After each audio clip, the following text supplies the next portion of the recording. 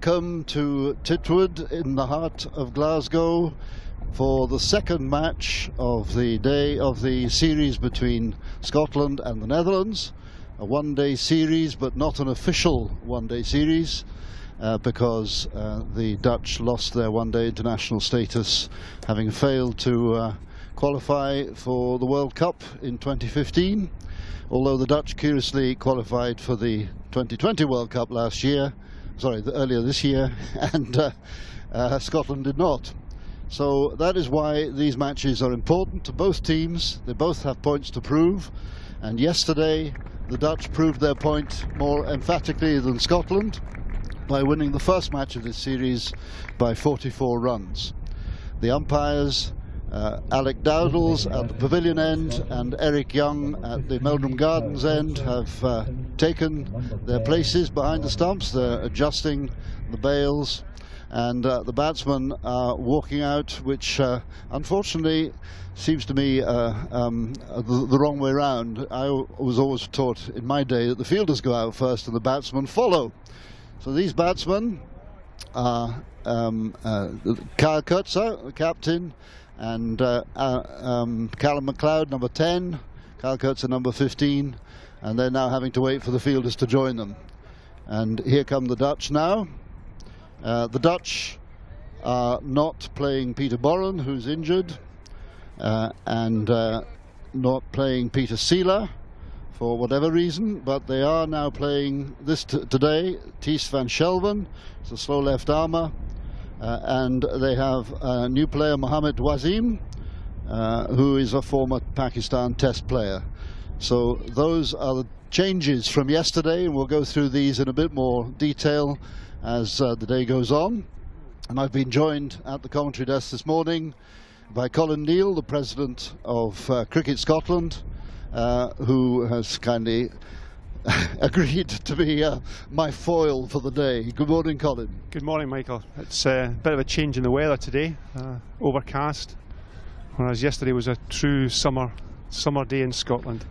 Yes, yesterday was one of those days at Titwood which we know can happen, but very frequently it's not a day that's been experienced by Cricket Scotland teams. So today will be far more typical, and the forecast is that in the afternoon there may well be the odd shower or two that comes and goes. So it may well be a day when the result is determined by Messrs Duckworth and Lewis as opposed to straight talent on the field.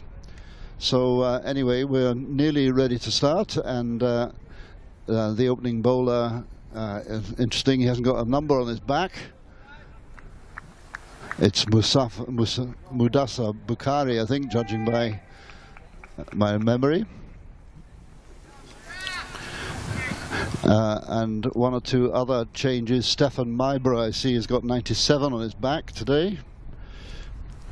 And there's the first ball. It's an out swinger, not wide enough for umpire Dowdles to call wide, so it's a dot ball, and I'm just making one or two adjustments here.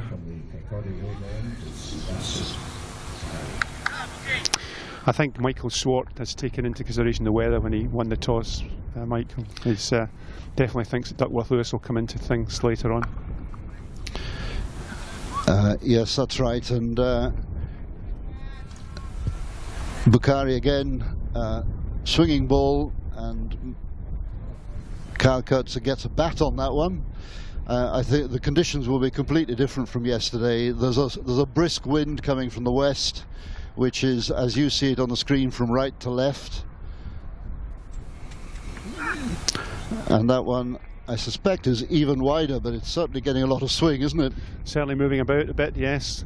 Green tinge in the wicket as well, compared to yesterday. Right, well, the Dutch unhesitatingly, having won the toss, decided to field, so they have taken note of the different conditions, and they'll be hoping to get Scotland out quickly in order to wrap up the match before the rain arrives this afternoon, the forecast rain. You've played here at Titwood from time to time, haven't you, Colin? I have, Mike, yes. I played just recently against Hutchison's Grammar School for the 40 Club, and nice to come out and play again. Tim had always liked playing here. Lovely ground, fast outfield. Well, there's an edge from Kyle Kurtzer to the slip, and I think it just bounced in front of Slip's hands. Let's have a look at the replay.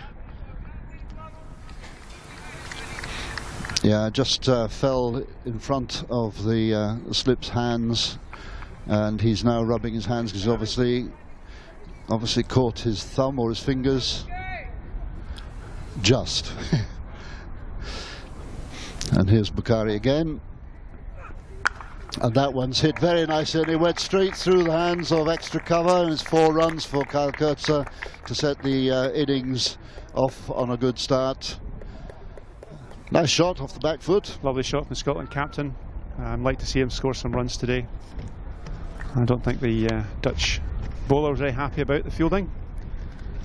These things happen in cricket. Just got to get your head up and concentrate on the next ball.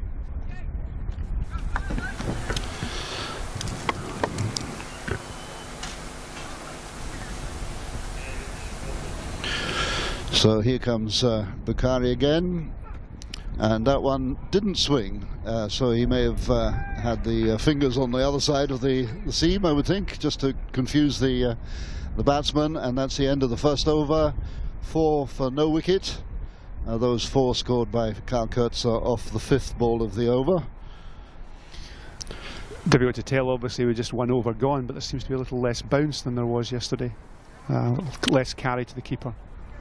Yes, the pitch is 2 pitches to the left of yesterday's very, very good wicket for Clydesdale. There was more bounce than you would normally reckon at Clydesdale. This pitch today has got a green tinge, and it will move about, but it'll be pretty solid underneath, and I think people misjudge the colour of pitches at Clydesdale, but certainly there hasn't been any evidence of bounce today. Who knows?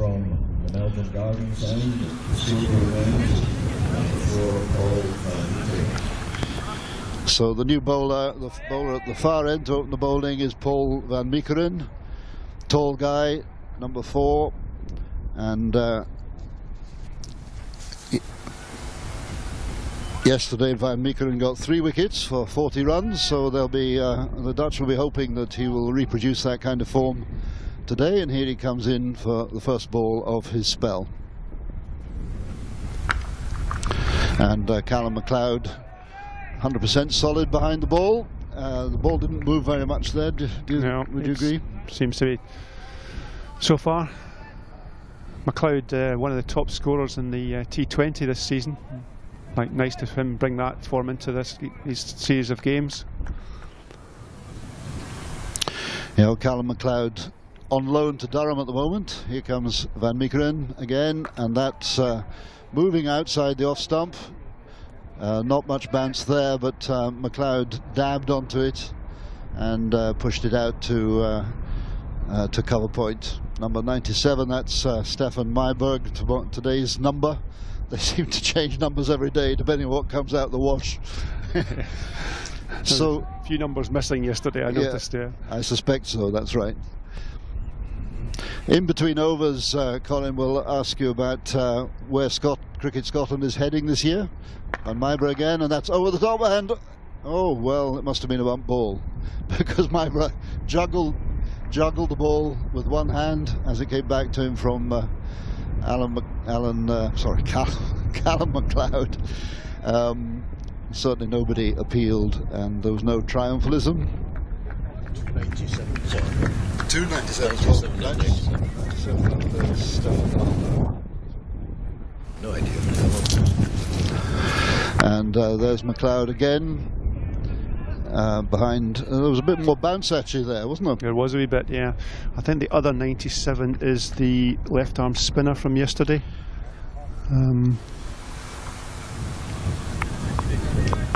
Michael Rippon. Yeah. I think.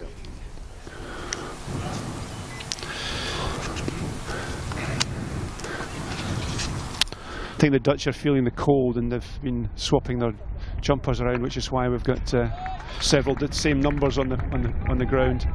Well, that was MacLeod driving hard at that ball, got a thick edge which took it behind square, and the third man had to run round for about 25 yards to pick it up, and so they get 2 runs for that.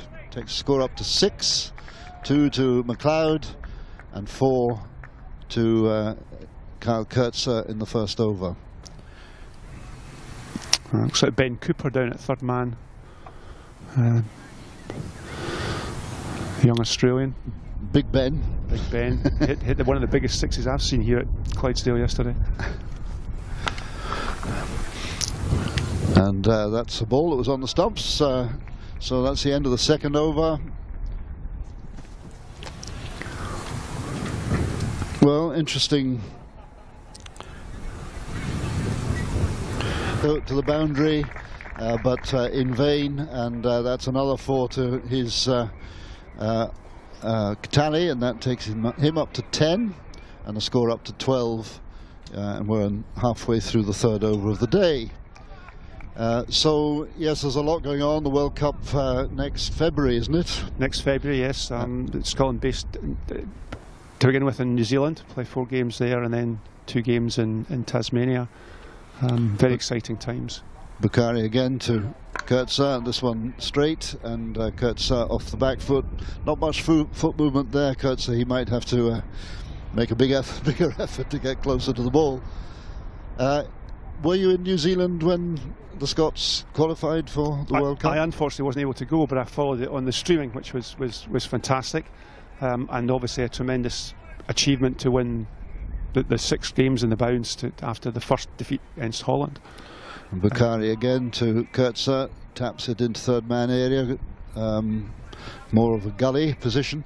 So live streaming in particular, is obviously something that you're in favour of. Absolutely, I think it can only help us get more people interested in the game.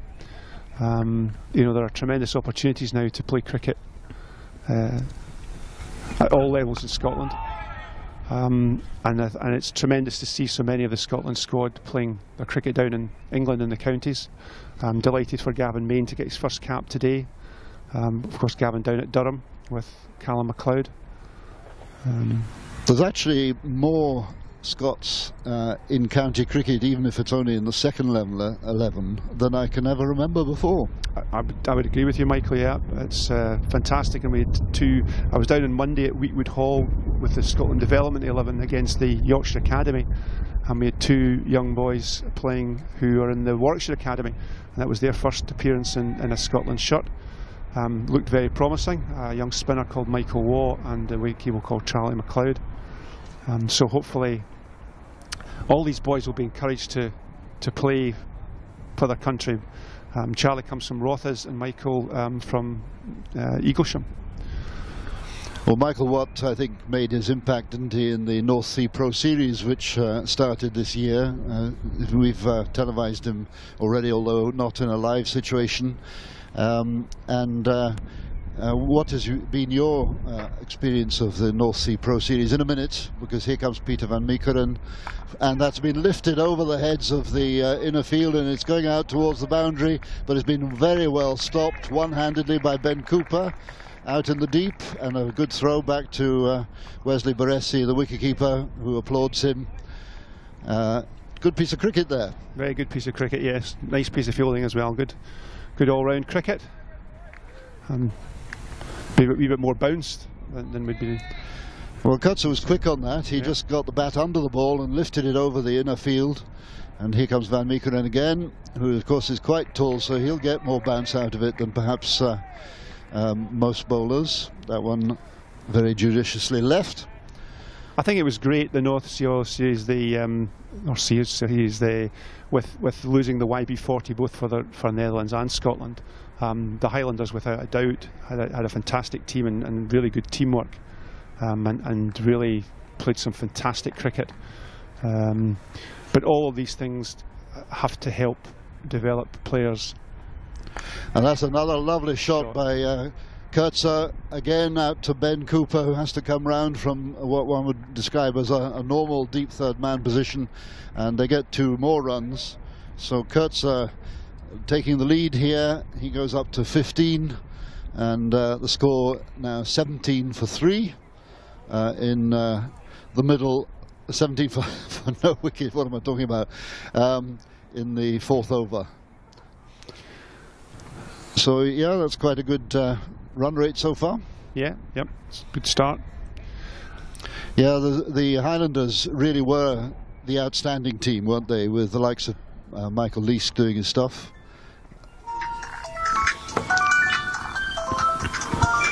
That ball was aborted. Umpire Young signalling dead ball. Sorry about that. Being called by my one of our supporters has called, presumably to make a correction. Too late. And here's Van Meekeren again, and this time Kurtzer solidly behind that.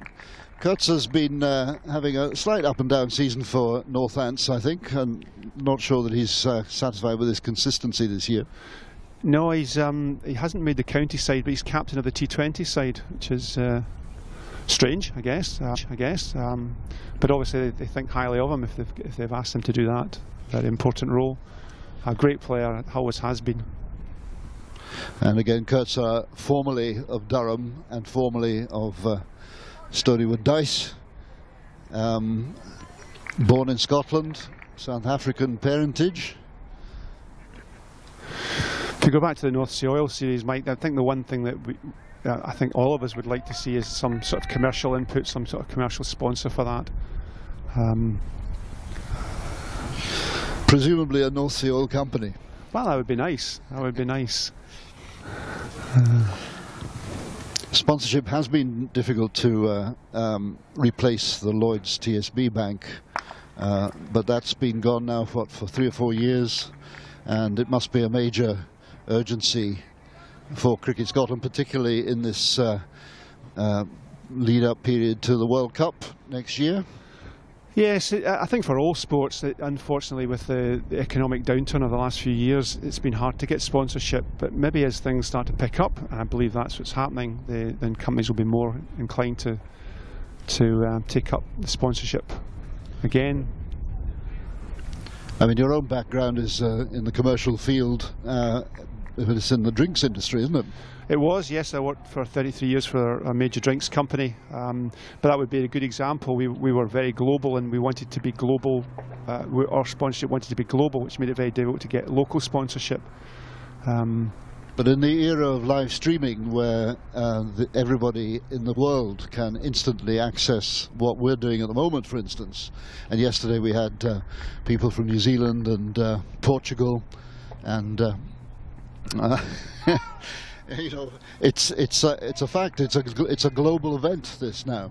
It very much is. The challenge is how the marketeers see it, though, and the company I work for, their sponsorship is major in Grand Prix, which is huge television audiences and very expensive. Well, that's the point, isn't it? That every sport has its own price, yes, in these terms. Here's Bukhari again, and to Callum MacLeod, and a half-hearted appeal from Bukhari, but it was clearly going down the leg side. Well, I mean, Quipu TV's experience of audiences and so on, cricket leads the way, because when we streamed last year's matches between Ireland and Pakistan, we achieved record audiences for us of 300,000 views. Fantastic. And that hasn't been surpassed, although we've had several of 5 figures and more since then in other sports. So we're not. I think cricket would not expect to get. Let's have that again there. You know, cricket, the LBW decision here. I think that was clearly going down the leg side, and possibly a bit high as well. The price for cricket's global coverage would certainly not match the F1 coverage. No, it wouldn't. But the challenge is once you're in one sport, you tend not to go others. I mean, I'm not saying that we shouldn't be inquiring along these things, but it is a challenge which we all face.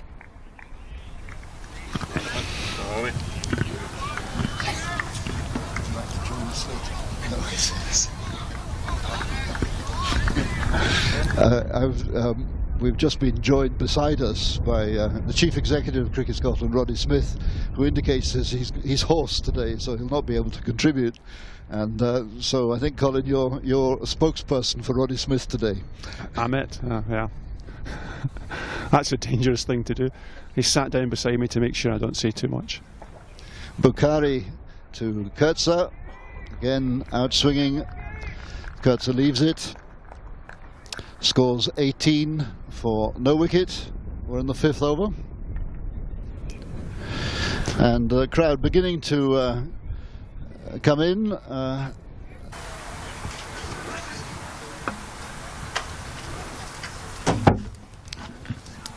Sorry about that interval. We just had to top up our data on the 4G dongle that is transmitting all of this. And you can't top it up until you've exhausted your previous allocation. So here's Peter van Meekeren, and that's another one over the slips heads for 4 by, this time by Kurtza. And that's been quite a fruitful shot today. Yeah, the first one from McLeod was definitely a T20 shot. That one was more of a sort of thick edge. A replay of that just on the screen at the moment. If you drive hard enough, even if you get a thick edge. But they've gone over the slips heads. There's been nothing catchable at all. No, there's definitely a difference in bounce with the two, and I think you're right. It's the height of the bowlers makes a difference. So Van Meekeren again, and that's fuller pitch, and returned by Kurtza, and fielded by Van Meekeren and Wesley Bressie. Yeah, a little bit of aggression coming from the bowler, not to mention the batsman as well. So there's 9 off the over so far. Yeah, the World Cup, the preparations, of course, have begun now. But what is planned for the period before Christmas? Is there going to be a tour or something like that?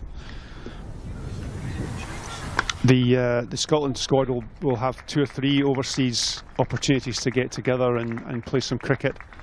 Probably Dubai before Christmas, and we're hoping somewhere abroad just after Christmas before it plays. And there's a couple of warm-up games in Australia as well. So tremendous opportunity for this squad of players, plus the boys that aren't here.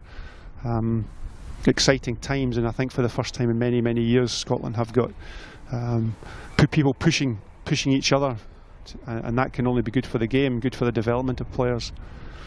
If you think about the squad that's here, and there's no Coleman, there's no Machin. Yes, these players are all retained by the counties, aren't they? Because this is not an obligatory release, because it's not a full international. Not a full international. It's not even a List A game, unfortunately. For the statistics, it's just a one-day international or a one-day match, which is a shame for the guys that are playing. Although obviously it's Scotland cap still to play in this. I've got a change of bowling here at the pavilion end. Ashan Malik coming on instead of Mudassar Bukhari. And the last ball of that over was driven nicely to the deep mid-wicket boundary, wide mid-on really. 3 runs they got off it.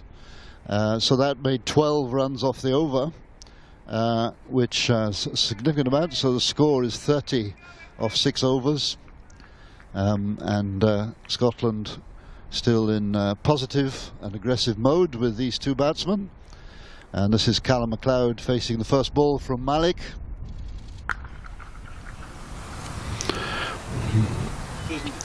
Catch Kurtza. Sorry, it's Kurtza facing, beg your pardon.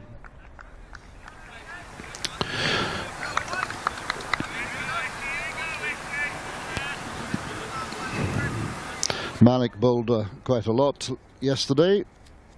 Just checking his figures. That one goes through to the slips.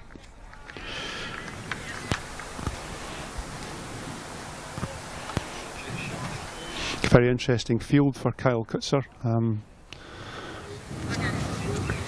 Obviously, the shots off the last over have influenced the 2 men at sort of point and backward point. Yes. Well, the Dutch have always been quite imaginative with their field placings. That one's very wide, and that's been caught, very, very well caught by third man deep in the outfield. Absolutely superb catch, and that's a big blow to Scotland. The Dutch rushing out because it was a really superb catch. And that's the end of Kyle Kurtzer. The second ball of Malik's over, again swinging out, and that had a bit more bounce and got up and under it. A little bit of a top edge there, I think, and an excellent catch, which I suppose you could regard as being unfortunate from Scotland's point of view. Unfortunate from Scotland's point of view, but fantastic, again, piece of athletic fielding. The huge difference, I think, in associate cricket is the standard of fielding has got better tenfold in the last 5 years, probably. All of these players now are really athletic, and the fielding yesterday was fantastic. Some fantastic pieces of ground fielding and catching. Well, we always said that it costs nothing to be a good fielder. Yes, there's one thing you can practice and become really, really adept at, for sure. All countries now have to do that. Indeed, and there's an argument to say that right from the beginning, when Scotland first was allowed by the ICC to compete in world events as a separate country, Scotland helped to lead the way to better fielding, which has now spread to everybody else in the Test nations as well. I always remember a fantastic catch by Allingham, I think it was, in the very first World Cup match that Scotland took part in, which was at Worcester in 1999. Fantastic catch. I mean, Mike was a great athlete as well. I mean, Scotland B international, cricket international. So the field settles again at the end after the first wicket fell. Malik, and that's pushed nicely into the mid-wicket area for the single for Hamish Gardner to get off the mark. He played a lovely innings yesterday, hoping for more of the same today. Certainly he was a standout batsman yesterday, and made 52 before being LBW to Bukhari. We'll keep an eye open on that, just in case Malik brings one back at him. But this time it's Callum MacLeod facing. It's down the leg side, and it's called a wide by umpire Alex Dowdles.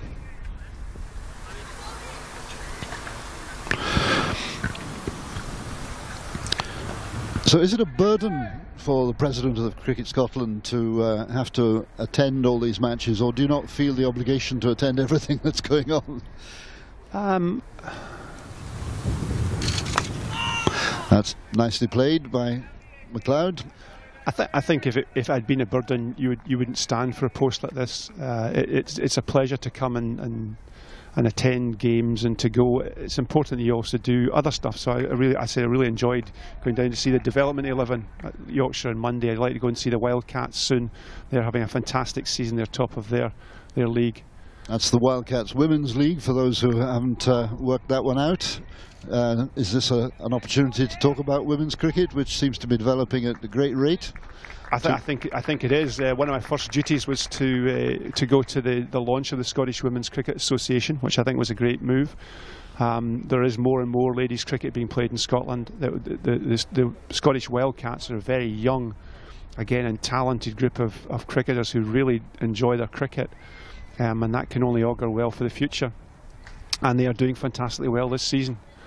Obviously, Carrie Anderson, who's been a leading light in Scottish women's cricket for years, is playing very well. But a lot of the youngsters are contributing as well, so it's nice to see. Right, that's 7 overs gone now here at Titwood in Glasgow, where Scotland are playing the Netherlands in the second of 3 international matches, 50 overs aside. The third match will be played on Friday, weather permitting, and unfortunately the weather forecast for Friday is not that good, but keep an eye on the forecast if you wanted to try and see that. And we've got a bowling change at the Meldrum Gardens end. Mugadasa Bukhari, having opened at the pavilion end, is now coming the other side, and again he's an out-swinging bowler, and Hamish Gardner just taps it through the inner field for a single to third man. Yeah, the ladies are doing very well, Mike, and the under-15 team had a fantastic win at Durham on Sunday as well. So the things are looking up. As I say, it's a great time to be involved in Scottish cricket, I think, for players and for supporters, and long may that continue. Bukhari again, and that one didn't swing away, but McLeod got a good amount of bat on that, and they're going for 3. In fact, that's going to be a bit tight. And that has been a run out, which is an ill-judged run, that third one. McLeod's call, so they only get 2. And no, I don't think he's given it. No, he's there seemed to be some triumphalism by the Dutch there, but it's not been allowed, so they do get 3 for that. Replay coming up. Well, it's difficult from this angle to tell exactly what went on there, but McLeod survives. And Bukhari comes in to bowl to Hamish Gardner again, and that one has been well judged, both as to length, and the batsman respects that, so no run. Tell me about the under-15s. Were you there yourself? I wasn't there, but I was talking to Steve Crawley, whose son was playing, and he said it was fantastic to see the under-15s beating a county side on Sunday. And how many overs were they playing? Mike, I have no idea. I'm sorry. I'm just wondering if it was a short game or a 50-over game. I think it was a 50-over game, but I don't know. Well, that's encouraging. Certainly there's a lot of young talent around, and I suspect there's more talent than even the Cricket Scotland coaches have recognised yet, because I know 1 or 2 at this ground, at this club, that maybe haven't yet been picked up. But we shall see. Well, it's always good to have plenty of talent. Bukhari again to Gardner, and that one goes straight to Gully. No run. I mean, it's a funny game, cricket. I mean, you just don't know when your opportunity is going to present itself. Again, I was on Monday watching Mark Petrie playing for the Development 11 at Yorkshire, and then 2 broken fingers later, he's playing today in this international, which is a great opportunity again for him as well. Well, it's a problem for wicketkeepers, isn't it? It is. And in case you're wondering, yesterday's wicketkeeper should have been Matthew Cross, but he suffered a broken thumb in practice on Monday, and at short notice there was a shortage of wicketkeepers because they were all injured as well or not available, and Callum McLeod volunteered to wicketkeep yesterday. I don't think he was quite up to the short stuff yesterday. No, it's a huge challenge. It's different to standing as a wicketkeeper and club cricket, but to stand in a wicketkeeper in international cricket is a huge challenge. I think he did fantastically well. Took a superb catch, but it's a big ask, especially for one of Scotland's top batsmen, to keep for 50 overs and then go out and open the innings. Yeah, well, McLeod got 3 catches yesterday, so it wasn't that bad. But when he was standing up to the likes of Hack, the ball eluded him, should we say? Yeah. Not surprisingly, with that amount of turn. So here's Malik, now to McLeod, who is off the pad round the corner. Anyway, no run. And the score is 38 for 1 now. We've just started the 9th over.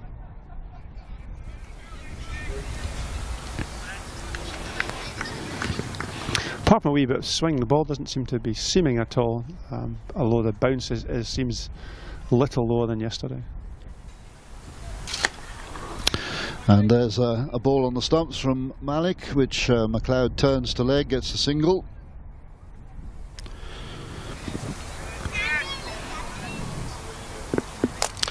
Yes, it's a lot greyer here today at Titwood. No hint of sunshine. The clouds are still high enough to ward off any thoughts of rain this morning, but the forecast for this afternoon is got a few showers in it.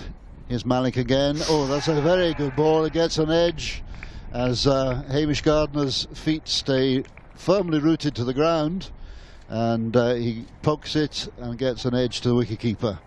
That's unfortunate, because yesterday Hamish Gardner made 52. Here's the replay, and yeah, his feet didn't move at all. His bat came away from the body, and an edge to Wesley Baresi behind the stumps. 39 for 2 runs is the score now. Again, seemed a little less bounce than Gardner was expecting.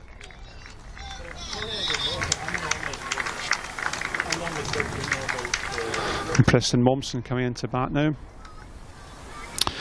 Well, Preston Momsen yesterday was looking set until he got a snorter really from Mudassar Bakari,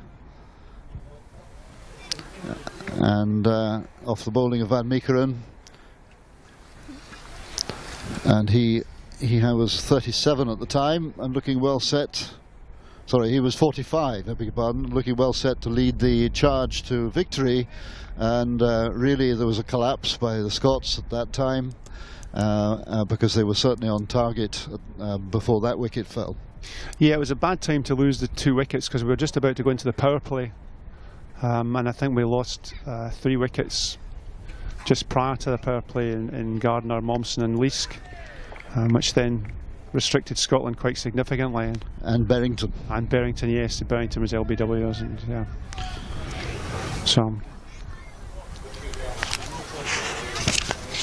Scotland had looked in control up until that point, which just again shows why cricket's such a great game. It can ebb and flow, very exciting.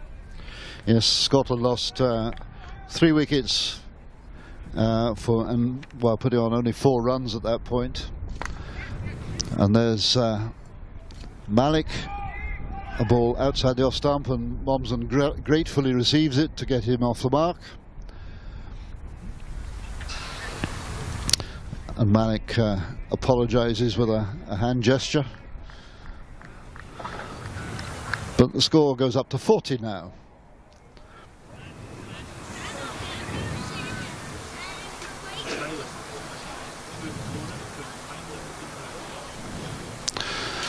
And that one again was outside the off stump, brilliantly fielded at, well, it's a short square leg. Yeah, lovely piece of athletic fielding again.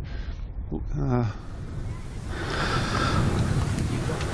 almost feel sometimes batsmen seeing that stutter, and that's when they can get themselves run out. I'm trying to identify the Dutch players are wearing different numbers today than they were yesterday. That was number 47, and I'm not sure who it was. This time Malik outside the off stump, and Momsen takes his bat away. See if you can identify number 47. I think it's Michael Rippon. I think it's the left arm spinner from yesterday, but I might be wrong. Certainly he's one of the younger members of the Dutch squad. This is where we need Rod Lyle to. He would be able to see him, no doubt. Rod Lyle, Mr. Dutch Cricket, passed us by, but that was a few minutes back. We'll find out in due course as soon as we can. The new player that's playing for the Dutch today is Mohamed Wasim, number 12, who is a former Pakistan Test player. Do you remember him playing? I don't. Rod was telling me that this morning, but I don't recall him. Bukhari now to McLeod on the stumps. McLeod defends. Pakistan did go through a spell where they had a lot of players going through their Test team. You were talking about burdens of it. One of the things that I found is the number of people who I used to know or have known. Suddenly you meet up again. And you can't remember their names? Well, no, I was just going to lay the ball. But Rod Lyle being a perfect example. Rod Lyle was the Helensburgh scorer when I played in the Glasgow District League for Kelvin Sarakis, and we had many enjoyable evenings down in Helensburgh talking about cricket. He had great encyclopedic knowledge of cricket and Scottish literature, believe it or not. And lovely to catch up with him again yesterday. And lovely shot to leg there by Callum MacLeod. No force in it, only gets a single, but it was a beautiful shot. Oh, is it on automatic? And Just press the full off. that takes the score up to 42. 42 for 2. Yes, worrying when Rod Lyle suddenly spouts that he remembers playing against you down at Helensburgh, and that he did that to me yesterday, much to my embarrassment. Yes, well, it was a while ago, and it was in the late 70s, but we had some very enjoyable time, very good, very sociable club as well as a very competitive club. He wrote the history of Helensburgh, the first 100 years, 1882 to 1982, which we're hoping to reproduce for the website.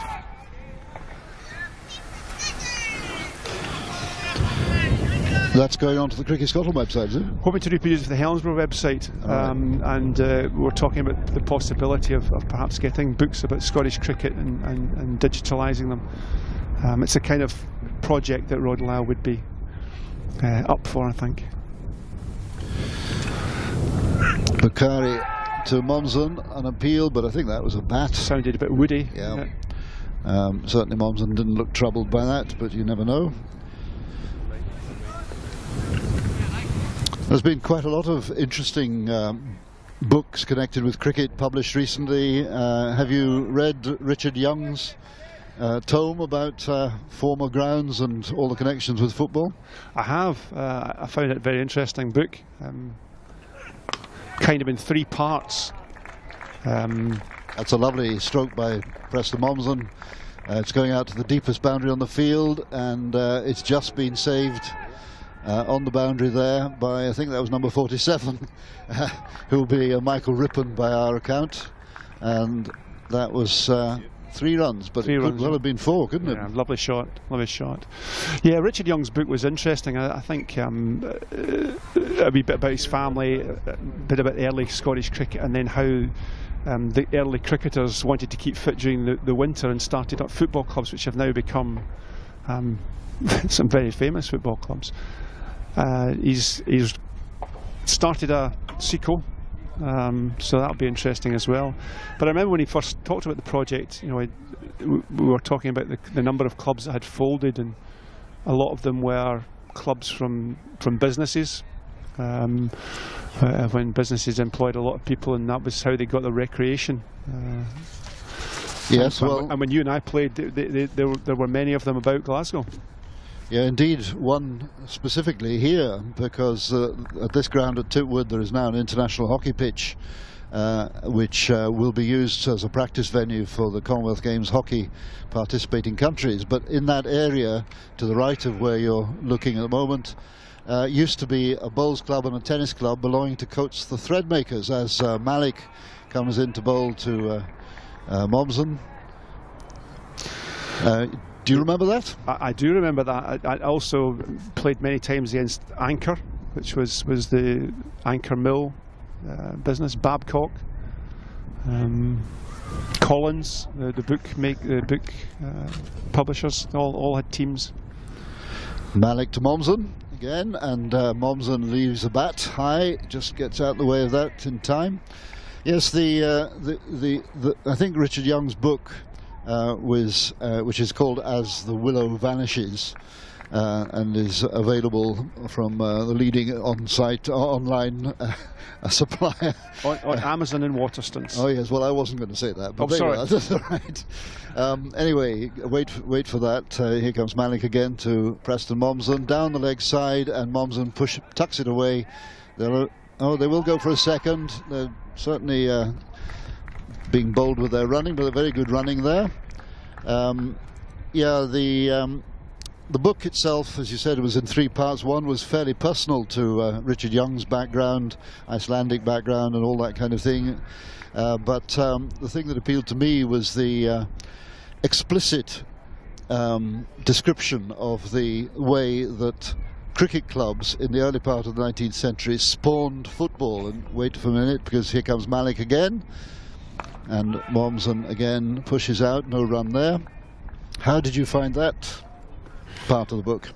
I mean, it's very interesting. I mean, you know, and if you think about, certainly when I played sport, I played rugby in the winter and cricket in the summer, and I took up cricket because I had nothing to do after playing rugby, and I suppose it's logical for cricketers to go the other way, especially I suspect in the early part of the 20th century.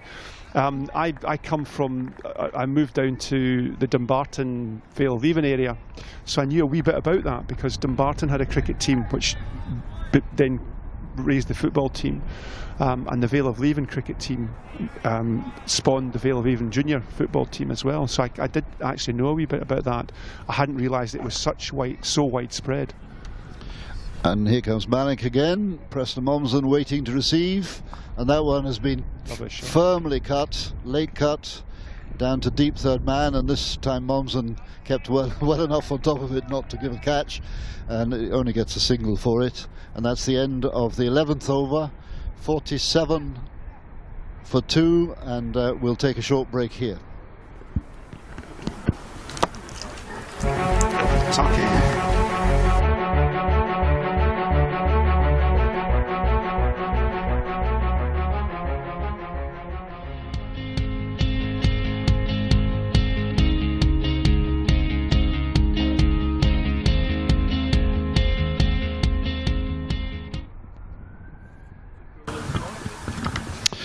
And welcome back to Titwood in Glasgow, the home of Clydesdale Cricket Club, where Scotland are playing the second of 3 matches, international matches, against the Netherlands. 50 overs aside. These are not official ICC one-day internationals because the Dutch lost their ICC one-day international status when they failed to qualify for next year's 50-50 World Cup. And Scotland just managed to get through by virtue of a tremendous performance in the qualifying tournament in New Zealand. So Scotland have international status from the ICC, but the two of them, the two sides, have been rivals for a long, long time, and they've both got a point to prove. Yesterday, the proved their point by holding on and managing to win the game by 44 runs. Today's conditions are completely different. The Dutch won the toss and decided immediately to field because there's no sun in the sky. There's a fairly cool breeze coming across from the west, from right to left as you look at the screen. Clouds are still high, and there's a reasonable crowd considering the change in the weather, but they're all well wrapped up against the possibility of showers this afternoon. And as the players settle down again for the 12th over of this game, we have Ties van Shelven coming on to bowl, left arm round the wicket. First experience of spin, and at least he's got the right number on his back. He has indeed, yes. Preston Mommsen just takes a look at that one. And this time it's wider, and Preston Mommsen's favourite shot, the cut, kept down, no run again.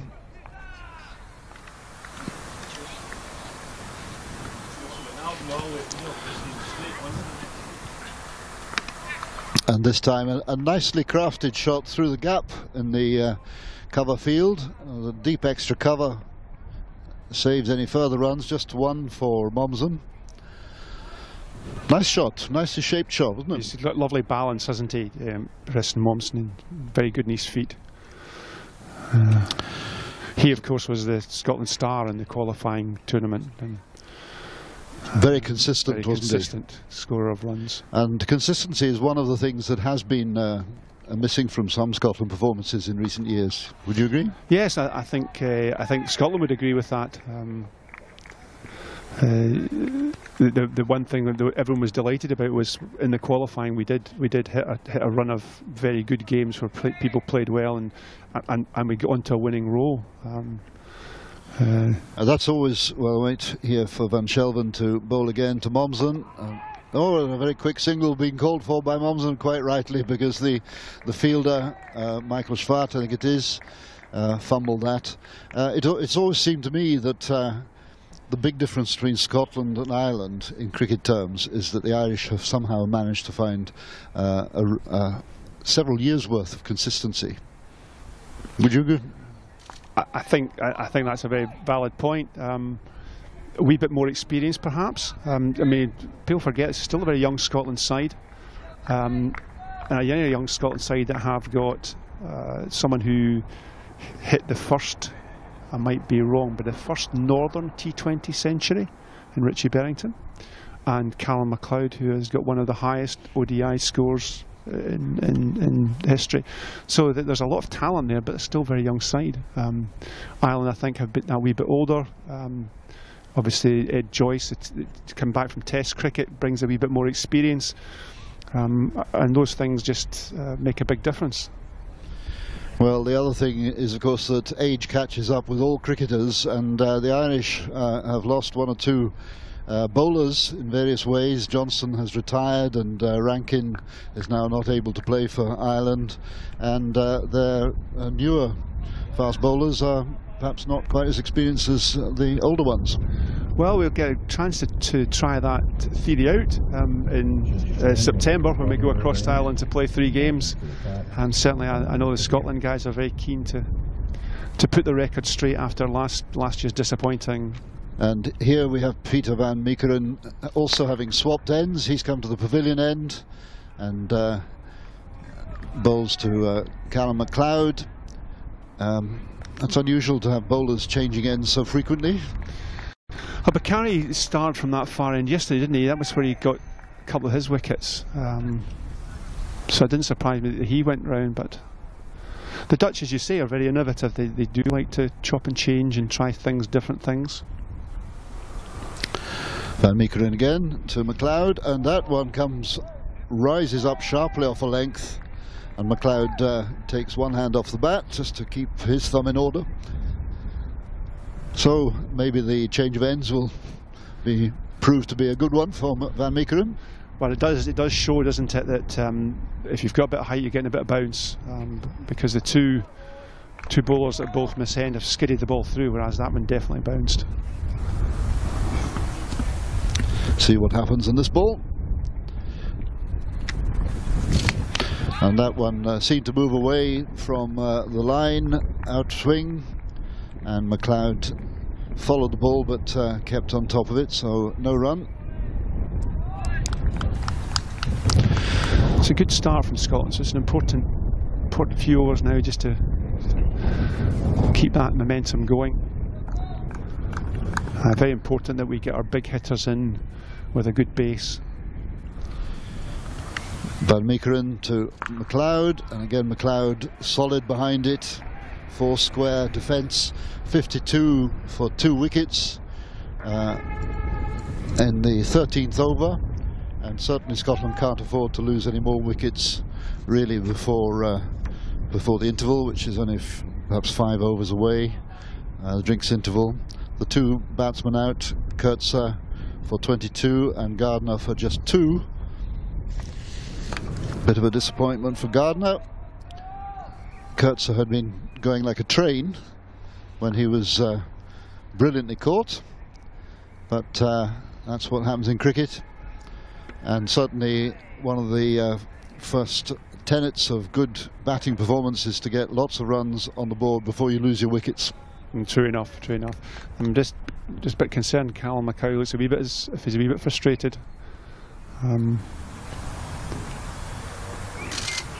Oh, for goodness sake, that went over the wicketkeeper, and that's going to be 4 byes, or 4 wides in fact. Yes. So that's 5 runs.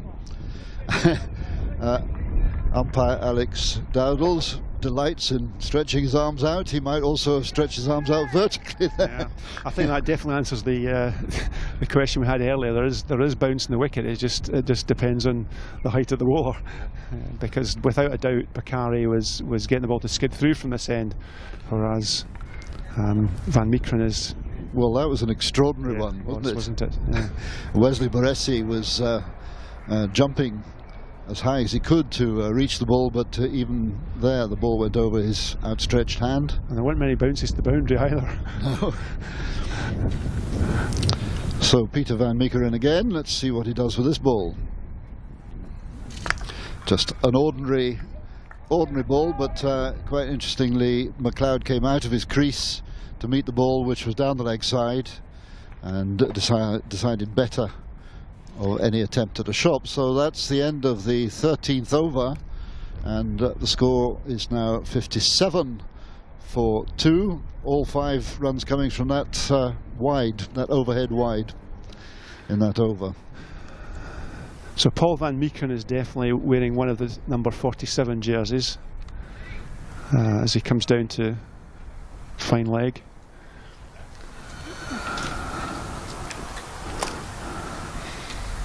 I thought one was 97 and one was 47. There's a Van Meekeren has got his shirt's 4 and his jersey's 47.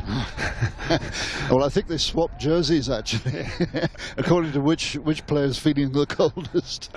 I think you might be right. Very confusing for commentators. Anyway, Van Shelven at his bowling to Momsen. Momsen likes to sweep as well, and that was a gentle sweep down to backwards square, and that is Rippon, number 47, according to his shirt. I think it's Van Meekeren that has got Rippon's shirt on. Oh, beg your pardon. Right, he's got. It's not just the. Yeah, I'm with you now. And there's another attempted sweep, completely eluding Callum McLeod on this occasion. He is looking a bit frustrated, Callum McLeod. Yeah, the danger signs are there, because if a batsman gets tied down by the bowler, eventually something's going to give. Yeah.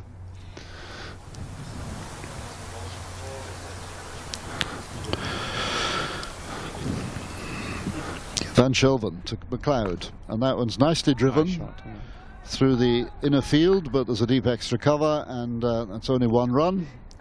Nice bit of cricket. Nice use of the wrists there to keep that one down. Dutch were very keen to get the left armour a good spell today.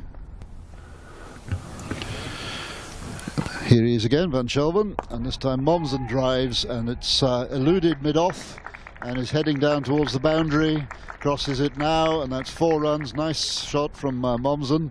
I think that's his first boundary. Can't remember a previous one. I think I got interrupted when we were talking about works facilities, when I was saying that this particular ground had the Coates Payton's Bowling and Tennis Club, and there's another nice drive just for a single by Momsen. That ceased to operate about 25 years ago here, and it's taken us all our time at Clydesdale Cricket Club to redevelop it as well as we possibly can. And there's no doubt that now this particular club, which specialises in cricket and hockey, there are far more hockey members now than cricketers, because there are more opportunities to play. Yeah, I mean, a very successful hockey team that plays out of here, and hockey is becoming again a very popular sport, again possibly because of the success Great Britain have had and the television coverage, etc., etc. But there's a lot of hockey players now in Scotland across the piece. Well, that's certainly true, and also, of course, hockey is a sport that is played by both sexes, and there's a very large number of juniors at this club, around about 300 juniors playing hockey at this club, whereas with cricket you can't really cope with many more than 100, otherwise they just don't get any cricket to play. Anyway, here we have Peter Van Meekeren again, and there's Momsen with a nice single to square leg. Of all the sports, I think also, Mike, the hockey has really benefited from the artificial turf situation, and that makes a huge difference. It means you can play when the weather is not as kind as it might be, and in the west of Scotland we know sometimes the weather isn't kind to us. Van Meekeren to McLeod. McLeod turns it nicely down the leg side, but they're only going to go for one. Yes, there's no doubt about that. I also think hockey has benefited from a general feeling among parents, perhaps, that the contact sports like rugby are not what they want for their children. Whereas, although hockey can be fairly rough and tumble, it's certainly not a contact sport in that same sense. It's also very good, as you say, it's mixed sport, but also there's quite a lot of age group hockey which is played. Yes, the 40 club in cricket is about the oldest you can get, whereas the veterans in hockey are well over 60. Well, interestingly, I played a game this year for Scotland against England over 60s, and we played against Graham Swan's dad. He was playing for England, and very enjoyable. You took that cue very well, by the way. Thank you very much. And that's a nice shot from Mommsen. His second boundary goes out to the deep boundary on the offside. 4 excellent runs for Mommsen. Takes his score to, which one is he now?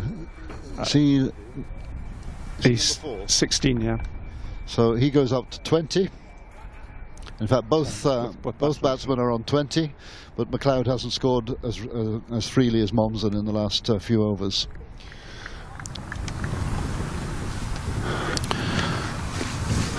Yeah, the over 60s game was an interesting one, Mike. We actually got a call from England because Australia had declined to play them. They wanted to play not in England's view a proper game of cricket, but they wanted to retire at 30 and only bowl 3 over spells, and the England over 60s still wanted to play proper cricket. Oh, there's a tribute to the English over 60s and their general state of health. And how did you get on? We unfortunately lost, but it was our first toe in the water, if you like, at that level. England have a full county championship at over 60s, and so they're drawing from, and there are 24 counties. It's bigger than the first class county, but we thoroughly enjoyed it, and we're hoping to play again next year, and we're hoping to play the touring Victorian over 60s from Australia. Well, that certainly raises another question I'll come to in a minute. This is the last ball of Van Meekeren's over, and that's savagely cut square for 4 runs. An absolutely first-class shot there by Mommsen, who's more or less on fire here for Scotland. He's now becomes the top scorer for Scotland today, 24 not out, 74 for 2 at the end of the 15th over. Again, lovely foot movement. He's very light in his foot. Let's just have a look at the 2 boundaries in that over, which we have on replay here. The first one was a straight cover drive, which found the gap. Excellent footwork and got to the ball on the full, Mommsen, and 4 runs was the inevitable consequence. Here comes the second one, which is a square cut, absolutely savage. And Van Meekeren was perhaps a little bit short on that, just behind square for Mommsen, and there was a fielder out at deep cover, but he couldn't get to it. So excellent, and here comes Van Shelven again, left arm round the wicket to McLeod, who's very circumspect. Yeah, it was 10 runs in that last over. A good over for Scotland. Yep. McLeod now still looking for the escape ball, isn't he? Yes, he's itching, isn't he? It's an important time just to sort of stay calm, especially when Preston hit 2 nice 4s in the last over. But you get the feeling with McLeod, he likes to score, and he is controlling himself pretty well, but he's a bag of nerves at the moment. Yes, he looks as if he wants to hit a big one, doesn't he? One big one, and it's amazing what that can do for a batsman's confidence. You just suddenly the ball is like a football. Yes.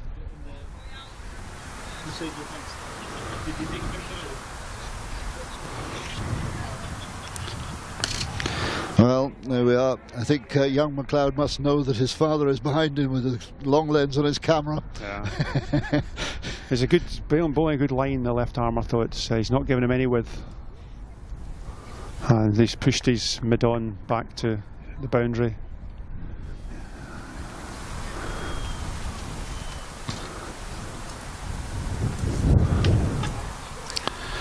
Oh yeah, well, nice little paddle round the corner, and that might go for 4 as well. It's near, very close. Yes, it is 4. Well done. Well done to Van Meekeren. Number 47, but it's not. Well, is he 4 or is he 47? Well, I think that's today? He must have 2 jerseys, because he's definitely got number 4 when he's bowling, and he's got 47 when he's very confusing. got his sweater on. But there you are, 4 runs to McLeod in a very safe area of the ground. What will he do now? And he's going to try it again. This one's going to be just a single. The ball was more on the offside there, and he had to fetch it. Yeah. Safe shot though. The man was right back in the ropes, so lots of area to work with. And that's the end of the 16th over. That's 79 for 2. Let's have a break.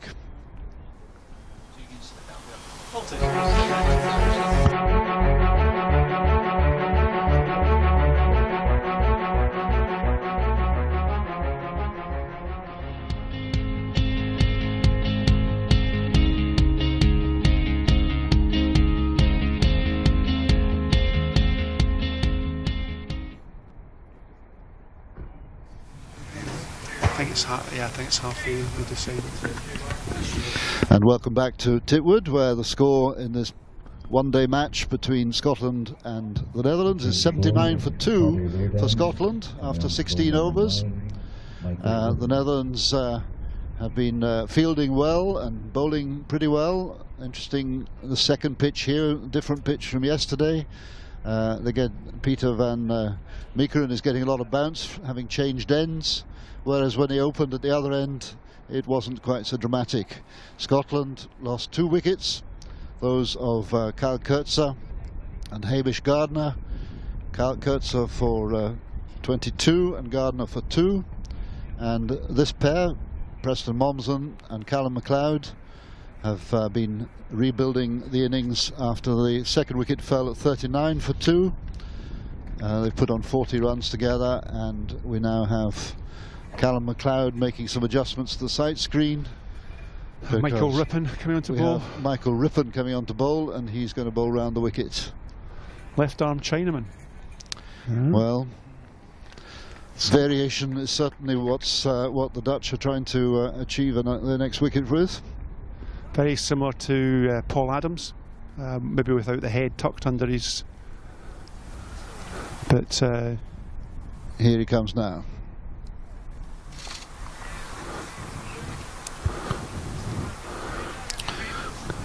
Just a nice gentle single. McLeod paddling it round the corner again. Callum McLeod in 2020 mode is a great inventor of shots. Yes. A lot of them are unconventional and generate deep brows, deep creases in your brow when you're your age and mine, perhaps, Colin. I think it's fantastic the way cricket has developed. It obviously helped with the bats. I mean, I'd love to have batted with some of the bats they use today, but the way they can manoeuvre the ball around the pitch, whereas you know, you were taught to play in the V and not to cut before the end of June and stuff like that. It's yes, all this cricket lore. Don't cut before the end of June. Ne'er cast a klute before May Bute. Anyway, Momsen is firmly on top of this until he gets the measure of Michael Rippon's bowling. New bowler at the pavilion end here at Clydesdale's Titwood ground.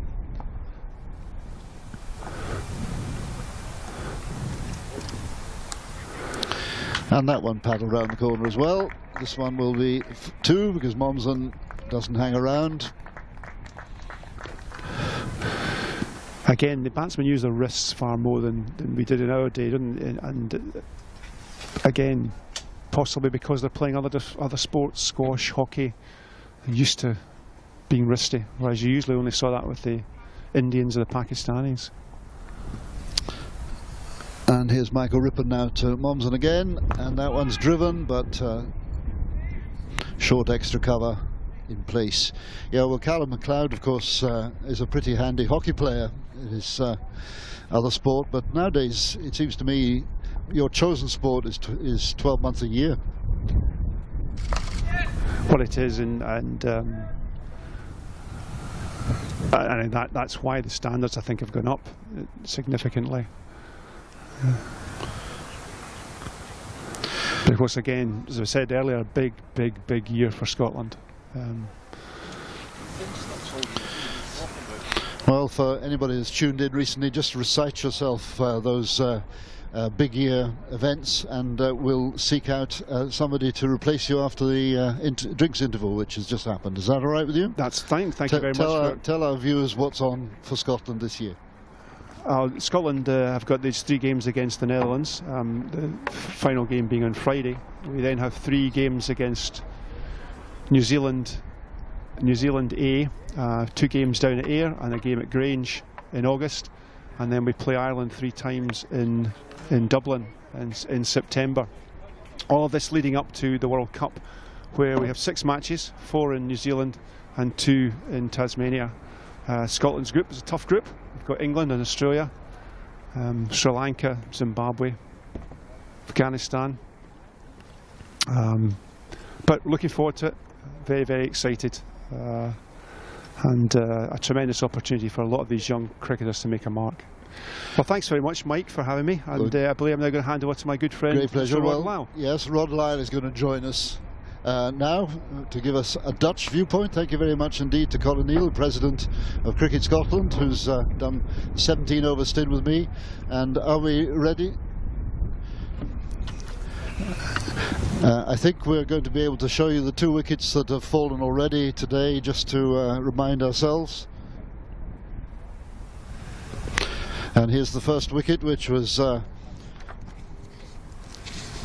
Kurtzer off the bowling of Ashan Malik. He cut it nicely down to third man, and a brilliant catch in deep third man, just off the boundary and just off the ground. Fantastic catch for 22. Second wicket coming up, Hamish Gardner caught behind, just poking at the ball from Malik. The faintest of edges, but Malik bowled very well, and unfortunately Hamish Gardner's foot movement was not very good. What did you make of that first catch? I thought it was a superb catch. Eric Schwaczynski took the catch, and it was an excellent catch, and very much a needed wicket at that point. I can't pronounce Schwaczynski. Schwaczynski. I'll have to try and practice that in my sleep. It's not exactly a Dutch name, but Eric's been a figure in the national side for several years. Excellent fielder, very good bat. Shaped well yesterday, but for 29. Well, it's unusual, wasn't it, to have a deep fielder at that particular moment? Yes. In that area. Yes, but it worked out very well. We were commenting with Colin Neal that the field placing of the Dutch has always been innovative and perhaps different from convention. Yes, I think T20 has obviously made a difference, and Peter Boren is that kind of captain as well. Right, well, Rod Lyle is Mr. Cricket in Holland, but as you can tell from his accent, that's not his native country. No, indeed. Tell us about how you came to be in Holland, and obviously you were interested in cricket because you played for Helensburgh when you were in Scotland. Well, I didn't really play for Helensburgh. I scored for Helensburgh. Played occasionally, but I've always been a cricket scorer. I born and grew up in Australia. Taught for a while in a university in New Zealand, and then moved to Glasgow and was here for 19 years, and involved in Scottish cricket peripherally, and then moved to a chair in Amsterdam, and I've been in the Netherlands now for almost 20 years. For the last 18 months I've been on the board of the Dutch Cricket Union, which is the KNCB. Well, that's a real honour for a non-Dutch person. Yes, I think that's the Recognition for your services to the sport. I suppose it's a sign of the openness of the Dutch cricket culture that they're prepared to see somebody who is not an indigenous Dutch figure as vice chairman of the association, and I'm responsible for the development of youth cricket, women's cricket, and development in general, as well as being vice chairman. Well, perhaps you can tell us a bit more about those issues in between overs over the next few overs as the players are beginning to settle down here. Let's go on to continue. Yeah, Eric Young raises his hands, the umpire at the Meldrum Gardens end, and here comes the first ball of the next session. Van Sheldon, oops, excuse me, hang on a second. Yes, papers tend to blow around a little here in the commentary position, so Mike has gone off to field one of his sheets of paper, and Van Schoven continues. Yeah, that bit of paper was the vital one with the numbers on the shirts. All the numbers on the shirts. All the numbers on the shirts, including the ones that change whenever they put a top on.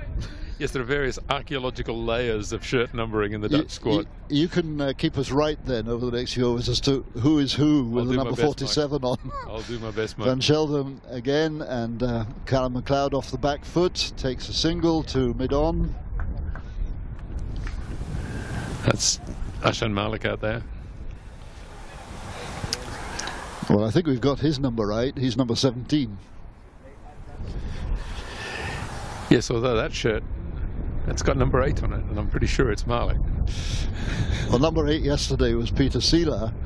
He's not playing today. He's not playing today, so maybe he's borrowed a second. I think it's shirt. Yes, it's 2 sweater weather today. And Momsen, nice shot, leans back and off the back foot, pushes it out to a deep cover point actually, but only gets one. That's Cooper out there.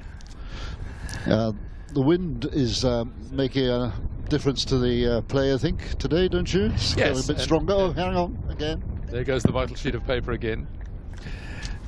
Yes, it's hard to believe it's the same country we were in yesterday. Tucked out to square leg for a single. Thank you. Well, the wind's taken away my number sheet twice now. Thank you very much indeed. With various bottles of water here. Yes, the bottles of water for weighting down bits of paper. Anyway, let's get back to business now.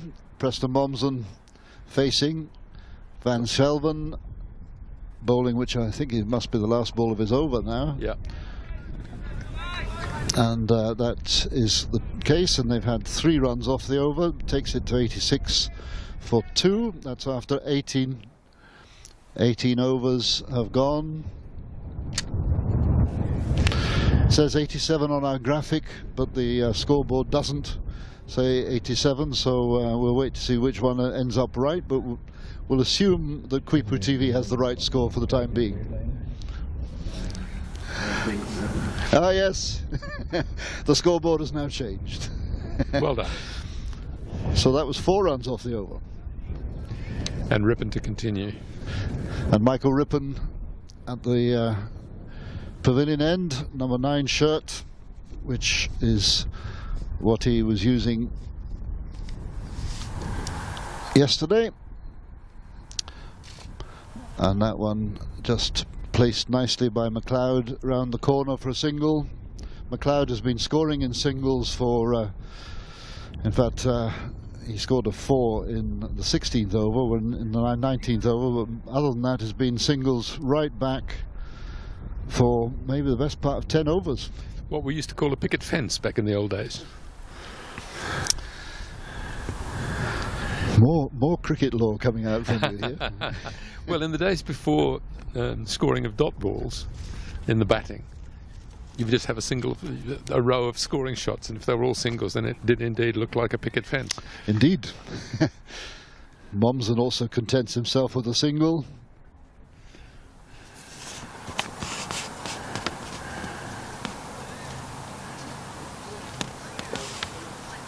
Scoring is another of the aspects of cricket which has been affected by the development of one-day cricket and T20 cricket, in that strike rates are suddenly much more important than they used to be in the days of time cricket. And is it now so complicated that you have to, as a scorer, depend on the computer? Don't have to. And I take the view that anybody who is going to score with a computer should learn to score on paper first, because there is a great deal of the art of scoring which has to do with the process rather than just with getting the score right. A rippon continues.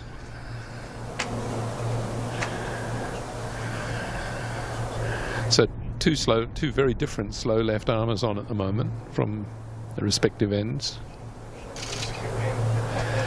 Another one tucked round the corner to fine leg.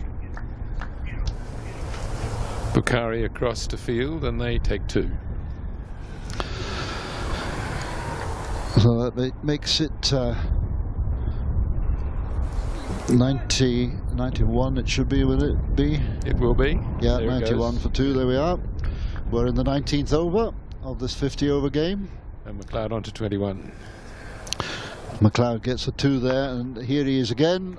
And this one's gone deep out on the offside, but there's a fielder out there. Schwaczynski. Who's... Go on, say it again. Schwaczynski.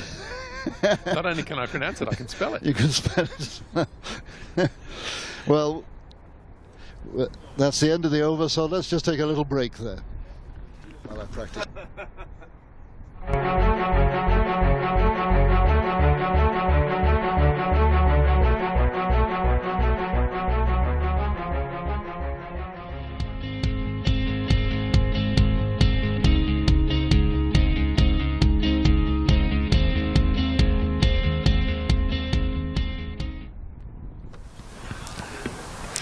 So thank you very much indeed to the 2 broadcast sponsors whose message you saw there, and welcome back to Titwood, where Scotland are 92 for 2 in the 19th over. This is the last ball. Oh no, we've just finished that over. We're in the 20th over now, so it's 92 for 2 after 19, and there's McLeod with another 2 runs. He's just breaking free a little bit. Well fielded out there. Tumbling piece of fielding by Cooper. Ben Cooper, who has no number on his back because he's got a sweater which is numberless. Yes. But instantly recognisable, since he's a head taller than anybody else on the field. He may be taller than anybody else, but out there you can't actually judge. Well, I suppose that's true. Yes. So Van Shelven again to McLeod, and again at last McLeod is breaking free from his slight restrained period of play, and maybe we'll see an expansive shot or 2 coming back into his repertoire, but it's Momsen now taking his time to settle down. Momsen is on 30, McLeod's on 35, and the 2 of them have oh, that's a very good shot, but straight to a fielder out in the deep square there. The 2 came together when the score was 39, so work it out, that's 58, 50, 57. 57 now. Is the partnership. Yeah. So far. And they've been going along at 5 and over, so it's been a very valuable partnership from a Scottish point of view. Indeed, Van Shelven to McLeod, and that's a T20 shot if ever I saw one. The bat hit the ball directly into the ground, paddled round the corner, and that was McLeod at his best. And it's a short boundary down here as well, so if that gets, if you get hold of that, then it's pretty much guaranteed to be a boundary. Here we see the shot again. As you say, McLeod knows the boundary. Tickled, well, hardly tickled round the corner, but certainly firmly prodded down the corner to the short boundary. And here he is again, playing a defensive shot, which is very wise of him. Having scored 4, in fact 8 in the over so far, that's a very sensible shot. And it brings up the 100. And it brings up the 100, indeed. Now, scorers are very adept at noticing everything. Have you found that an advantage, Rod? I think you do watch the game differently. I have to admit, I find it very difficult to watch cricket If I'm not involved in some way by scoring or taking photographs or doing live commentary, which I used to do before I was on the board, and yeah, you do watch the game in particular ways. If you're covering it, you must find the same thing. And then when you become a mere spectator again, it's you have to keep the focus, and you do watch the game differently. Well, certainly if you're a viewer at home, you watch differently, because I know when I'm watching cricket at home, I'm quite often doing something else, and then when something happens, you know perfectly well they show replays, so you never miss it. That is true, and you miss the replays when you're at the game live, unless you're at a ground where there's a big screen. That is certainly true, and of course you're in the hands of the director, because when you're sitting watching the game, you choose where you look, but the director chooses for you. And there's Van Meekeren again. No, Rippon. Oh, sorry, Michael Rippon. Sorry, wrong one. Why have I... I know what it is. I haven't turned over to a new sheet. So I had Rippon doing twice.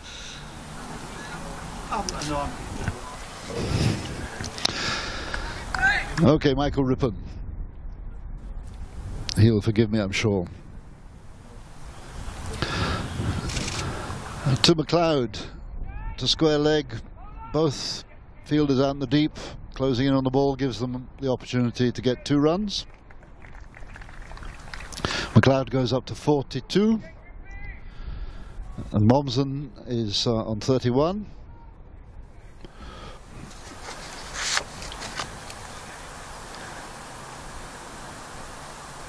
Yes, McLeod has accelerated very significantly in the last few overs. Mommsen has taken a slight back seat. It's always the best way, isn't it, when you have a partnership? Well, my guess is that at the moment McLeod, I haven't been keeping track, but my guess is that McLeod is probably getting a larger share of the strike at the moment. And that's him again, and that's cut well, but to deep extra cover. Swaczynski. Swaczynski. Well done. I've been taking phonetic pronunciation lessons here from Rod Lau. Swaczynski. By George, you've got it. Yes.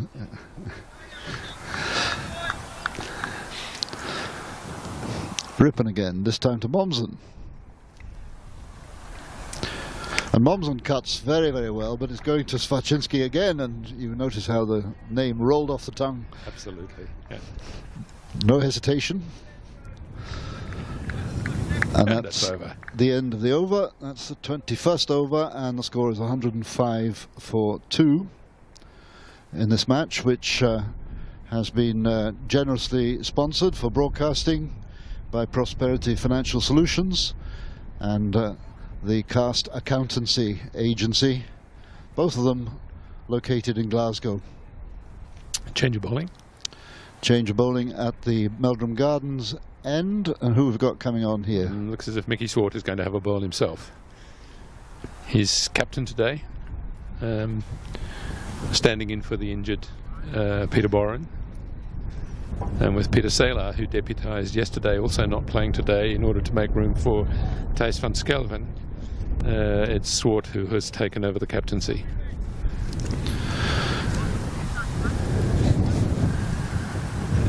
Well, he bowled 4 overs yesterday, 0 for 26. Let's see how he gets on today. Oh, full start. Somebody walking behind? No. No, just a full start. No. Oh, the batsman's not happy about something. Wants the side screen moved, I think. Ah. He's only just realised he was coming round the wicket. Yep.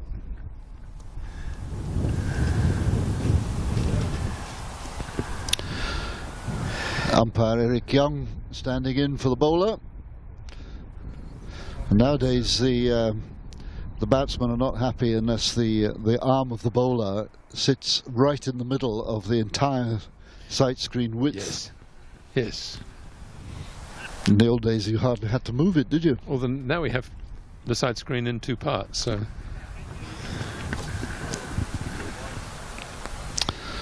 So down the leg side, and clipped down to the boundary by Mommsen.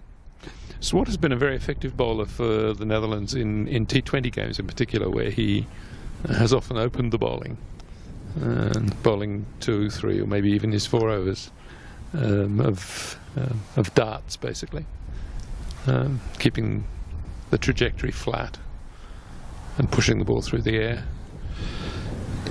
Yes, he doesn't look as if he's a threatening bowler. That was also down the leg side and clipped down by McLeod this time to the boundary there again. Van Meekeren, I think.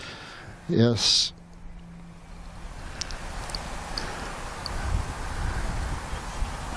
Busy fielder Paul Van Meekeren down there, shortest boundary of the entire ground, and Mommsen there playing out for no run into the covers. It's a very different sort of pitch from yesterday, even though it's only 2 strips across.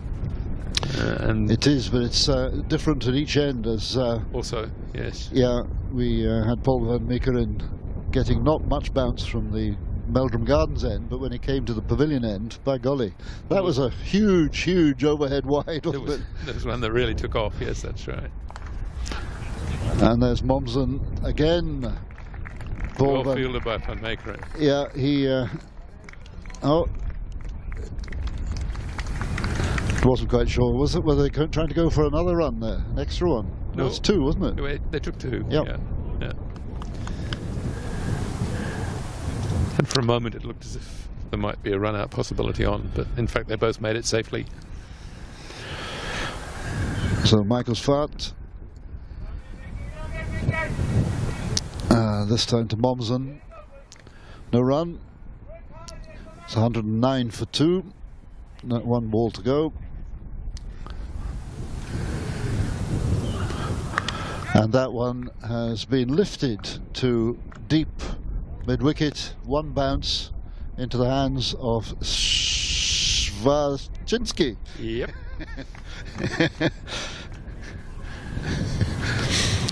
And that's the end of the 22nd over, and the Scotland score has moved to 110 for no wicket, for 2 wickets rather. Not bad. They're going along very comfortably. It's in at the moment it actually bears quite a lot of resemblance to the Scottish innings yesterday, where they reached 157 from memory for 2, and then it all fell apart a bit. Well, if you're troubled by the noise in your ears with our commentary, the effects mic is being affected by the stiff breeze at the moment, so apologies for that. We'll see if we can fix it in due course. And Michael Rippon, first ball of his 4th over, I think it is. Yes. Yep. No, 5th over, I think. Yeah, 1, 2, 3, 3rd. Okay.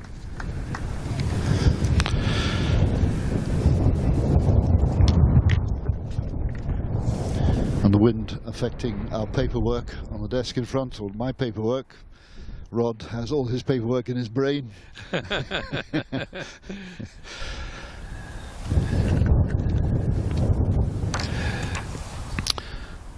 Rippon preparing to bowl to Callum McLeod. Callum McLeod forces the ball into the ground, so he's only going to get a single, which will take him up to 45.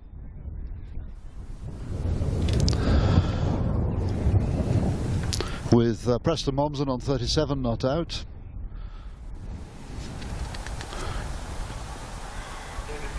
.73 the partnership now, and the Dutch will be anxious to get one of these out just to make a breakthrough. Yes, absolutely. But again, one of the wonderful things about cricket is that you have a situation where the game can change enormously quickly, as happened yesterday, where 3 wickets fell in the space of 4 runs, 9 balls or something, and suddenly it was a different ball game. Well, I'm sure the Scots will be very conscious of that, and the new coach, Grant Bradburn, will emphasise that as one of the main things, and that's a big 6 off the back foot, which I think didn't quite hit the glass window, but that's the kind of thing that McLeod likes to do, to get to his 50 with a big stroke like that. That almost took out the scorers who were sitting behind that glass window. Well, I can tell you because I was instrumental in putting double glazing in there, and the outer glazing is toughened glass. So, yeah, maybe Sure, that... on behalf of the scoring community, I'm delighted to hear it. So after that 6, what will McLeod do this time? Ah, yes, circumspection. Yes. So that's the end of the over. Interesting over. Let's have a replay of that 6 to look at, because that was a big shot. Yes. Off the back foot too. It's a very clean and hit. It cleared the boundary by about 15 yards. And cleared all the spectators, so nobody was there from the spectators to catch it. No. So that will give McLeod a big boost in his mind, and it takes the score up to 119 for 2, which is exactly 80 runs the partnership makes. Yes, it's been a very good stand indeed. And at the far end, Want to up or down there? we're reverting to seam, with Mudassir Bukhari coming back into the attack. And it was Bukhari who got the breakthrough yesterday. Yes, it was indeed. Bukhari got 3 wickets for 21 from his 9 overs yesterday, and bowled very well. He's been a good servant to Dutch cricket, hasn't he? Absolutely, yes. Over a long period of time. Been our leading wicket taker in all forms of the game over the past 5-6 years, certainly. And he had some county experience with, was it Essex? No? Did he not have county experience? Don't think so. Not that I I thought he was a Tender Shaka No. colleague, no? No, he came to the Netherlands as a teenager and played junior cricket in The Hague, and has been a club cricketer and an international cricketer in the Netherlands. Change of bowling with Elgin Gardens end coming back into the attack. Number 7, Mudassir Bukhari. He's the Netherlands' leading wicket taker in List A matches, for example. Indeed, the public address system just confirming what Rod Lyle told us, that Bukhari was coming back on, and here he is coming to bowl to Preston Momsen, who lifts it over cover point's head, and it goes down to very wide, deep third man for only a couple of runs there. Is that Ben Cooper out there? That's Cooper, yeah. He's taller now that he's closer to it. So Momsen... perspective is a wonderful thing, Mike. It is certainly, yes. Provided you've got lines drawn to the horizon. Anyway, Bukhari to Momsen again, and this time driven straight and through the gap. Well, not quite through the gap, because who is that that's cut it off? He's got a sweater on. Is that Cooper? That is Cooper. It is Cooper, yes. So this is not Cooper. This is... might be Van Meekeren on that boundary. I'm not sure he's got his back to us at the moment. All right, Cooper looks even taller when he's at mid-off. Bukhari to McLeod, defensive shot.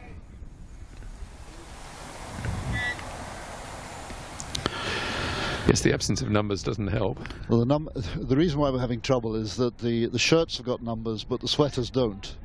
And the players have been freely exchanging numbered shirts to double as sweaters, because there aren't enough sweaters to go around, I suspect.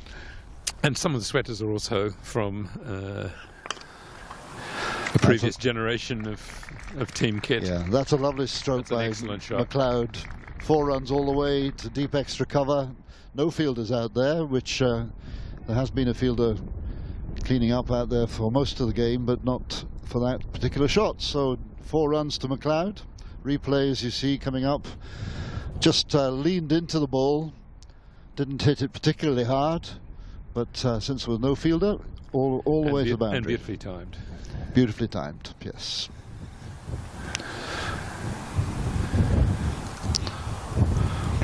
Bukhari again. And this time, McLeod, the absolute epitome of patience. Yes. A delivery in what Geoffrey Boycott calls the corridor of uncertainty. Well, knowing young McLeod, he'll not be happy with 55 not out. He'll be looking for 3 figures. From here, there's no reason why he shouldn't get it. Absolutely. He's certainly, yes, it's set up for him, and Momsen at the other end will be a great help to him as well. The partnership going extremely well. Now 87. Little conference between Swart and Bukhari, and Swart himself is moving into a cover position. And Bukhari attempts a bouncer, doesn't come up terribly high, but McLeod declines the offer. That was obviously a plan. And that's 7 runs off the over, takes it to 126 for 2. Got a girl in Australia on the screen.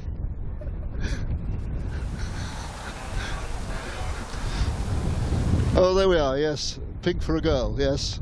The boundary is being patrolled by a young lady in pink, and the stroller being pushed by a gentleman in red. I think it's her father, rather.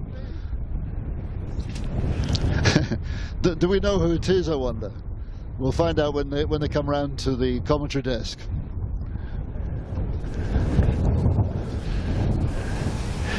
And Ashan Malik coming back from this end. So seam at both ends now.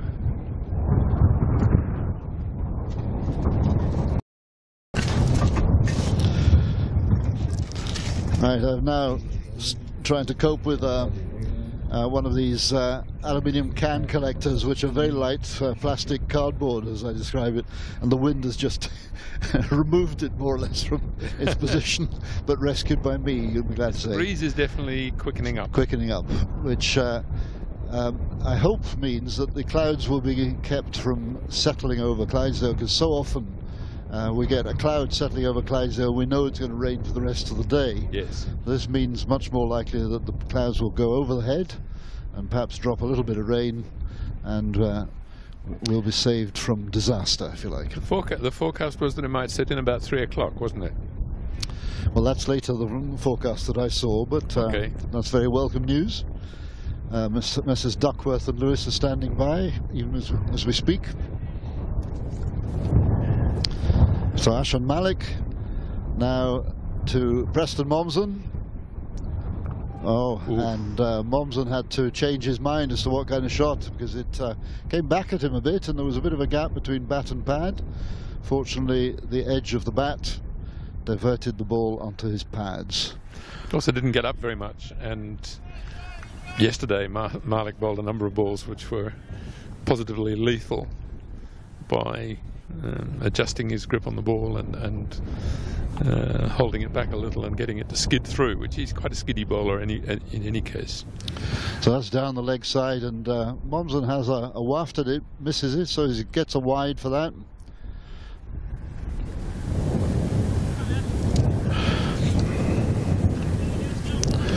Ashan Malik had a very, very good T20 tournament in Bangladesh. He was the star of the attack for the Netherlands in that very successful T20 campaign in Bangladesh. And he also bowled well in New Zealand. Well, that's interesting. I mean, he's a nice economical bowler. He's not. Yes, absolutely. He doesn't strike you as being threatening particularly, but maybe that's why he actually gets wickets. Yes, I think that's true, and I think he has worked out what he does, and he does what he does, and he does it well. He doesn't try anything silly, but he just focuses on line and length. And that one slightly offline, and a present to Momsen, who loves to square cut, and he gets 4 for that. Commentator's curse, I think, in that case. Yeah, but Malik bowled yesterday, and I thought he bowled very neatly, but didn't actually get any wickets. Yes, he got Safian Sharif. No? No, that was Jamil. That's him. Oh, that's him. I beg your pardon. That's why. Yes. Yep. Mistaken. Yeah. Yep.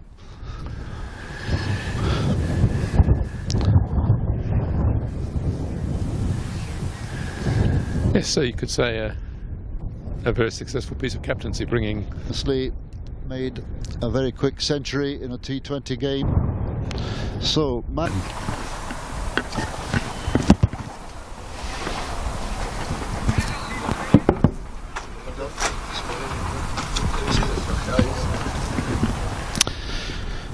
yeah, well, apologies for that break in transmission, and unfortunately during the break in transmission we had a wicket that fell.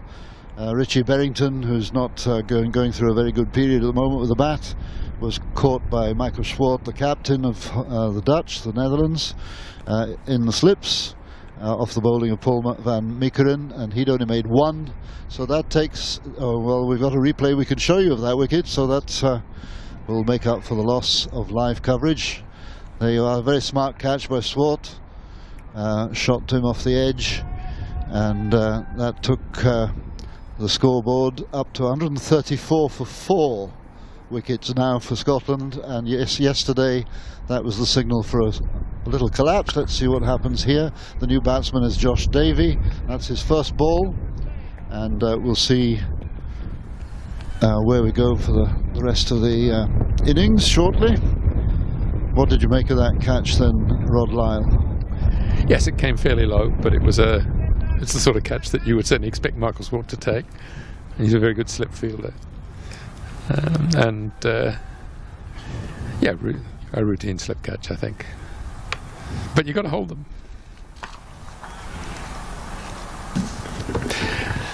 Well, Davey off the mark there with a quick single. And the Dutch tails are up just to get 1 wicket after 2 wickets, in fact, in one after the other, after a 92-run partnership between Preston Momsen and Callum MacLeod. Certainly encouraging for the fielding side. Yes, absolutely. And players often say one wicket brings 2, and this is another example of that. And the Dutch will obviously be hoping that this foreshadows a repeat of yesterday, when the Scottish batting fell apart after the breaking of the big early partnership. Indeed. And the Scots will be looking to dig in and recover in the same way that the Dutch did yesterday, because the Dutch innings yesterday was in three parts, with a pretty good start with a partnership between Swart and Schwarzinski, and then a flurry of wickets, and for a while it looked as if they might struggle to make 200, and then a very fine innings by Michael Rippon saw them through to 250. Indeed, that was a brilliant innings at the tail end of the Dutch innings. Michael Rippon actually supporting the entire batting of the Dutch team from a very lowly position. And Van Meekeren chipped in as well with a 6 and a 4 to get the score up to 250.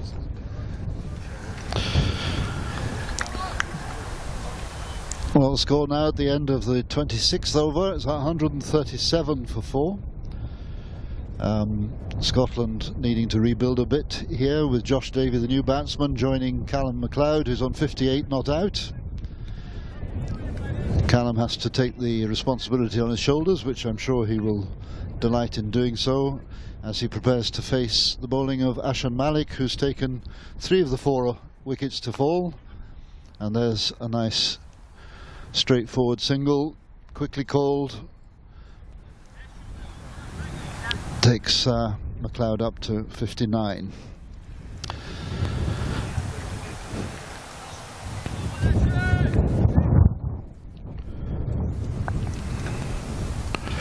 So, who are the outstanding newer players in the Dutch lineup? Well, it's good to see Thijs van Schelven getting his first international cap today. He's been playing in the A team for the past 2 or 3 years, taking a lot of wickets for his club, Quick Haag. So to see him coming into the side is good. James Krauters, who isn't in this side, made quite a few runs in the North Sea Pro Series at the beginning of the season, and might well be somebody who will break into the national side in the reasonably near future. And there's a crop of young seam bowlers. Ashan Malik is now a well-established figure in the side, but Paul van Meekeren, Viv Kingma, who isn't here because he's injured but has had some success in the national side, and Quirijn Gunning, who played a couple of games in the Yorkshire Bank 40 League last year and had some success as well. Well, Malik keeping Josh Davey quiet in this over.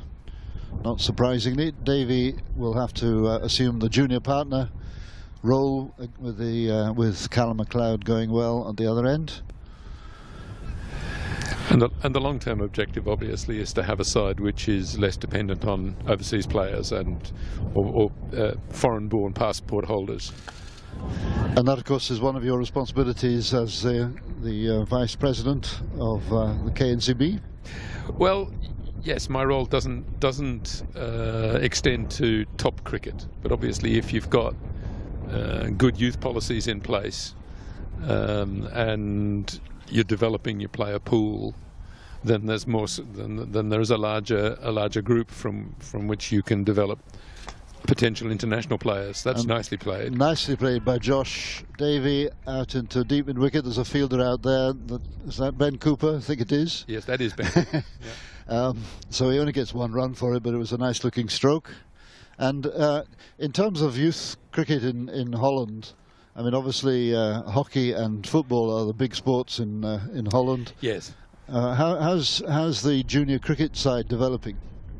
Well, we have a youth plan, which the first phase of the plan is a 3-year plan, of which this is the 3rd year.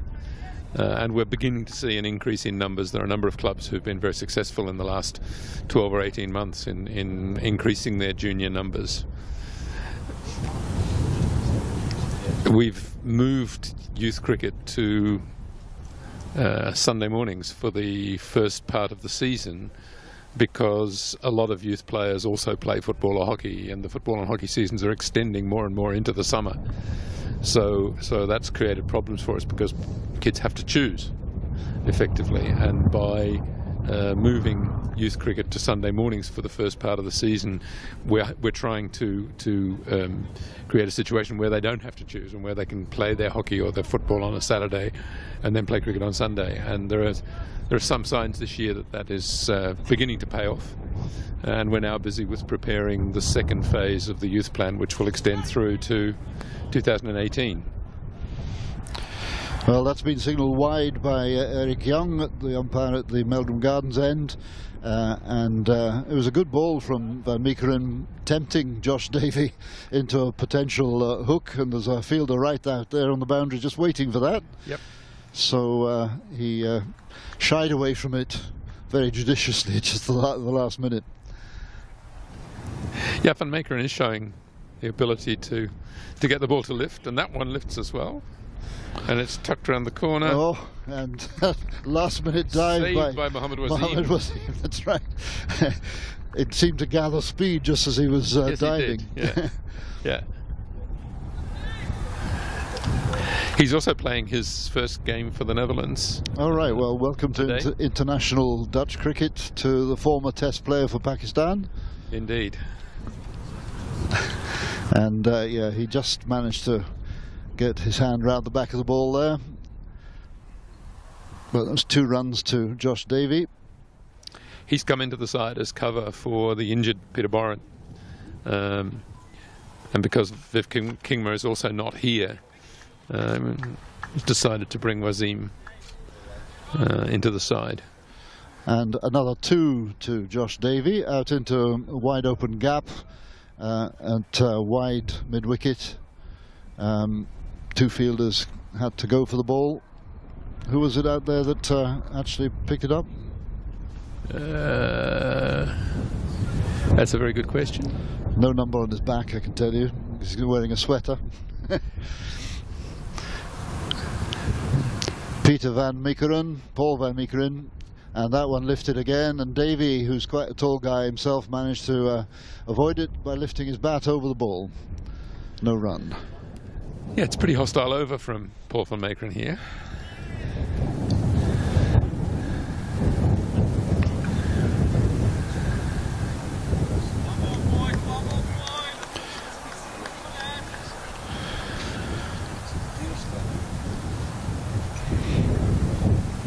Here he comes again.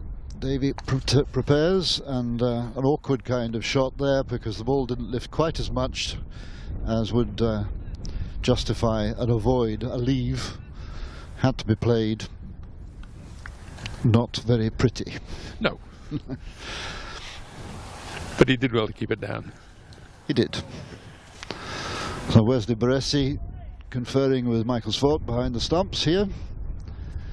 Exchanging views as Van Meekeren comes in again. Last ball of the over, and there's Davy. Just gets down on the ball, which keeps very low indeed.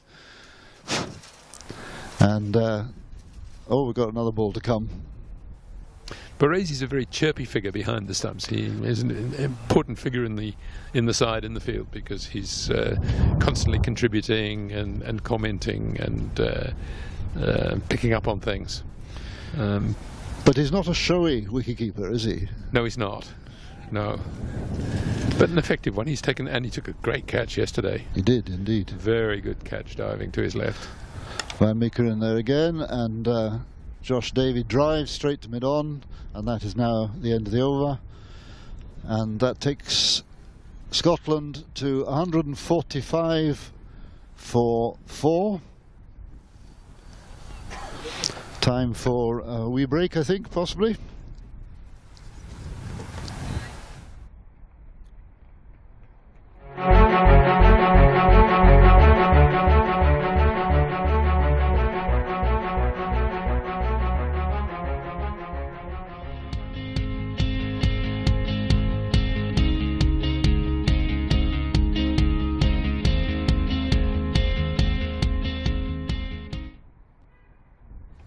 It's from school. Right, welcome back to Titwood, where we've got a change of bowler at the pavilion end. The spin comes back on. You'll have to pronounce this for this first name. Thijs. Thijs. Oh well, Van Skelven. He's actually Matthijs van Skelven. All right, well that's... but universally known as Thijs. Oh well, there you are. So we'll have to get used to all these nicknames as well. Well, that's just a standard abbreviation of a Christian name.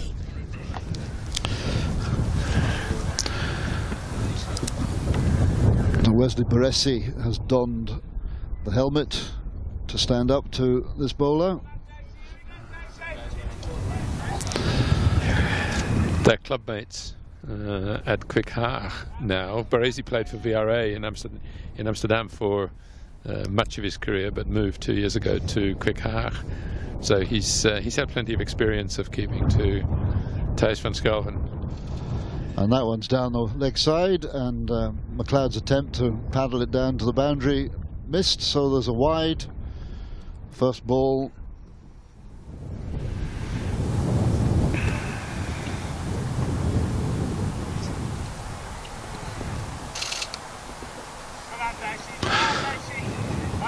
And the second attempt there gets a single for McLeod, takes him up to 60. Quick Haag are actually the current Dutch champions, having won the championship last year for the first time in quite a few years. I was going to say it's not a club that resonates in the memory for a non-Dutch observer. They've had they were very successful 5 or 10 years ago without ever actually winning the championship. A single there to mid-on for Josh Davy. If they keep the singles going, they'll be happy with 6 runs and over. And there's another one down the leg side, and this time Wesley appeals. Wesley Baresi very confidently didn't get supported. It's been signalled a wide by umpire Alex Dowdles to put to rest any foul rumours. And this one's sharply cut between the two fielders, and it's going to go to the boundary for 4. Backward of square. A nice cut by McLeod. taking advantage of the wide of the previous one.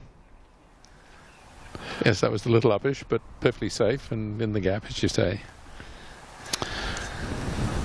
And here's the shot again, bit uppish, as Rod Lyle has just said.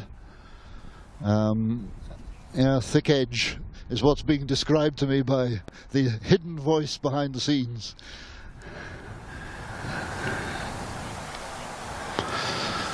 So McLeod settles again,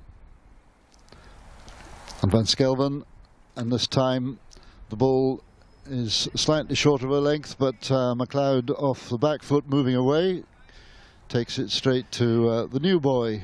He's getting a bit of turn there. A bit of turn, yes. But Mohammed Wasim, number 12, at short extra cover.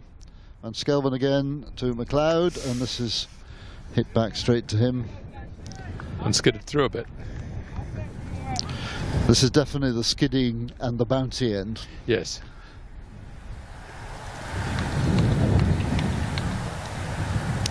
Last ball of this over, I think, Van Skelven, and that's just defended by McLeod. Score 153 for 4 at the end of 29 overs. What's the run rate there in your head then, Rod? Well, it's still around 5 and over, a little bit over 5 and over. And if you think that with wickets in hand, you would normally expect to double your score between 30 and 50 overs, then Scotland could here, if they can build another partnership, they could be on for a score approaching 300. Yes, I think that would be a bit optimistic. We don't often see 300 on this ground. No. So if they manage to get to 250, which is what the Dutch scored yesterday, 252 in their first innings, then I think Scotland will have been doing extremely well. Yeah, you might be looking for a little. From here, you would normally be looking for a little bit more than that, wouldn't you? Especially with this shortish boundary at this in this corner. So Michael Rippon coming back at the other end, at the Meldrum Gardens end now. Again, the Dutch chopping and changing the bowling at both ends, keep the batsman guessing. But this will be the first time that Josh Davey faces the bowling of Michael Rippon. Michael Rippon yesterday bowled 5 overs, 0 for 32, quite neat.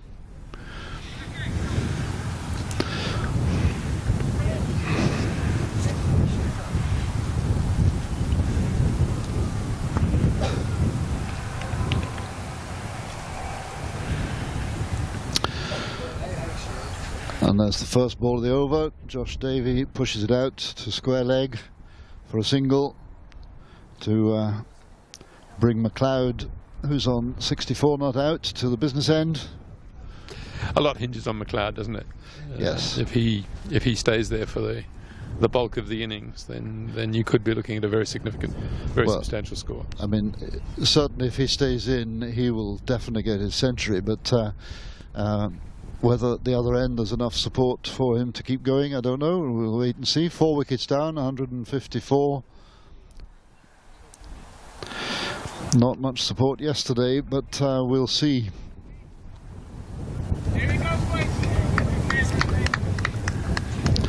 Well, the crucial thing yesterday was that both the batsmen who were well set got out within an over of each other. That one's going for 4 between the 2 fielders that are out on the boundary there. Just neatly paddled round, no particular strength in the shot from McLeod, but it is the shorter of the 2 boundaries down in that direction. Quick replay here will show. Yeah, it just paddles it round, and the fielders were widely scattered and had to converge, not in time to stop it going over the boundary. Picked the gap absolutely perfectly. So McLeod moves on to 68.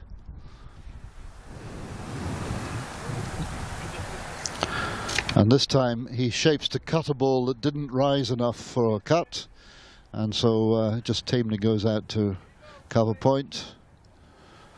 Yeah, there's a bit of variable bounce from that end, isn't there?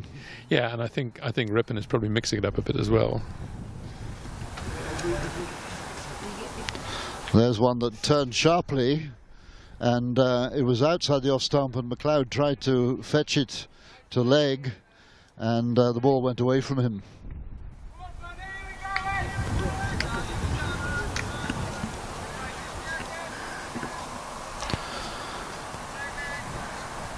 So let's see if Davy is in the mood to consume a slow bowler.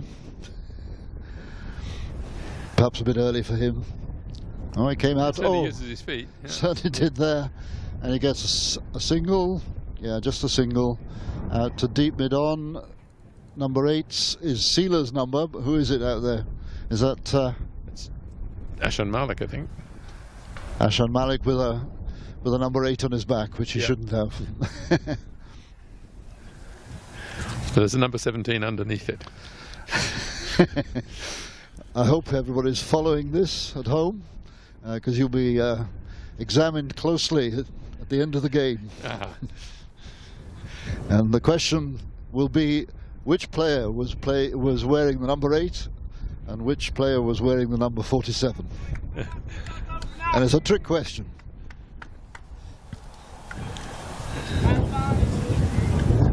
The sky's a bit brighter up above. Clouds scurrying past on the wind, but there's no sign of any rain coming yet. The clouds have been high, which is a good thing.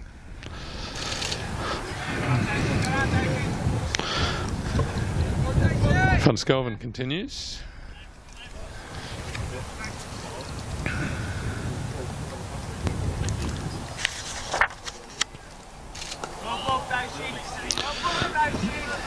Two good balls there, dot balls. Yep.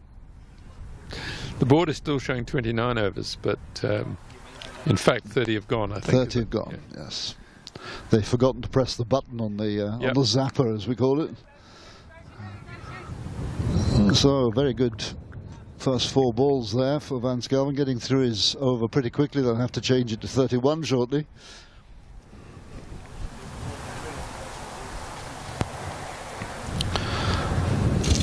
Davy gets hold of that slightly wideish ball down the leg side.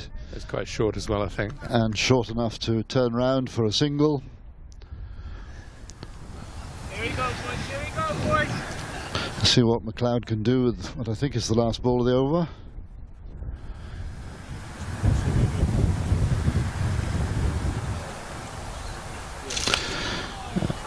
And a classic back foot stroke. Nice high elbow. And there's one more ball to come. Still one to come. Yep.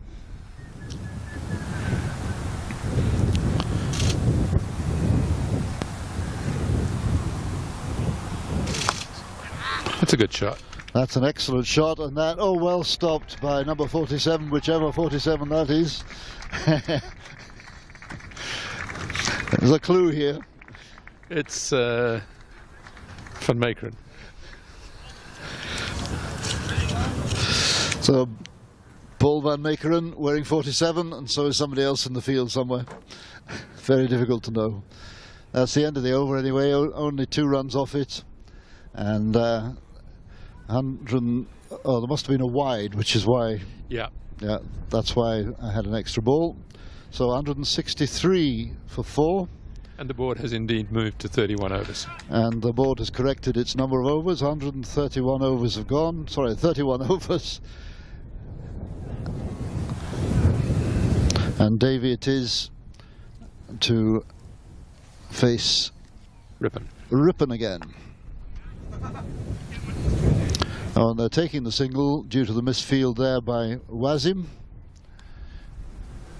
who's obviously his fingers as well. Yes, his fingers have been injured slightly there. At least that's his excuse. So, McLeod on 70 now. Oh, watches that very carefully, very carefully. Dangerous going on the back foot in front of the stumps. Yes. Yes, given that Ripon is getting a bit of variable bounce as well. Let's see how Ripon goes here. Rips it, but McLeod turns it nicely round between the two fielders, picks the spot again absolutely perfectly. Another 4 for McLeod. He's really seeing the ball well, isn't he? He is. Takes him up to 74 out of a total of 168 for Scotland now. 168 for 4.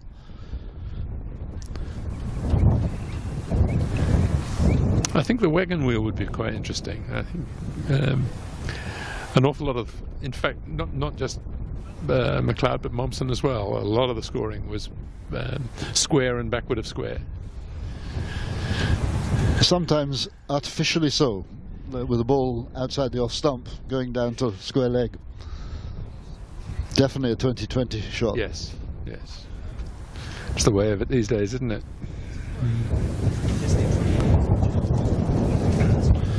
He says, sounding about 140. But the basics still haven't changed. You still need to build a good score in the first half of an innings, losing few wickets and then making a platform for the later players to come in and have the freedom. And that's gone for 4 out on the offside this time. A nice shot by McLeod again. McLeod is competent at shots all round the wicket. There is no place that is safe from his invention.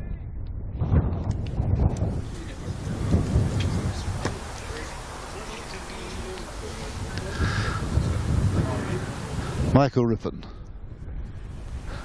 to McLeod. This time makes room for it and square cut again, but has to go for a very, very sharp single, and Ripon, his arms over his head because the ball was on target and just went over the centre stump at the last second.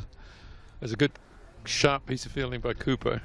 Excellent work there in the extra cover area. He's now trotting back to the deeper extra cover position. I'm not quite sure why, because Josh Davy's not likely to hit it out that deep, surely. Not yet anyway. No, but you've got the 2 men inside the circle, one just behind point and a shortish cover. That's a lovely drive, bisecting between two fielders, and it's going to go, is it? No, not quite. So they're going to get 3 runs for that. That's Dave. That was Davy, yes. Yeah. Davy's best shot of his innings so far. Yes, he found that gap between cover and a wideish mid-off extremely well. And that's the end of that over, and they're going to have drinks at this stage. Drinks. And I think at this stage, Rod, we're going to say goodbye to you for the time being, and thank you for all your insight into Dutch cricket. It's been a pleasure. And I hope you enjoy the rest of your stay in Scotland, because Friday's match might be well, I'm actually flying back to the Netherlands this afternoon. Oh, well, or this evening, because I've got a meeting tomorrow. In fact, about our schools program. So that's a meeting I need to go back for. Yeah, well, have a good flight, and we'll hope to see you again shortly. Absolutely. Cheers. Thanks very much, Mike. Bye, Rod. Rod Lyle, the Vice President of the KNCB, the Dutch Cricket Board, who's been very helpful to us. And we'll take a wee break there.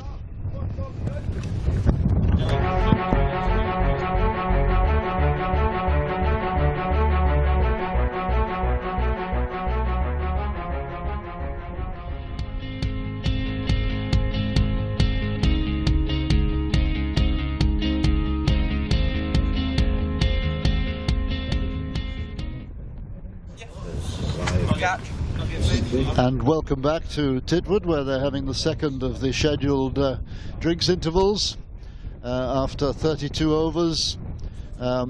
Scotland 176 for 4, with Callum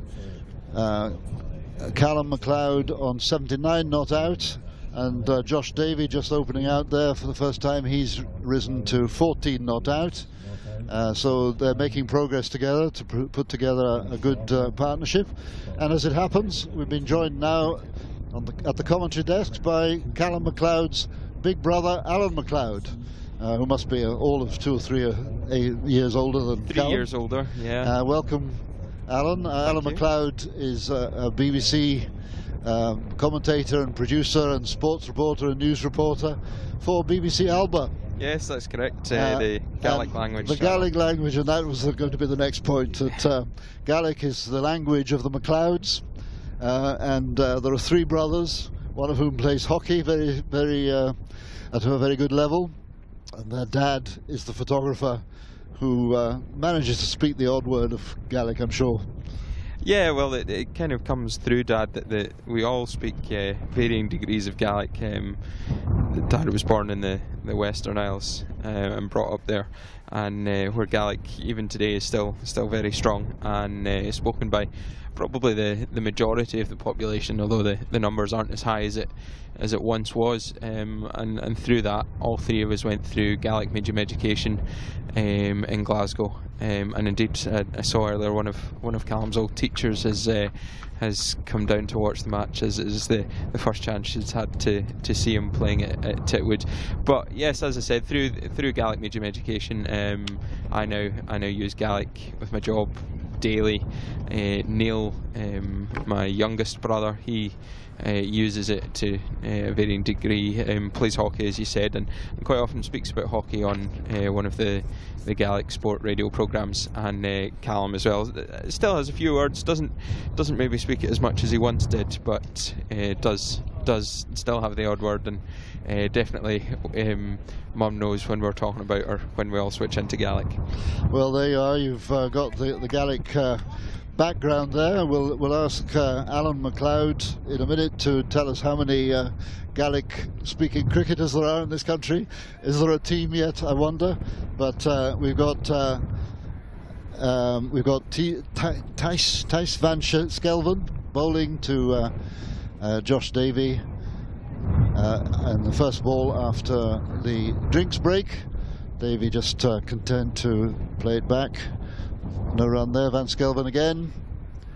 So Davey looking now to get going again at the other end from Callum MacLeod. Callum MacLeod's on 79, not out, and is obviously the senior partner of this partnership, but we need both players, or Scotland needs both players, to contribute, and that one slightly uppishly is directed through the gap in mid-wicket, but there's a fielder out there in the deep, so 1 run to Josh Davey. So how many Gaelic-speaking cricketers have you managed to assemble into a team yet? I haven't managed a full team yet. There are a number of cricket fans definitely who speak Gaelic, and I'm sure I could probably rustle up a team amongst those. In terms of weekly players, I'm not sure there's too many. I play in the North of Scotland League with Nairn County, and we do play against a team from Fort William. There's a team over in Skye who have between them I think a couple of Gaels, but always looking to add more to the squad, as it were. Well, one of these days, no doubt there'll be a Gaelic team representing Gaeldom in the World Cup, but meanwhile, while that ambition settles into the brain, there's a nice shot off the back foot from Josh Davey, half saved by Van Skelven, the bowler, so they only get a single, and the score goes up to 179 for 4. We're in the 33rd over of this 50-over game. 50 overs aside, that is. Yeah, Van Skelven, he's settled quite nicely into it. He started out maybe a bit wayward, and a couple down the leg side, and quite short as well. Something that's maybe been a feature of the Netherlands bowling throughout the innings.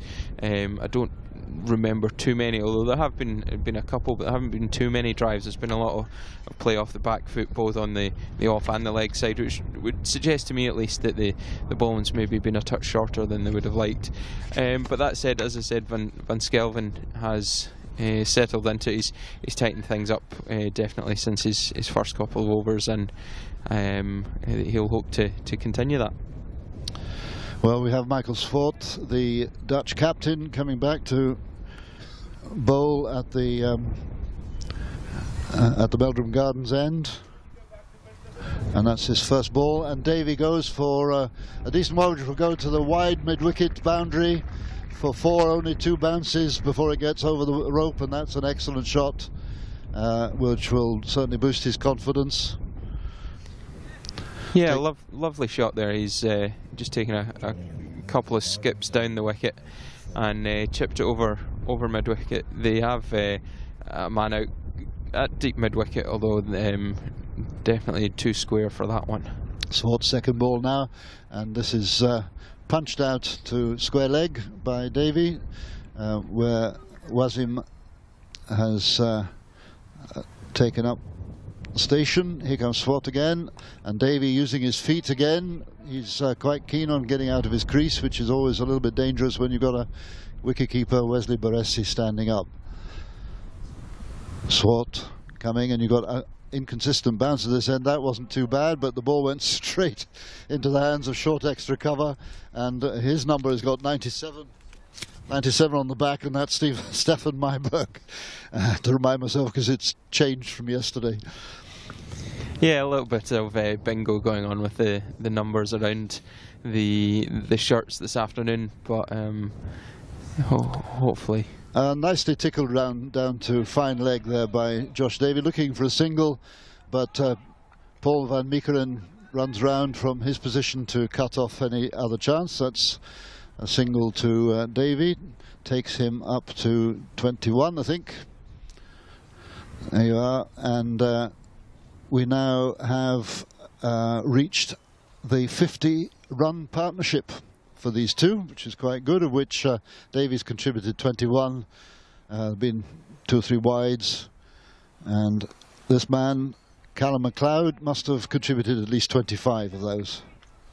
Yeah, Callum and Josh have batted together a fair bit. They opened in the 40 over competition when Scotland played in that in the last couple of years. They opened the batting there, and that they have a bit of an understanding. I know Callum talks quite a bit about kind of they might just look at each other and they know if it's a run, and that's something that's important, especially in international cricket, where the players don't maybe get to come together as often as they would like. Josh obviously now at Somerset, Callum being with Durham, and as that one's gone just straight through absolutely everyone down the leg side and straight through Baresi. I don't think it got up as much as the wicketkeeper expected. It was kept down, but signalled wide, so that counts as 3 wides under the scoring system, which is a useful little boost to Scotland's total.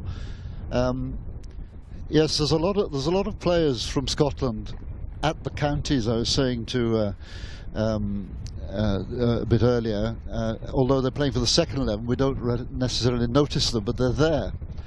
I think probably more players from Scotland playing for the counties this year than I've ever known.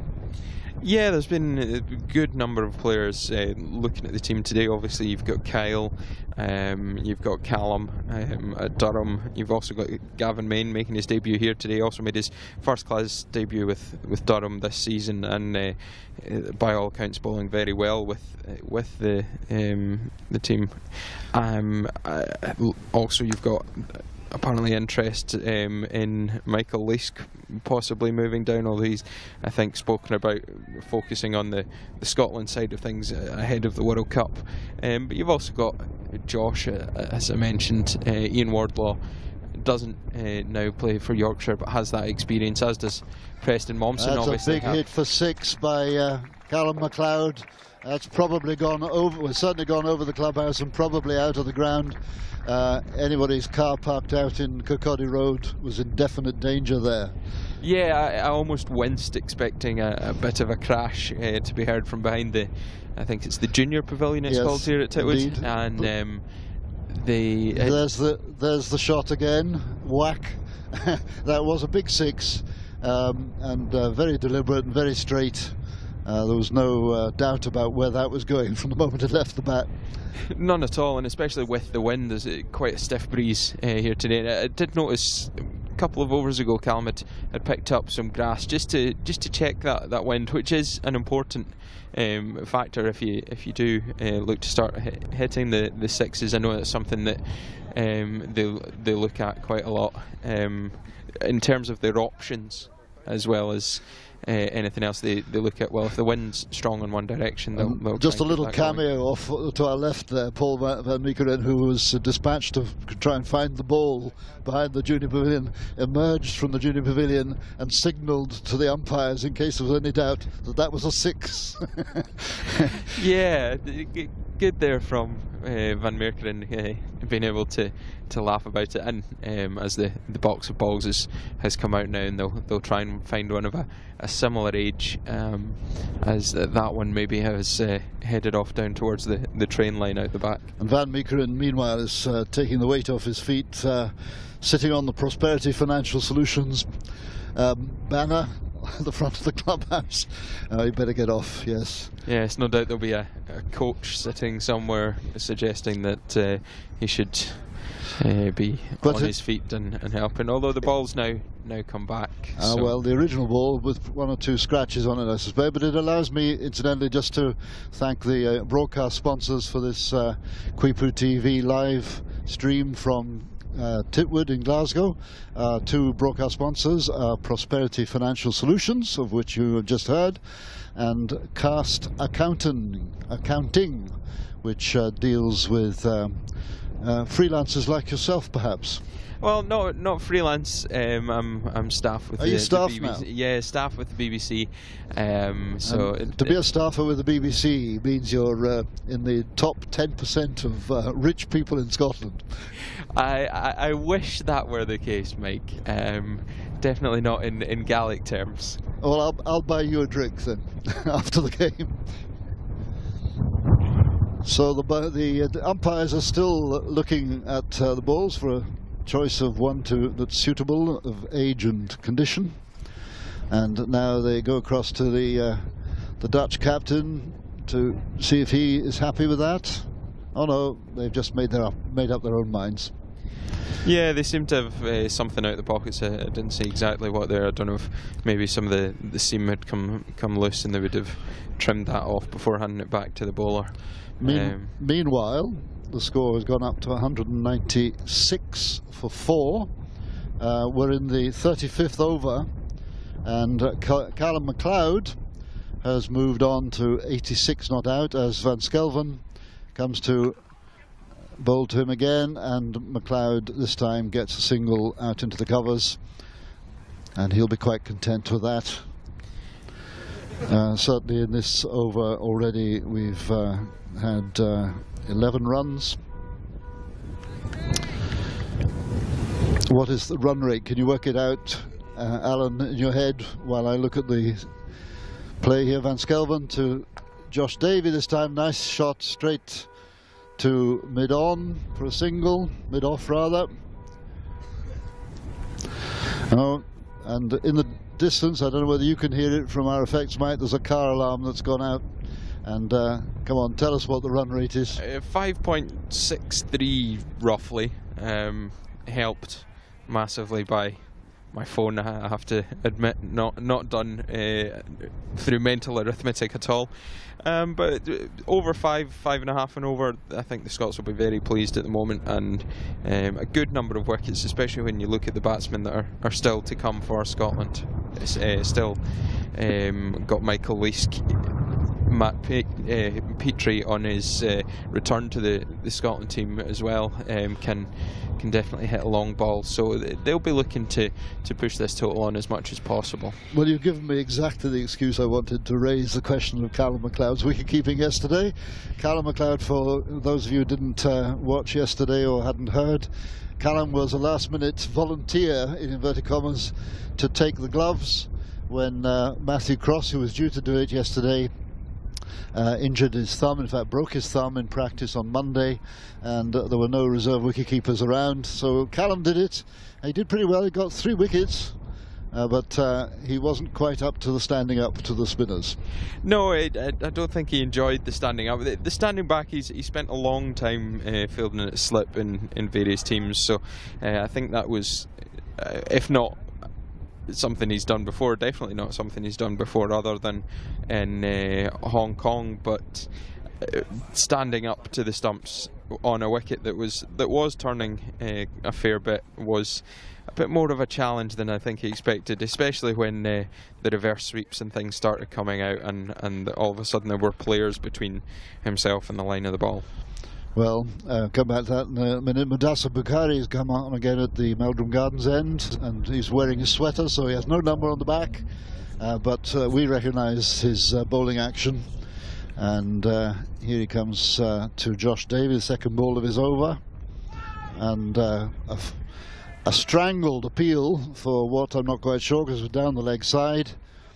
Was that a leg by? It was off the bat. I think the appeal was possibly for LB, but an inside edge for Josh Davey, and out to kind of backward square leg there. And looking at the field, I think that kind of straight line to middle and leg is something that we're going to see from Bukhari. We've got everyone in the offside inside the circle. Well, let's see what McLeod does with that, and that's straight over extra cover's head. Although extra cover Ben Cooper is the tallest man on the field, even he couldn't stop it, and it's gone for 4 runs. Very well executed shot, but just slightly too low for my liking. I think definitely slightly too low for Callum's liking as well. Looking at him, there was that kind of pause of, oh no, I've hit it straight to the man before he took off for the run, and especially someone of the height, as you mentioned, of Ben Cooper, you're going to have to hit it fairly high to get over him. So Bukhari again to Callum McLeod, turns it with his wrists to square leg, gets a single. Callum, who of course is your younger brother, and I'm sure you know everything about Callum that the world needs to know or wishes to know, and a lot that I'm sure the world doesn't need to know probably as well. But he is a naturally wristy player, as he is with his hockey, I think, as well. Yeah, you mentioned earlier, I think with in one of the earlier stints of commentary, that he does play hockey. He plays for Steps here in Scotland in the National League. That's a lovely shot from Josh Davey. Just flicked behind square on the leg side, and finds the gap between the men. Yes, the shortest boundary of the field is towards the pavilion, and that was just to the right of that, and there's no fielder at precisely that point. So it was 4, even though it was upish, it was 4 from the start. So that takes the score. And by the way, we've gone over 200 by now. Haven't caught up with that. It was 208 now for 4 wickets in the 36th over, and that's straight, that's a great shot. 6, is it? Yeah, straight 6 for Davey. Absolutely superb shot. You couldn't be straighter. High elbow. The bat didn't even need to follow through. He timed it so well. Yeah, he followed through and then just stood and watched it, as did the rest of the players on the field and everyone in the ground. That was a lovely shot. And here's the replay there, as you're commenting. Straight back over the bowler's head after a couple of skips down, and straight into the sight screens. As you mentioned, it couldn't get it any straighter. Well, it was a lovely shot from Davey. Last 2 shots, in fact, for 4 and 6. And that takes the score at the end of the 36th over to 214 for 4. This is looking very good. There's still another 13 overs to go after the one that's about to start, and well, you know, it's not impossible to dream of 300, especially as we mention a lot these days in cricket. In the days of T20, the idea of scoring 100 runs off 14 overs is almost normal to a lot of these players, especially when you've got guys set like you'll have at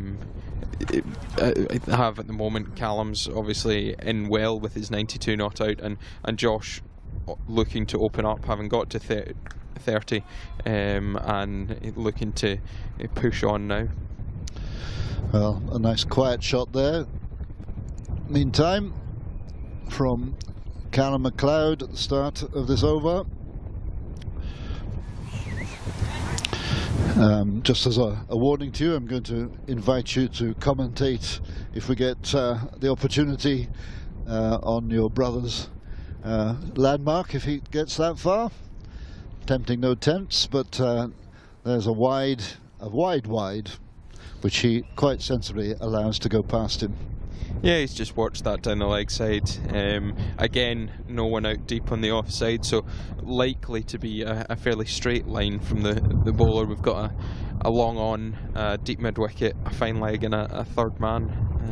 Ashan Malik, the bowler, and McLeod, had to come down quickly on that one. It was a Yorker length, but down the leg side, and he gets a single for that.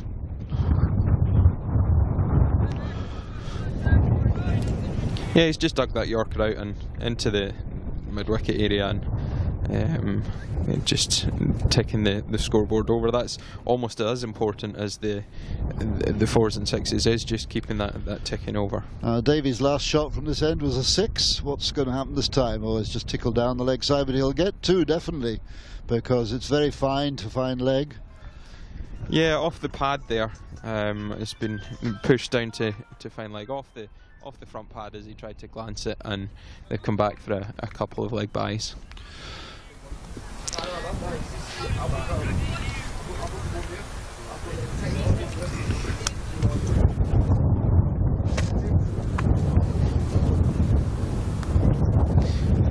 And again, leg side again, and the same trap that got Preston Momsen. Josh Davies just flicked it. Great catch from I think that's Michael Swart there at square leg, but he's just flicked it off around shin height, knee height, but straight to the man placed there at square leg, and he goes for 34. And that's Malik's 4th wicket of the innings, so he's in good form, having taken 3 wickets in yesterday's game. He's a tidy bowler, but nothing particularly special about him. Maybe not special in terms of he's not express pace, but I think he does enough off the pitch that puts the batsman under pressure, and especially to the plans that they seem to have to bowl straight and use what has been slightly variable bounce from the wicket and try and use that to their advantage. That one, although a full toss, we've seen again straight, and unfortunately for Josh anyway, he's just managed to flick it to square leg. But yeah, 4 wickets is a very good contribution to any bowling innings, and he'll be looking now to get that landmark 5. Well, the new batsman is Michael Leask, who's been in good form for the North Sea Pro Series, and he's one of the newer players for Scotland. Yesterday he was one of the 3 that went out fairly in quick succession. He only made 8, but he was caught by Peter Seeler of the bowling of Van Meekeren, who's not bowling at the moment. I wonder if they'll bring him back at the far end to try and get him out, because certainly Callum McLeod, not to tempt fate again, is well set at the non-striking end at the moment. And here's Ashan Malik looking for his 5th wicket of the innings. Michael Leask 4 square behind that one, no problems there. No, I think they'll be definitely looking to try and break these partnerships quickly now. We saw yesterday wickets falling in clusters, and I think that's something that the Netherlands will be looking to do again today, especially with guys who can be as destructive as Michael Leask can. Well, that's a forceful shot, which gets down to mid on, and 1 run for that one, and that's the end of the over, which takes the score to 219 for 5 wickets now, and that allows Callum McLeod to face the bowling at the start of the next over, which we'll see in a minute after the following break.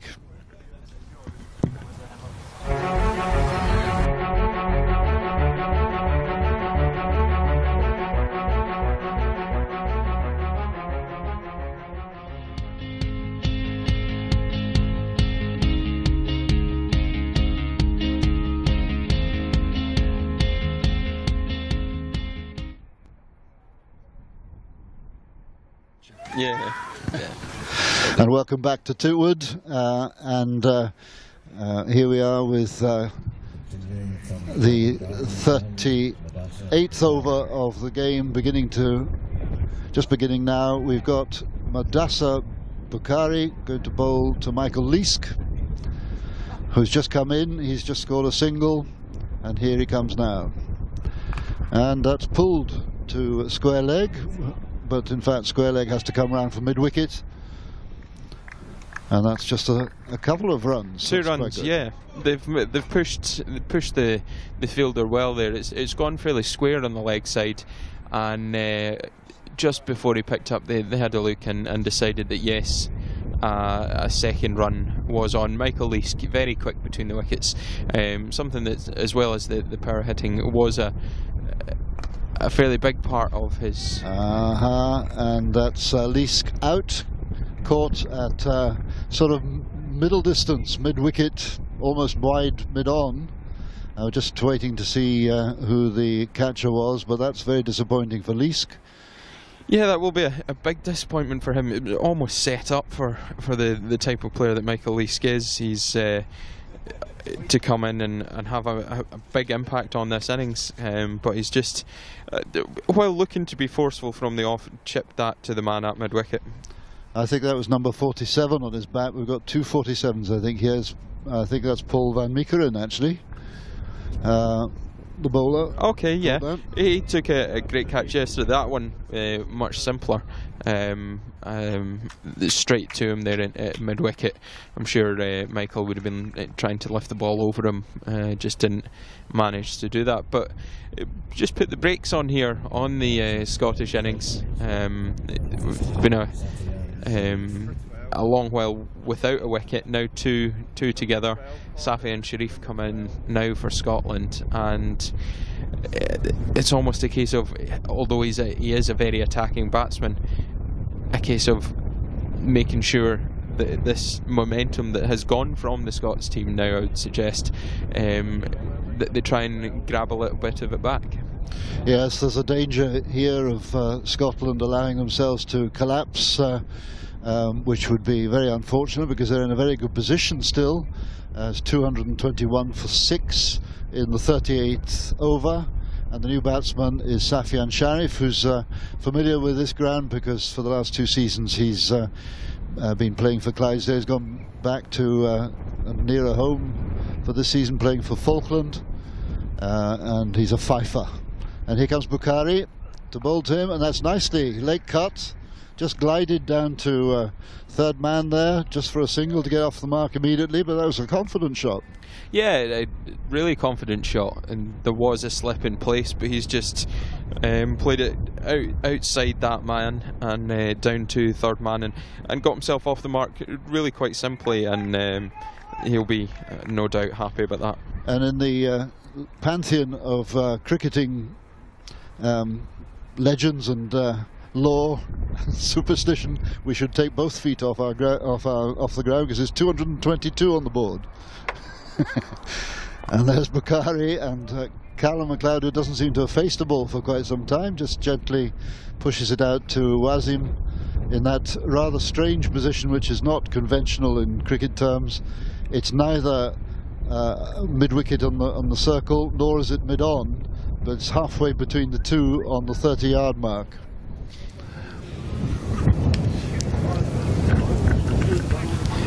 Another straight ball there from Bukhari, just flicked out to square leg. Yeah, I think that man at mid-wicket, he's almost as far back as he can be, obviously within the circle, looking to fill that gap where over what you might have called cow corner. I think they prefer to, the players at least prefer to call it wide mid-wicket these days, although I think I'll stick with cow corner for a lot of the shots. I think that reflects Alan MacLeod's propensities as a batsman.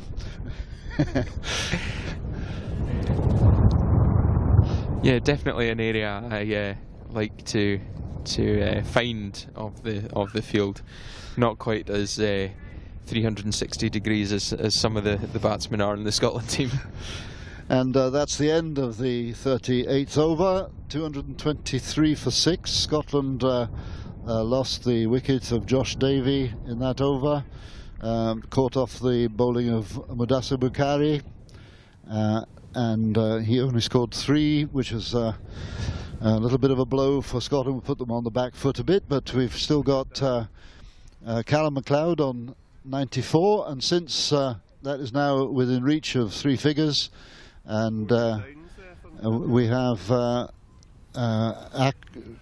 we've got Ashan Malik bowling again. I think I'll give the commentary to Callum MacLeod's older brother here, Alan, who's sitting next to me here. Over to you. Thank you, Mike. This will be an interesting one. Just a couple of folk moving beside the sight screens at the moment who are being asked to move along slightly, and have done so. So we now have Ashan Malik coming in.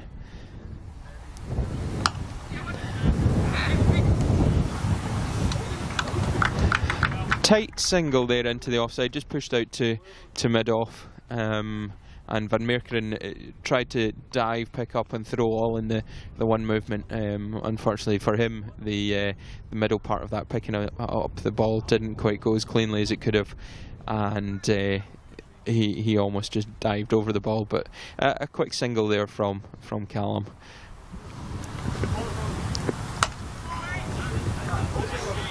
Well, that's Safian Sharif just taking a sighter on the ball there for the 5th ball of the over. What am I talking about? It's a new over, isn't it? Yeah. Second ball of the over. Second ball of the over, yes. Good solid defence from Safian there, and although that's maybe not what he's known for in his batting, this time he's just turned a ball from back of a length, again a straight ball to Michael Swart at square leg, a position he's fairly close in compared to what you might have called a traditional square leg. He's about 20 yards from the bat when the shot's played, but it's been very successful for him. 2 catches there today already. And again, and he's beaten Sharif there.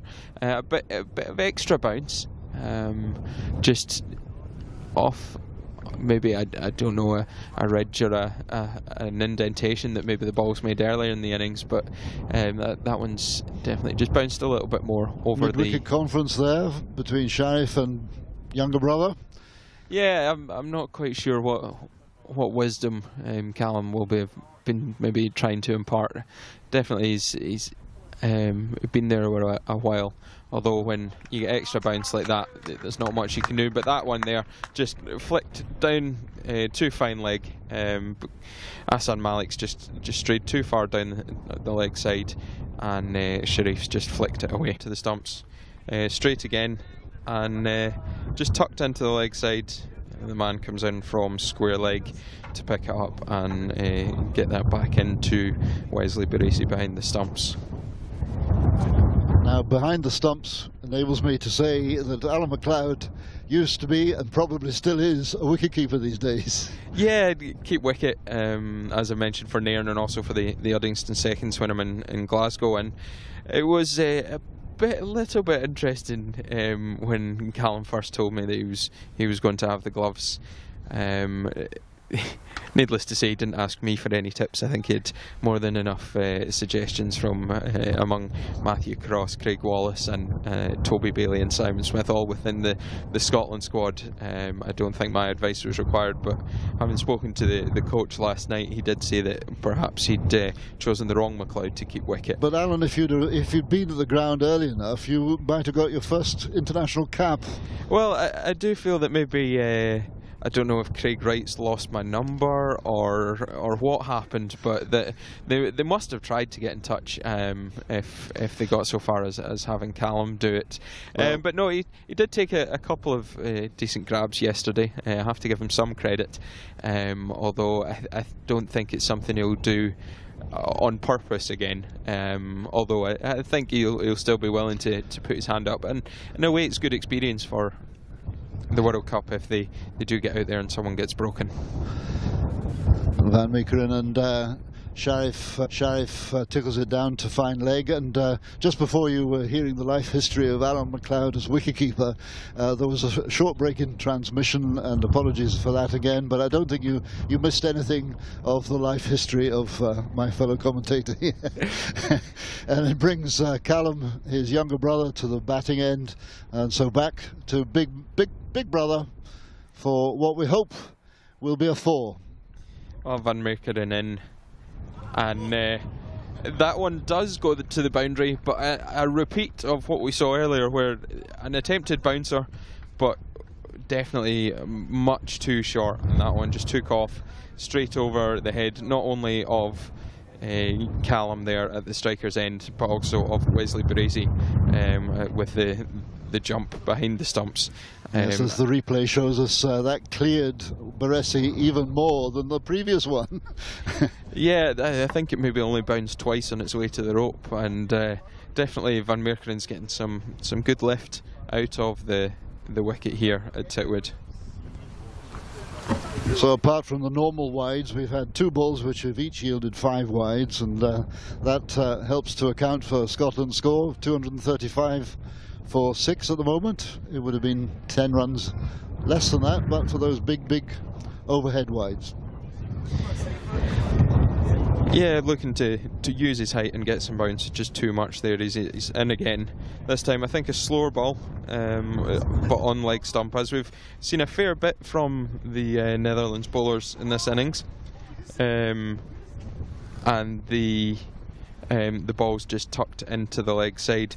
Now, away further on the leg side, I think the Scottish analysts' tent has just been blown away by the strong winds that we have here today. They had a gazebo over the various IT equipment that they use to record the matches from a coaching point of view, and it seems to have been taken by the wind and caused a fair bit of consternation, for want of another word, on the Scotland balcony. Well, meanwhile, Safian Sharif has played the most extraordinary shot there. He was surprised by the rising ball and just sort of leaned back and had the bat at an angle of 45 degrees. The ball seemed to go straight up, but actually the wind carried it over Baresi's head, but nowhere near enough forward momentum to take it to the boundary. Yeah, he's now practicing something that looks like an uppercut, although the shot he played to that ball, it definitely was more of an attempt to get out of the way. And a good ball from Van Meekeren this time, using the bouncer much more effectively. Well, an indication of the strength of the wind there, because the awning that was up on the terrace roof was well, the side panels had not been erected, because the wind can take these structures away quite easily, but it's now more or less disappeared and will not be in use again for the rest of today, and whether it's damaged is another matter. And I think somebody got slightly injured when it fell on his head, so we'll see if there's any serious outcome from any of that, but the people are attending to it. And meanwhile, on the field of play, the Dutch captain, Michael Swart, has brought Van Skelven on again. Yeah, as you mentioned, changing the bowlers quite regularly. Now Michael Swart, and we've got the left arm spin of Van Skelvenen coming back on from the pavilion end, and this one just driven out to the man at long off. Quite a full ball, and Safian being quite a tall batsman, just leant forward and pushed it easily out to the man there, bringing Callum McLeod back on to strike on 97. He's in again, this time short and cut through the offside. A shout of yes from Callum McLeod, and that's away to the boundary for 4. 100 up for Callum, and he'll be very, very happy with that. He's not often one for big celebrations, but the grin on his face, I think, told the story there. Well, the grin on his face was visible because Callum MacLeod, who's a true professional, knows as a professional that when you score 100 you take your helmet off so that TV cameras can see your grin. And there's another nice shot through the covers which may or may not get to the boundary. Yes, it has, the last minute, so I think we can say, as you indicated, that we might see a big push on from Callum from here on in. Yeah, it's obviously Durham been using his 2020 skills in the Blast League down there, and that's something that we might see a few more of his inventive shots that he's in a way known for now. His sweeps and scoops and various things. I mentioned yesterday on commentary that he got out a couple of weeks ago, and when I texted him, he told me he got out due to thinking he was A.B. de Villiers and trying to scoop medium fast bowling over his own head. Now, I don't think after his keeping yesterday he maybe now thinks he's A.B. de Villiers, but on the batting side of things I think we're about to see some shots. Well, that's a trademark shot for me for Callum. Just tickled, in fact, dabbed down the leg side. And has it gone all the way? I think the ball stopped just in front of the rope there, but they've come back from 3. Yes, I'd admit possibly a trademark shot. He does enjoy a sweep, and that one that he almost tries to hit backwards in a way to get it as fine as possible, and they managed the 3 runs there before Fine Leg came round to pick it up. Van Skelven again, this time to Sharif, who has a conventional shot out to mid-on. 1 run. That's 12 off the over so far, and still another couple of balls to go. It's 240. Wicket. Almost on the 30-yard circle at mid-off. Let's have another look now. At the moment, Callum MacLeod got his century for Scotland against the Netherlands at Titwood today. Bit short, he stepped back, cut it, split the gap as he frequently does, and found the boundary on the offside without any question of a doubt. A fine innings, and it's still going strong. Another change of bowling here from the Netherlands. I'll need to check with your sheets. Mike number 9.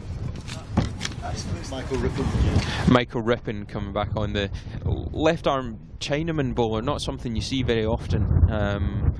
In fact, I spoke to Callum last night and he reckoned he'd played the Dutch 5 times and hadn't managed to face Michael Rippon in that time. So this innings is a bit of a new experience in that for him.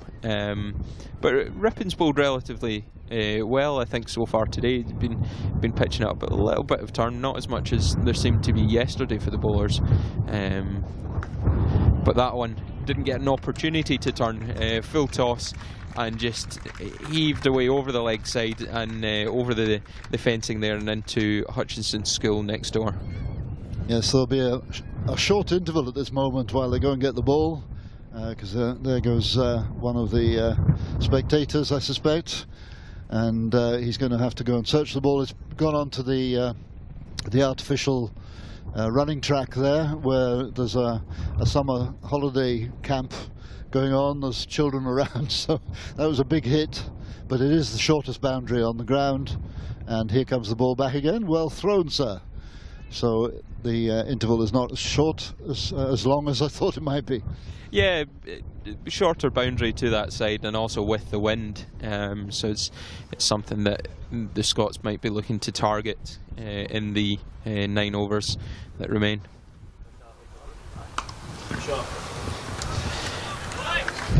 This time driven away, a fuller ball than the previous one, full toss. This one full of length again and driven over the offside infield, and with the spin just took it away from Ben Cooper there on the hockey pitch side of the field and away for 4. Well, Callum Allen, you're the perfect person to answer this. You will know undoubtedly what Callum's top largest score is in.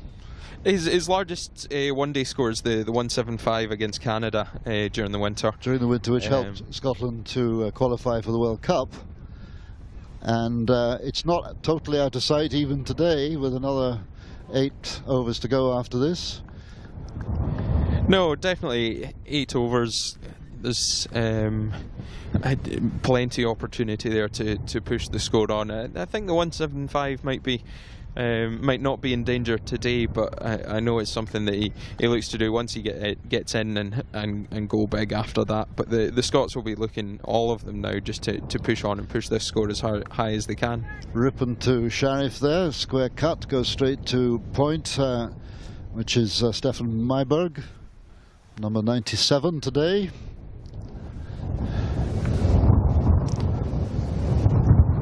.262 for 6 in the middle of the 42nd over.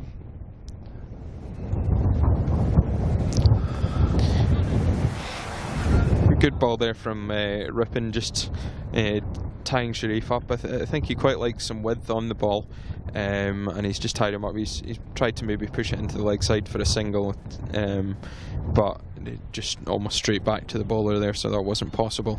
But he's in again.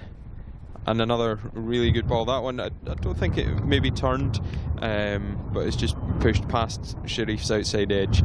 And though an expensive over, definitely tidied it up towards the end. Well, indeed, that's the end of the over. 42nd over completed. Another 8 overs to go. And Dutch captain Michael Svort is making the changes again. And we've got Paul van Meekeren coming back on at the pavilion end. The tall figure of Van Meekeren, languid, walks back to his mark, grin on his face. One gets the impression he's a bit of a joker in his side. Yeah, he always seems to have a laugh.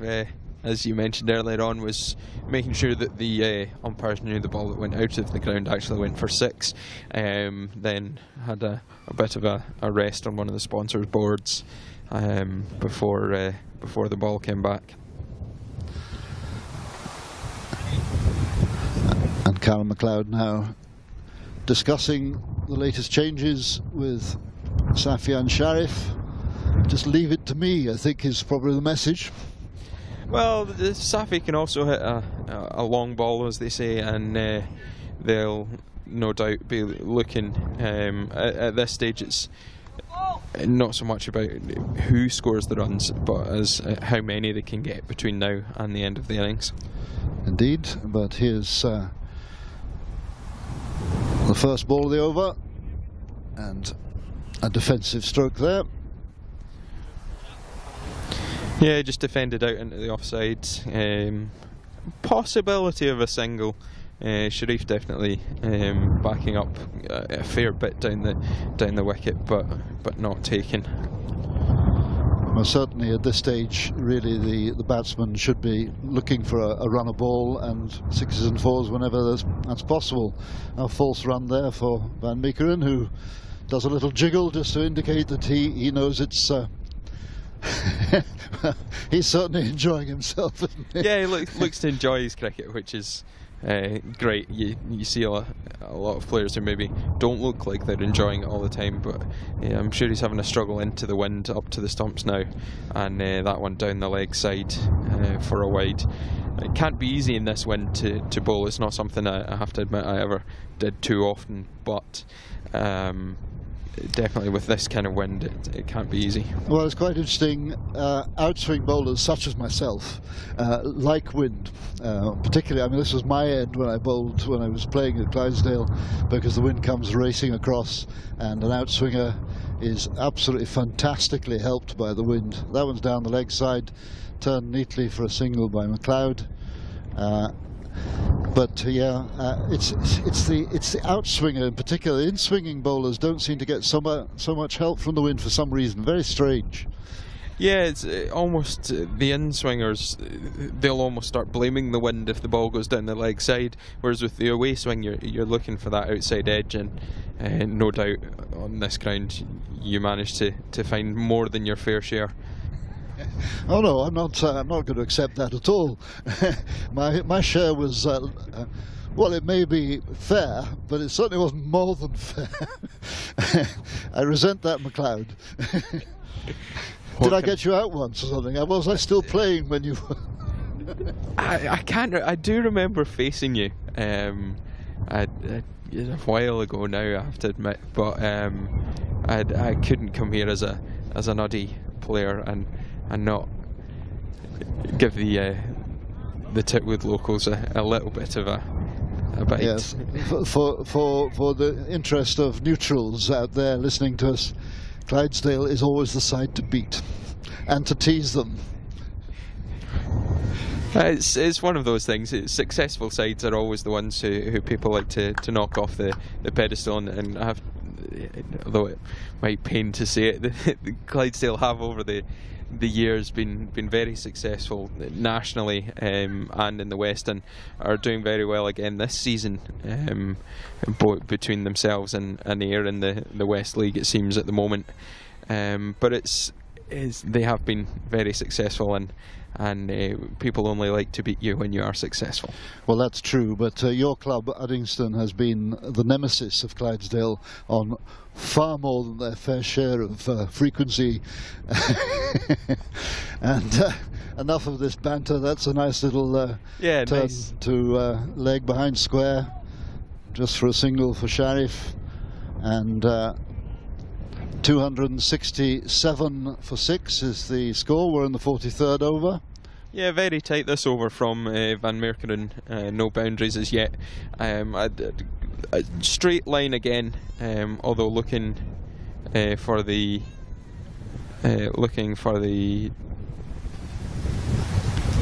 it seems that was the end of the over. I had it as the end of the over, and I think it's 267 for 6 at the end of that. Yeah, the end of the over. I think the bowler had gone back to his mark again. But let's have a wee break while we can at this point.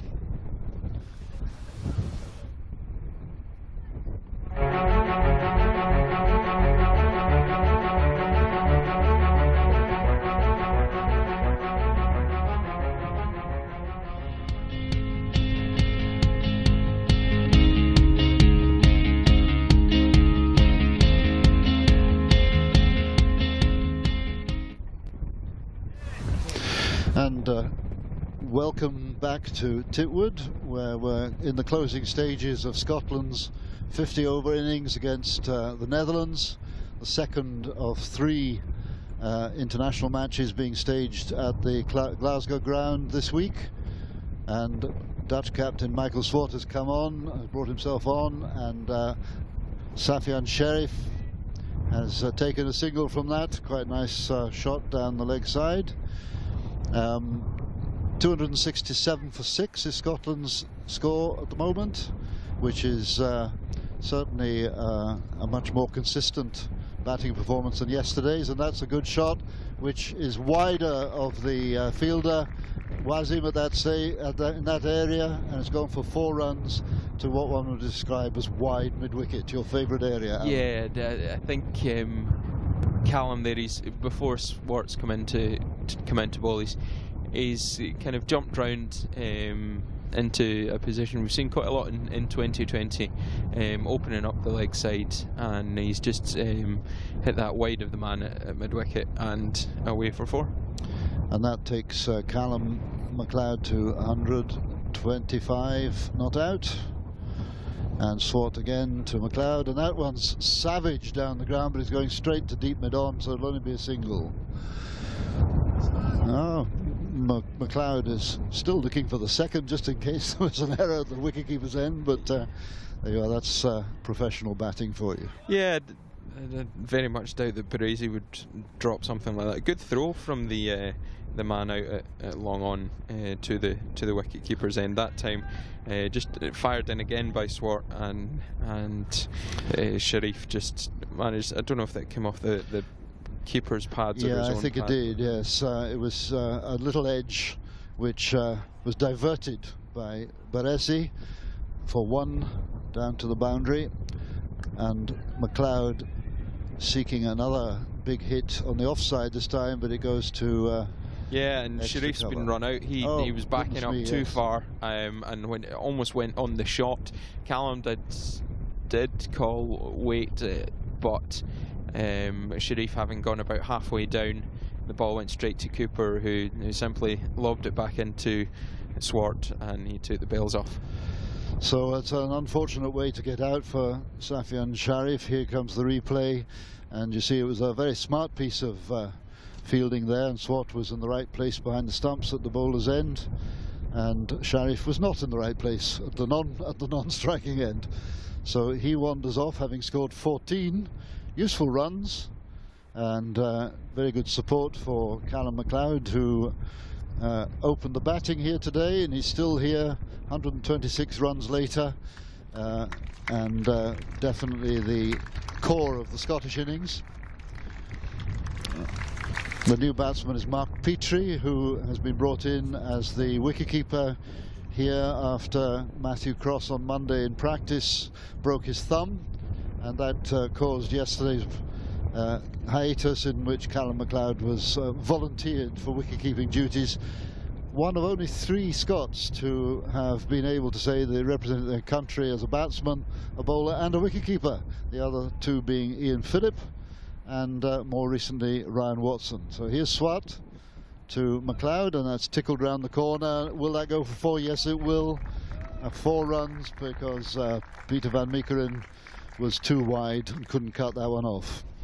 Useful runs. Yeah, useful runs indeed, and Swart's been trying to fire the ball in and tie the batsman up. And here's a replay from our camera that was in the line of where the ball was going to.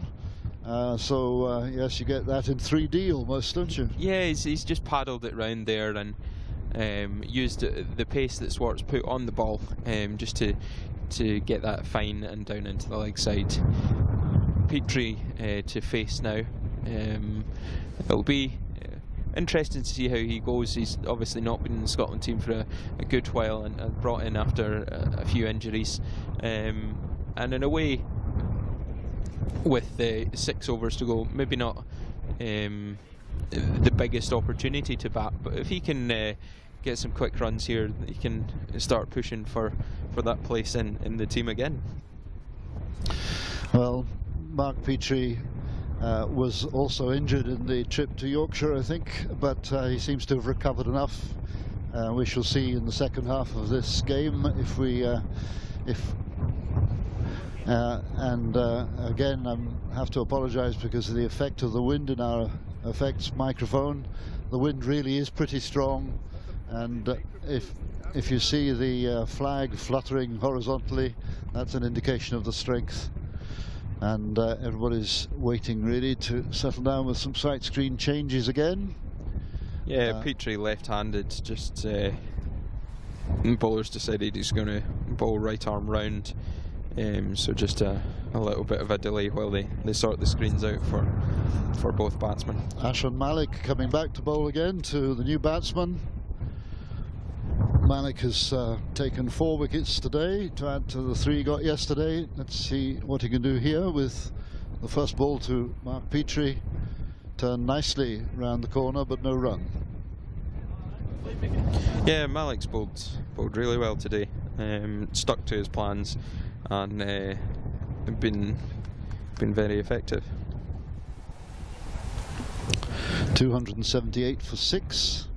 Is the sorry, 7 now. 7 it is, isn't it?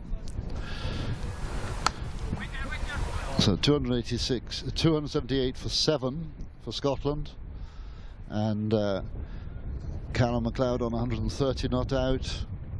New batsman Mark Petrie just getting his eye in here,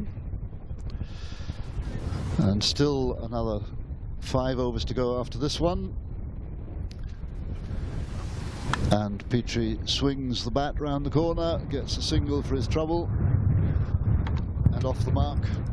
And the wind is now taking bits and pieces all over the place from my desk. Hang on a second.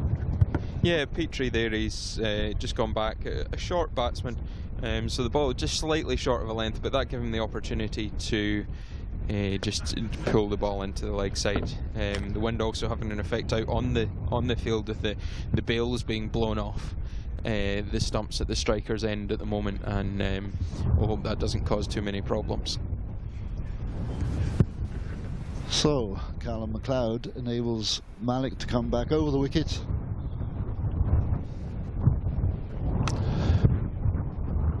McLeod to wide mid-wicket, but short mid-wicket, no run. Yeah, the boundary riders now late in the innings. We've got long on and long off, a man at deep mid-wicket, and then a fine leg as well. Although having said that, I think the fine leg's about to come into the circle, and Swartz moved a man to what definitely can only really be called cow corner. Well, I don't think we've entered the power play here. That'll probably happen at the end of this over for the last 5 overs. But that's a big hit, and it's over. It's over Wesley Baressi's head again. We've seen more runs scored over his head in this innings than I've ever seen in any match before. It's only a single, but Baresi will be regretting the fact that he's not 3 meters wide, 3 meters high. Yeah, that one there, top edge from Callum McLeod, and it's steepled, didn't it? Steepled over and into the wind, I suppose. But he's been lucky again, you would say, and kind of making those runs on your day. That's how things go. Another day that goes straight to the keeper, and he's out. Punched in the air by Petrie, and no, not enough space for a second run, but that's the end of that over, and Petrie will be facing the next ball. So that takes the score up to 281 for 7. Only 3 runs off that over.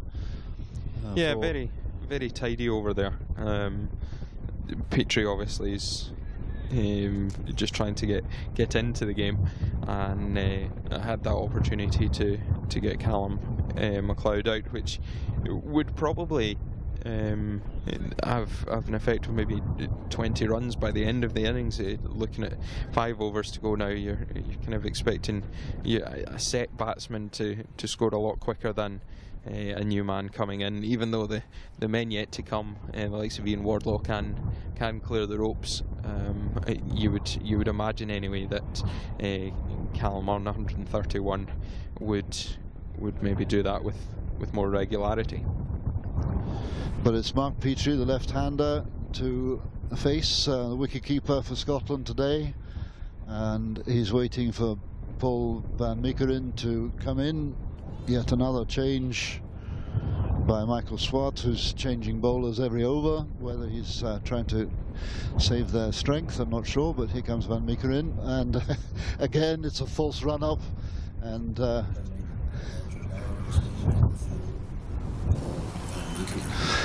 he's taken his sweater off, so he's got number 4 on his back now, which is confusing again. Here he comes, first ball of his over, and that's an inside edge from Mark Petrie, which avoids hitting the stumps, but it doesn't avoid the wicket keeping of Wesley Baresi, so no run. No run there, but I think an obvious sign of the intentions here from Mark Petrie to go hard at the ball. Inside edge there, but cleaned up by Baresi, and van Meekeren about to come in again. Now that one kept low. The bounce has been variable from van Meekeren's bowling end. We noticed early on, whereas from the pavilion end, the bounce was pretty severe.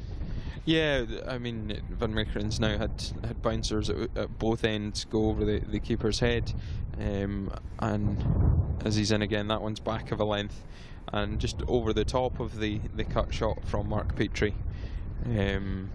Important here that they don't get too tied up in scoring the boundaries. They have to try and keep the ones and twos coming, and with that you're more likely to get the boundaries rather than going hard at every ball, and all they end up is in the hands of the wicket-keeper. Well, 4 men out and the rest inside the circle, and that has been well caught by well hit by Petrie, following the ball round. 4 runs to fine leg, and that's his first boundary of his innings, takes him up to 6. Yeah, a short ball again from Van Meekeren. He's just gone back, Petrie, and pulled it. I think that's gone finer than maybe he would have wanted, but effective nonetheless, and he got the 4 down to a very fine leg. If it hadn't been fine, he would have probably not scored a 4 because of the bowler wider there. So good judgment by the batsman. Van Meekeren coming in again to Mark Petrie, and that's been beautifully struck on the offside and well fielded out in the deep there by Swarczynski. That's the pronunciation, the official one. I'll leave that one to yourself, Mike. That's very kind of but you. that was a lovely shot from Mark Petrie, well fielded on the boundary, but it just leaned into the drive there and pushed it away quite square on the offside. So last ball of the over from Van Meekeren coming in now, and that's been turned, has it? No, it's been missed. I thought it perhaps had been turned into the hands of the wicketkeeper, but Petrie managed to miss it, so he stays in on 8, not out, and Callum MacLeod will be facing the next ball of the next over. 287 for 7 at the end of the 46th over. 4 overs to go now in the innings, so there'll be no doubt some shots to come, but the Dutch have done quite well there. The Petrie's been on strike, obviously for that last over, and at this stage in the innings, going for 6 off the over is in no way bad at all. They would be quite happy with that, and Malik will be looking to bowl similarly this time round. Well, Callum MacLeod sclaffs it to deep mid-wicket. Not quite the shot that I think he was hoping to be able to play, so he only gets a single for that. And from Scotland's point of view, having to rely on the new batsman to score is not the easiest thing at this time of the innings. See what Mark Petrie can do. Can he get a single? No, he can get a 6, I think. Oh, well caught on the boundary. Very, very well caught. Petrie going for the maximum, and we'll find out who the catcher was there. Yeah, he's just picked the man out there on the deep square leg boundary. He's picked up a ball that's back of a length, pulled it round, but unfortunately for him, just straight or almost straight to the man. He had to move a little bit to his right before taking it just in front of him. It was a very good catch, very well judged. He was about 3 yards in from the boundary, 3 metres if you wish, and Petrie goes out and gets a round of applause for his 8. And that's Malik's 5th wicket, is it? Yeah, that's 5 for him today, and he'll no doubt be pleased with that. He's bowled very well, and it's really good performance with the ball. The new batsman is Ian Wardlaw. Still waiting to number 13. Yeah, the catcher was Eric Swarczynski. We've just been able to see his number, and just checking it out with colleagues here. That brings Callum MacLeod back on strike though, so not all bad for the Scots with that wicket. Again, in this part of the innings, the wickets, is as long as you still have a couple in hand, don't matter quite so much. And again, and just cut straight to the man at point, a little bit close to his body maybe there to be cutting, but another example of the straight line that Malik's bowled all throughout the innings really, and tried to take advantage of a little bit of the variable bounce that if it doesn't get up, it's going to hit the stumps. Well, nobody likes to say farming the bowling these days, but that in effect is what Callum might be thinking in his head. but Ian Wardlaw has shown his ability to lift the ball out of the ground from time to time, but as a new batsman he's got to get his eye in as well. Yeah, he's got to get himself in. He is known for his boundary shots, but as they say, there is a reason that you end up at this end of the batting card rather than the top end. So I think they will be looking to have McLeod on strike as much as possible for the remaining balls. Well, I think Wesley Baresi there stopped a certain 4 because that was flicked down the leg side by Ian Wardlaw, and Baresi dived to stop the ball, and here comes Malik to bowl another ball at Ian Wardlaw. Straight ball, well defended, no run.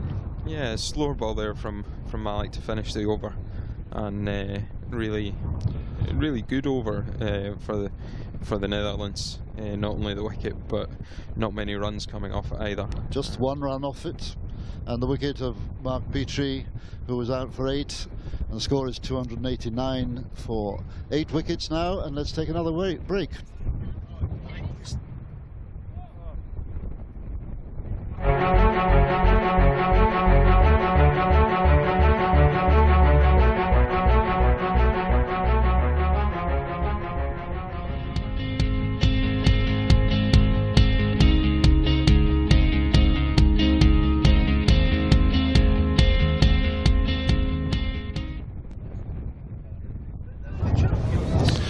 And welcome back to Titwood. We're just starting the 48th over of Scotland's innings against the Netherlands.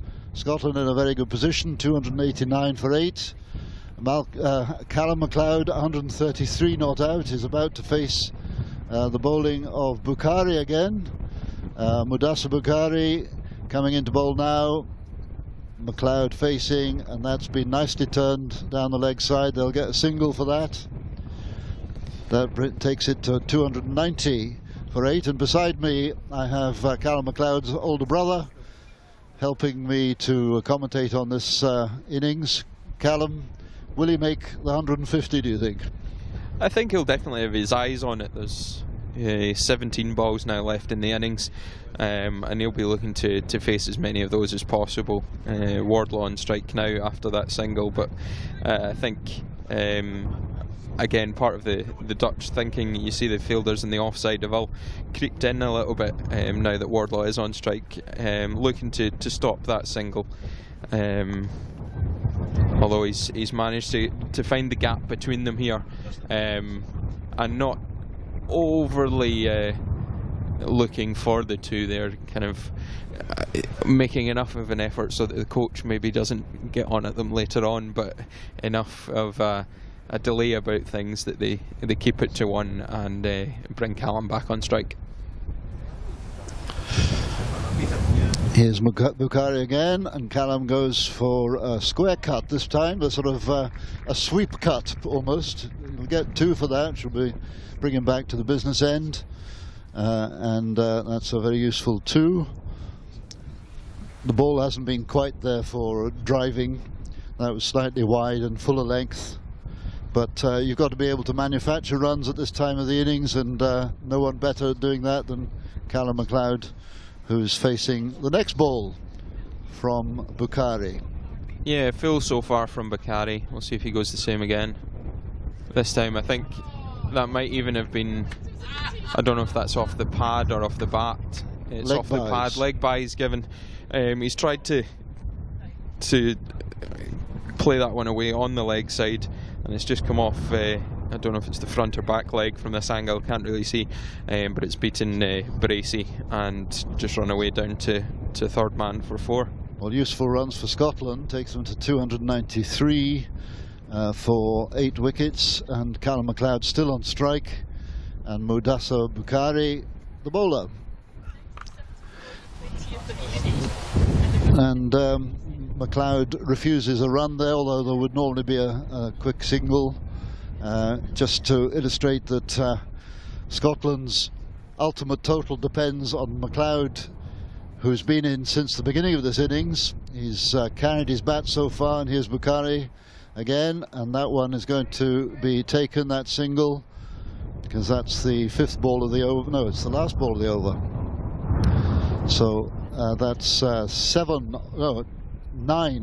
off the over. Quite useful. Yeah, very useful over from Scotland. Not a bad over from the bowler in any way. In fact, beat Callum with that one that went for the 4-leg byes. But again, at this stage of the innings, anything that's still in single figures, the bowlers will be relatively pleased with. And Bakari, much like Malik, has bowled a straight line and stuck to that plan fairly well. Although Callum had driven that ball away through the offside, it was a ball that he'd taken off, probably off stump, and driven away to the boundary. And it's Ashan Malik again with 5 wickets already under his belt to Callum MacLeod, and that's gone for a big 6 again. That's the ball that Callum was looking for, and that's the result that Scotland was looking for. 6 runs to MacLeod takes him to 143. Yeah, 143, also the 300 up for Scotland, and still 11 balls left to go, so they'll be looking to push that on. But yeah, just picked up from just outside off and driven high over long on and over the fence and out of the ground. Well, a cracking shot, as you saw from that replay, and that's exactly what the Scots want to see, and takes them to 304, which is another milestone. The ball's gone out of the ground, so there'll be a slight pause in the game. What is the time, in fact? I can't actually see. It's 2:30, which is later than it's a longer spell of an innings than we've seen for some time. Yeah, and Rod Lyle has made a huge effort to divert himself to say, yes, you see, they did get to 300, didn't they? As a fellow scorer, then Rod definitely has picked that one very early and seen the run rates and everything, I'm sure. Yes, and there on the scoreboard shows the definitive 304 for 8, a landmark for Scotland, who don't often get to 300, it has to be said. And another replacement ball has been selected by the umpires to take them through for the remaining 11 balls of the innings. Yeah, it's one of those at this stage. I wouldn't want to take that box of balls too far away from the edge of the boundary. I think, especially if Callum keeps playing this way, then we could be in need of it again. Ashan Malik now to Callum MacLeod, and that's fairly high. Will it be caught? It's under. Oh no, it's just eluded the fielder. It's a very difficult catch over his shoulder. But the wind took it away at the last second, I think, and made it a very, very difficult one. If he'd caught it, it would have been a miracle. The wind really has been making an influence on this game, and I should at this point pay tribute to our top cameraman, top in all kinds of ways, because he's on the roof of the building that we're under, and it's very, very strong, the wind there. Malik again, and that is the end of Callum MacLeod. 145, as he has a good hoik across the line of the ball, and nobody would be surprised, least of all him, I suspect, Alan. Yeah, no, he's just gone for one big shot too many, they would say, but he'll be very happy, no doubt, with 145, his highest score for Scotland on home soil, and it's not often that we have batsmen get into that kind of total in Scotland. Well, there he is. He is a remarkable cricketer who started off playing for Scotland as a bowler, and after umpires questioned his action, he made himself into an opening batsman. He proved to be so good at that he's a 2020 specialist, and yet here he is in a 50-over game, taking his innings all the way through to 10 balls from the end, from start nearly to the finish, 145 splendid runs, and deserves all the applause he can get. Yeah, he'll be very happy with that, and also very happy that a player who he's spent a long time with, Gavin Main, now on debut, coming out to bat for Scotland. he's obviously knows him through Uddingston and now through Durham. So as much as he'll be very happy with his 145, I can imagine he'll be very pleased to see Gavin out there with him.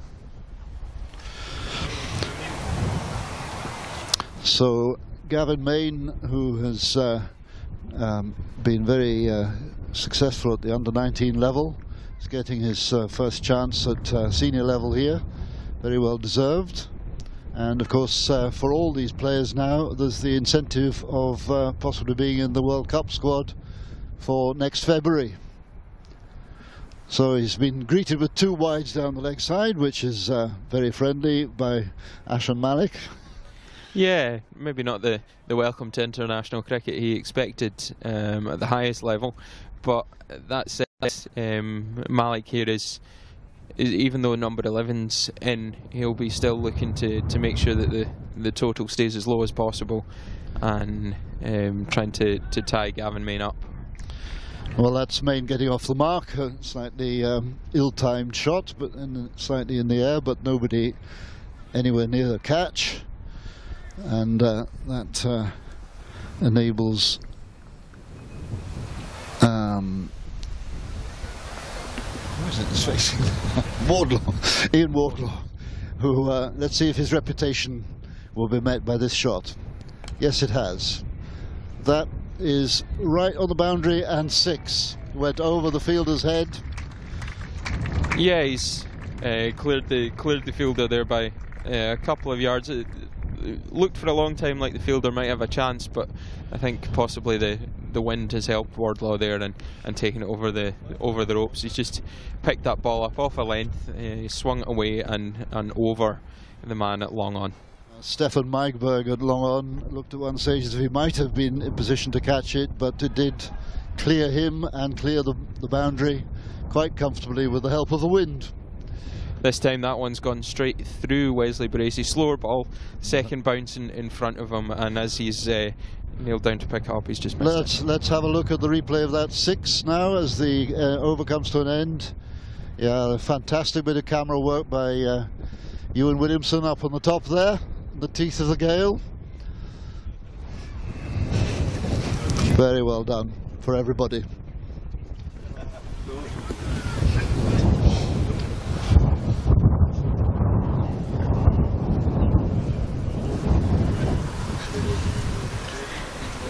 No doubt the very nervous father of Gavin Main going past there, and but also very, very proud to see his lad out there on his international debut. Yes, absolutely. Proud fathers are what we're all about, and brothers. And here comes Bukhari now, and Main. Wardlaw's just pushed that one into the offside, and taken a quick single. Good ball again from Bukhari at the start of the final over of the innings. He's like the rest of the bowlers, even though the total of 317 at the moment isn't what they would like. It hasn't been through bad bowling that's happened with Bukhari, and again full and straight and fields that one off his own bowling. Gavin Main tries to push it out to long off, but Bukhari gets across, dives across, and cuts off any chance of a single there. So here we are in the final over of this excellent Scottish innings.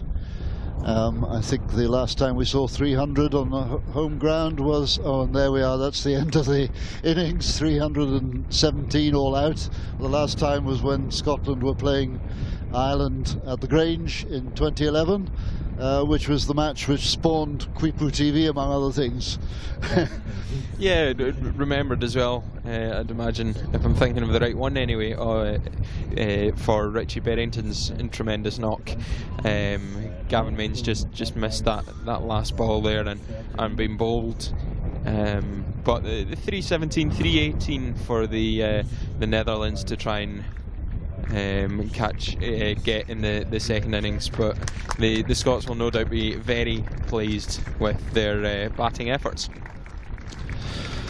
So that's the end of the Scotland innings with 3 balls unused, and a good effort all round. There was no repeat of yesterday's collapsing batting order. The Dutch have stuck to their task pretty well, and have been pretty good in the field in the face of heavy winds affecting the bowling and the fielding. In fact, the catching in particular has been tricky, and led off the field by Ashan Malik, who had, was it 6 wickets in the end? 5, I think it was. 5 or 6? 5, I think, for Malik. So well done to him. He gets the applause from the appreciative crowd. And at this stage, Quipu TV is going to go off the air in order to get some lunch. We'll be back in about half an hour's time with the second innings, with the Dutch innings, to see if the Dutch can get anywhere near this total. And the weather forecast at the moment is looking not too bad from the ground here. High cloud, no sign of rain imminent at all. Our thanks to all our guest commentators here today, and particularly to Alan MacLeod, who's just about to leave us for his lunch. Thanks, Alan, for your insight to the family feelings. And we'll see you again in about half an hour's time. Goodbye for now from Titwood.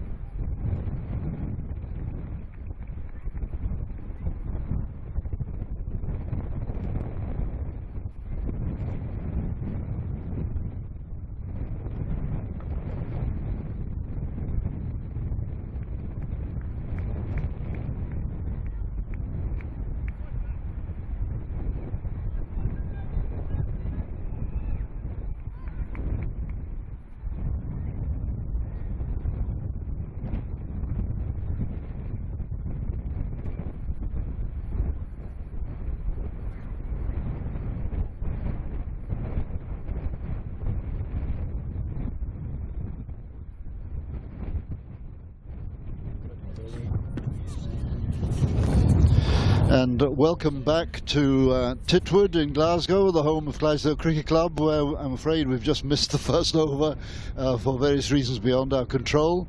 But welcome anyway, and you're about to see Safian Sharif bowl the second over. In the first over, bowled by Ian Wardlaw, the Dutch got off to a rapid start.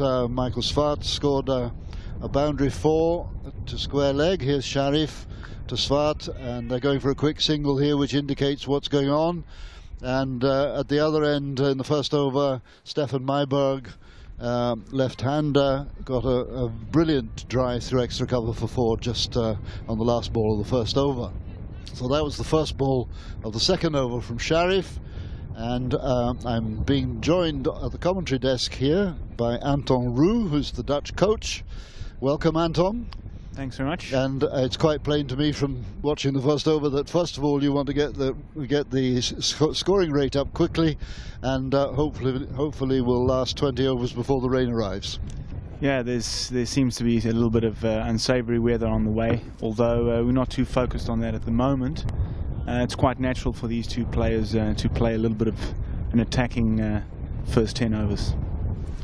So there's Sharif to Myberg, who gets an under edge onto the ground. And wicketkeeper is Mark Petrie, who was called in at the short notice because of the injury to Matthew Cross on Monday in practice, and yesterday's temporary occupation of the wicket-keeping slot by Callum McLeod. Here comes Sharif again to Myberg, and that's a very good ball, just short of a length, and Myberg did well to avoid touching it, I think. Yeah, Sharif yesterday proved to be a quite tricky customer for us. The boys spoke to each other just before coming out this afternoon for the chase, speaking that, you know, to have an extra eye on Sharif. Very good delivery, that. Sharif again to Myberg, and that's a nice shot off the back foot by Myberg, and then take a quick single. So 318 to win, Anton. That's quite a tough ask, I suspect. It is indeed. I think the wicket is pretty good enough, you know, for us to get that. There's a small boundary to our immediate left that I think we can look to target in our chase. But it all comes down to these first 10 overs. And here's Sharif again, 5th ball of the over, and Swart turns it round to square and gets another single. And the key to this is to keep the scoreboard ticking, isn't it? Absolutely. As I mentioned, you know, the first 10 overs are pretty vital for us in our chase, because that's when you're only allowed to have 2 men out the circle. So if you get onto a bit of a roll in the first 10, it sort of keeps you within touching distance of the run rate at all times. The middle period stays the middle period, and then hopefully in the last 10 overs we can look to get the runs. Last ball of this over, and that's been turned by Myberg down to fine leg. Another single, and that makes 4 singles off the over. Takes the score to 14 for no wicket. It's a good start. Do you actually, as the coach, do you actually give the batsman a target in 10 overs? With the Swart-Myberg combination, I tend not to give them any targets. They're quite free-flowing batsmen in their own right, so I leave a lot up to them to assess the conditions and the type of bowling that they face. And you know, they've played enough cricket in their careers to realise what's a good score in the first 10. So, you know, they're in charge of the first power play. Indeed. Myberg is now facing the second over from Ian Wardlaw, the third over of the innings, and there again there's no doubt he just pushes the ball out into the covers and calls for a single, and that's the way it's going to be until they get a ball pitched up so that they can drive, and it means a lot of field placing changes between balls as the batsmen go from right hand to left hand on alternate balls. And more fielding changes first of all, because the captain's got to make sure that only 2 players outside the circle. All gets quite complicated these days. Here's Wardlaw, and that one's allowed to go through by Swart. So, tell me, in between overs from time to time, Anton, what the situation is with the Dutch coaching setup, because obviously there have been changes in the past few months, and what are the purpose of the changes? What's going to happen? Yeah, quite a few tricky last months that we've had as a playing staff and coaching staff with the departure of Peter Drinnen. But you know, I've been with the team now for 4 seasons, 4 years as assistant coach and analyst. So the transition into interim coach has really been a smooth one. And the future, you know, not only for myself or for the team, you know, is a little bit uncertain at the moment. We're just waiting to see and come up with a few dates from the ICC when the January Division 2 tournament is, and I'm sure once that's known, we can start planning ahead properly. You know, to get our way back into World Cricket League. So, are you the fully fledged appointed national coach now, or is there still a possible? You would have to probably speak to the people at the KNCB to find out what my exact role is. But at the moment, I'm interim coach. Yes, interim coach. Okay, well, that's fair enough. And that was another straight ball from Wardlaw, which was parried down by Myburgh. Score is 16 for no wicket for the Dutch in response to Scotland's daunting total of 317 all out with 3 balls to spare in the first innings. So 318 to win, and you got off to a good start with 16 off 2.5 overs. Yeah, I think. Sorry to interrupt you. I think if you look at as we watch the bowler running in here. Yeah, Wardlaw to Myburgh, and Myburgh this time I think gets a slight edge, not well timed, so no run for that one. Yes, you were going to say 318. How do you approach a total like that as a team? Well, you know, there's a few certain you know, areas in the game where you block out to make up most of your runs. One is the first 10, being the power play. What we've done as a team is we've tried to break up the middle period into 2 sets. That's the 25 overs excluding your batting power play.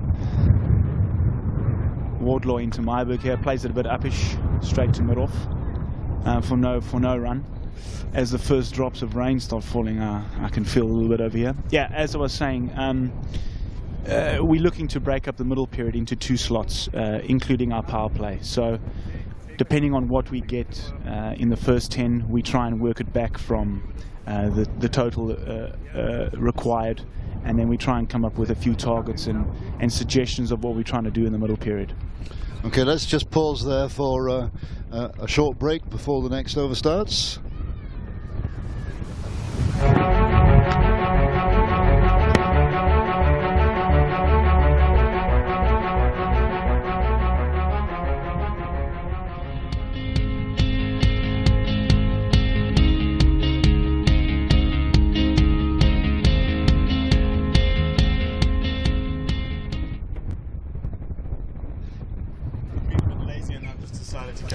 And welcome back to Titwood, and thanks to our broadcast sponsors, Prosperity Financial Solutions and Cast Accountants. And here comes Safian Sharif, his second over of the game, of the innings. Nice straight ball, and Michael Svaart, the Dutch captain, just fends it off. Michael is an imposing figure in the field. Yeah, Michael is Michael, I suppose. A big character all the way from Perth, who loves his fishing and of course loves his batting. Sharif again, and that's a forceful shot into the mid-wicket area, only for a single. What was noticeable about Swart's captaincy in the first innings, as Peter Boren wasn't playing because he's injured, was the incredible amount of bowling changes. Is that a plan, or is that simply reacting to events on his part? Yeah, look, I think you go into every game with a certain blueprint of a plan that you want. As Sharif runs into Myburgh over here, And that's a big hit. Is it going to make the 6? Yes, it is. That's a 6, a nice straight 6 from Myburgh. Very impressive shot there. Yeah, great shot. Lofted straight back over the bowler's head for a beautiful 6. It cleared the boundary rope by about 20 centimetres, I would say. Against a pretty strong wind, but yes. Definitely. 6 is a 6. Well, since you mentioned the wind, let me apologise in advance to viewers if they are hearing a lot of wind noise in our effects microphone. Nothing we can do about that. But here's Sharif, and there's another 6. That's to square, and that is wind assisted. Goes straight into the grounds of the Hutchison's Grammar School next door, and wanders over on the artificial running track as well. Somebody is already on site to collect the ball, so it won't be too much of a delay there. But the running track is being used, I'm told, by one of the competing teams in the Commonwealth Games that we're about to have in Glasgow in 3 weeks' time. Nice.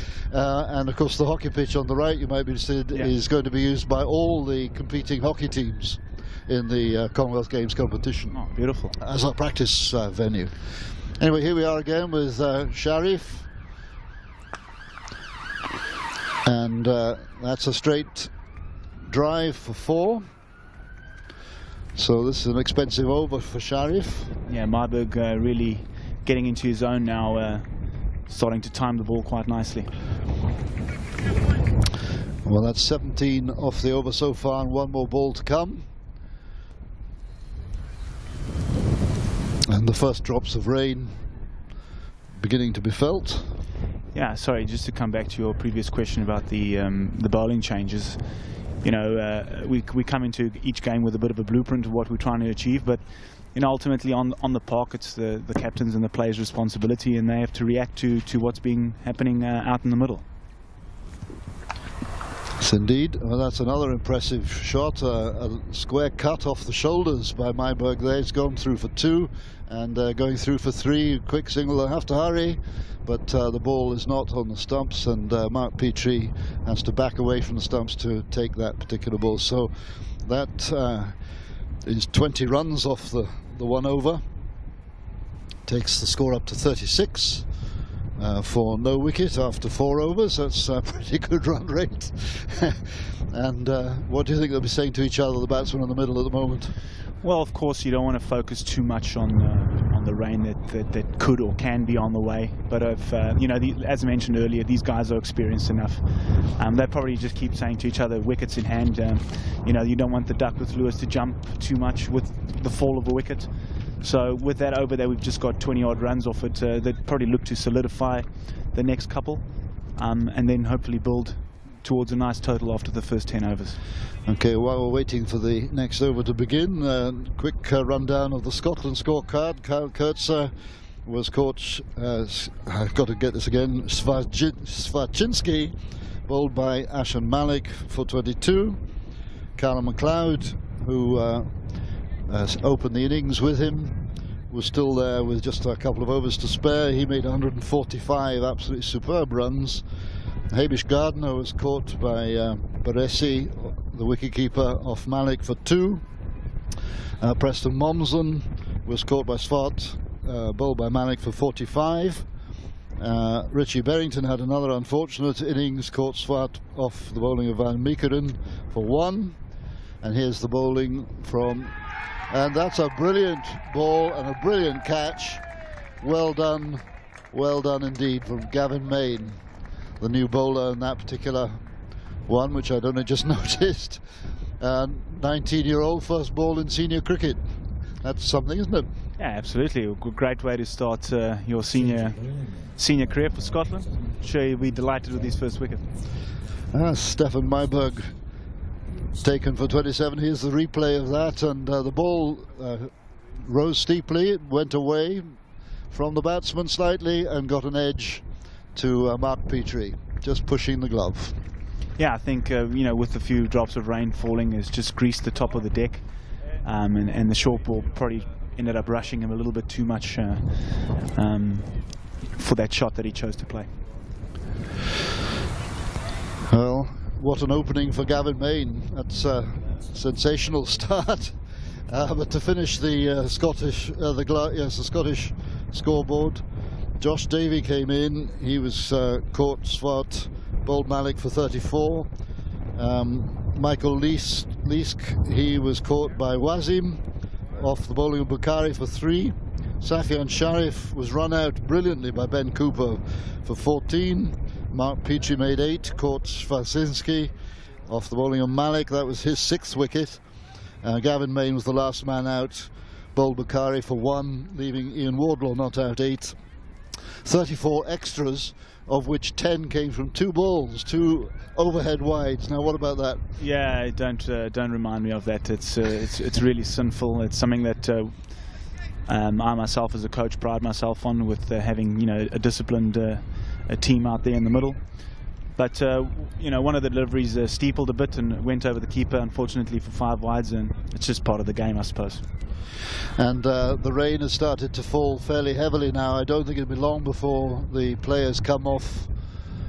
Will come off shortly, I would guess. The umpires will have to take notice of this. You can't play on in this kind of conditions, and if so, we'll probably relocate ourselves, because we're outdoors, and we'll try and find a space that's a little bit less exposed. Yes, I think that's a good idea. It's quite been a contrasting 2 days, yesterday compared to today. Yes, that's not unusual in these parts. I got told yesterday by one of the groundsmen, I joked to him and said, this could possibly have been my best day of Scottish weather, and he turned around and looked at me and said, I think in my 68 years of existence it's been the best of the best that he's seen as well. So absolutely. Was that Cyril McClatchy, our groundsman?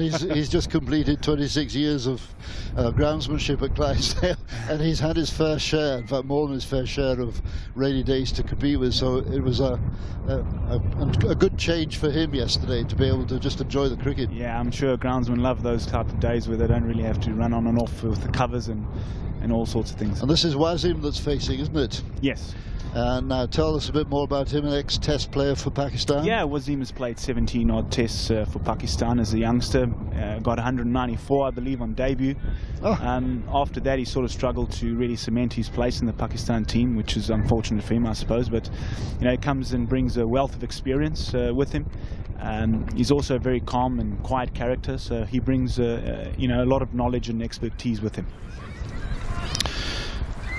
And here's Gavin Main again. Oh, that's another one that... did he get an edge to that, do you think? We'll wait and see in a minute. No, that looks like... yeah, it's pretty similar to what, I was talking earlier about that one delivery that Paul van Meekeren bowled was short of a length that just seemed to go through the top and go over the keeper's head, and that one seemed to behave pretty similarly. Absolutely. And Wesley Baresi, who's not particularly short, was finding difficulty with that kind of thing. Mark Petrie is a bit shorter than Baresi. Yeah, nowhere near him. Yes. Well, we're having a bit of problem with the camera that we use behind the bowler's arm, which has got a lot of water on its lens, but we'll try and do something about it shortly. And that's a wide ball. No ball. A no ball. Free hit for and Mohammed free Wasim, hit to follow. Yes. Be interesting to see where he lines this up. Being a subcontinent player, I've no doubt that he's probably eyeing out the leg side with a nice little flick of the wrists. So Gavin Main, the end of his first over, and that has gone for 4 over the heads of the slips and the wicketkeeper, as we've seen so often today. That's a free hit, of course, so that was a good way to finish the over. He got a wicket with his first ball, and there's been 8 runs since then. No, 9 runs with a no ball, so that should make it 45 for no wicket after 5 overs. Now, what are the umpires going to do? Are they going to make them play on for a bit more? Yeah, the rain, I wouldn't say has stopped, but it has definitely eased a little bit from about 2 minutes ago. So yes. I think the umpires are willing to give it a little bit more of a go. It's now what we would describe as spitting with rain. Yes, absolutely. And we've got a change of bowling here again now, following the pattern, and yeah, Michael Leask coming on to bowl from the pavilion end. Carl Kurtzer marshalling his fielding.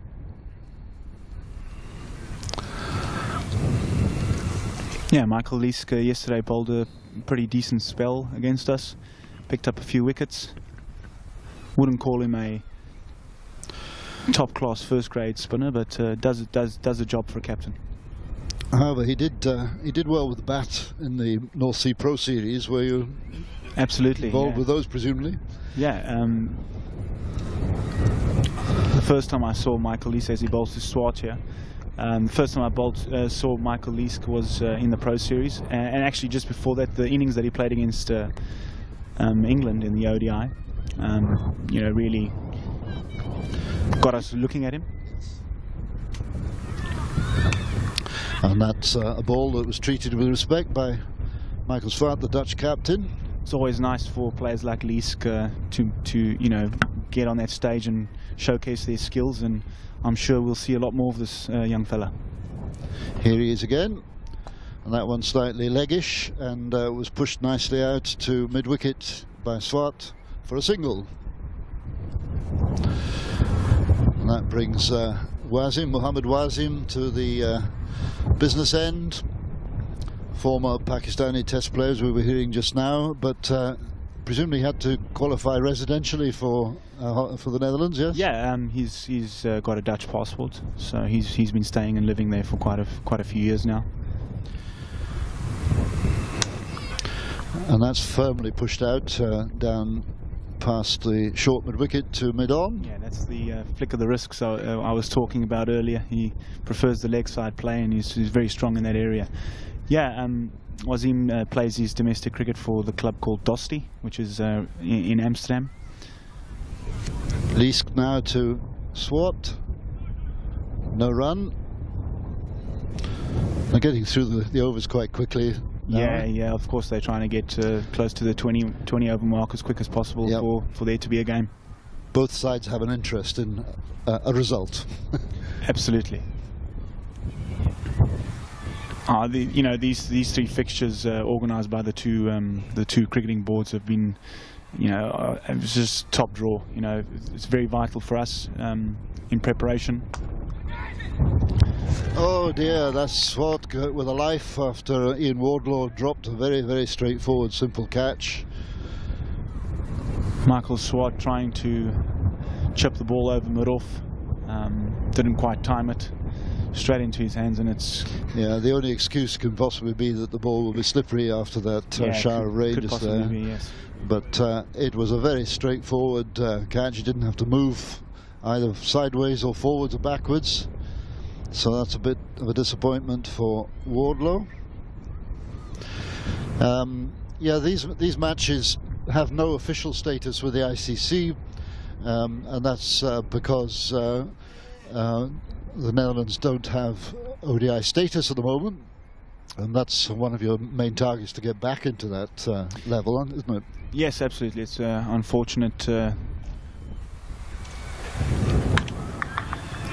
that we didn't play very well in our trip down to New Zealand, which we lost our ODI status. But as mentioned earlier, these three games, Scotland are using it as their preparation for the World Cup coming up, and these three games for us are also very important to try out a few combinations and get our act together again for hopefully our reintroduction into World Cricket League.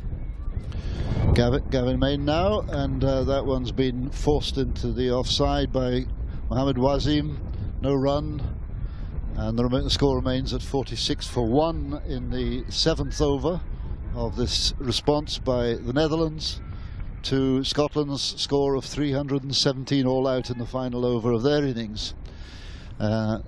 Certainly the Dutch will be very anxious to keep the run rate up, because this match probably won't go much longer than 20 overs. If they manage to get to 20 overs, it counts as a result, and from then on the dreaded Duckworth-Lewis comes into operation, which will keep us all on our toes. Everyone, including the coaching staff and all the players, yes, absolutely. Gavin Main again, well played. Wasim decides to take a quick single on that shot. Now, How soon can the Dutch Cricket Board get back into the ODI stakes?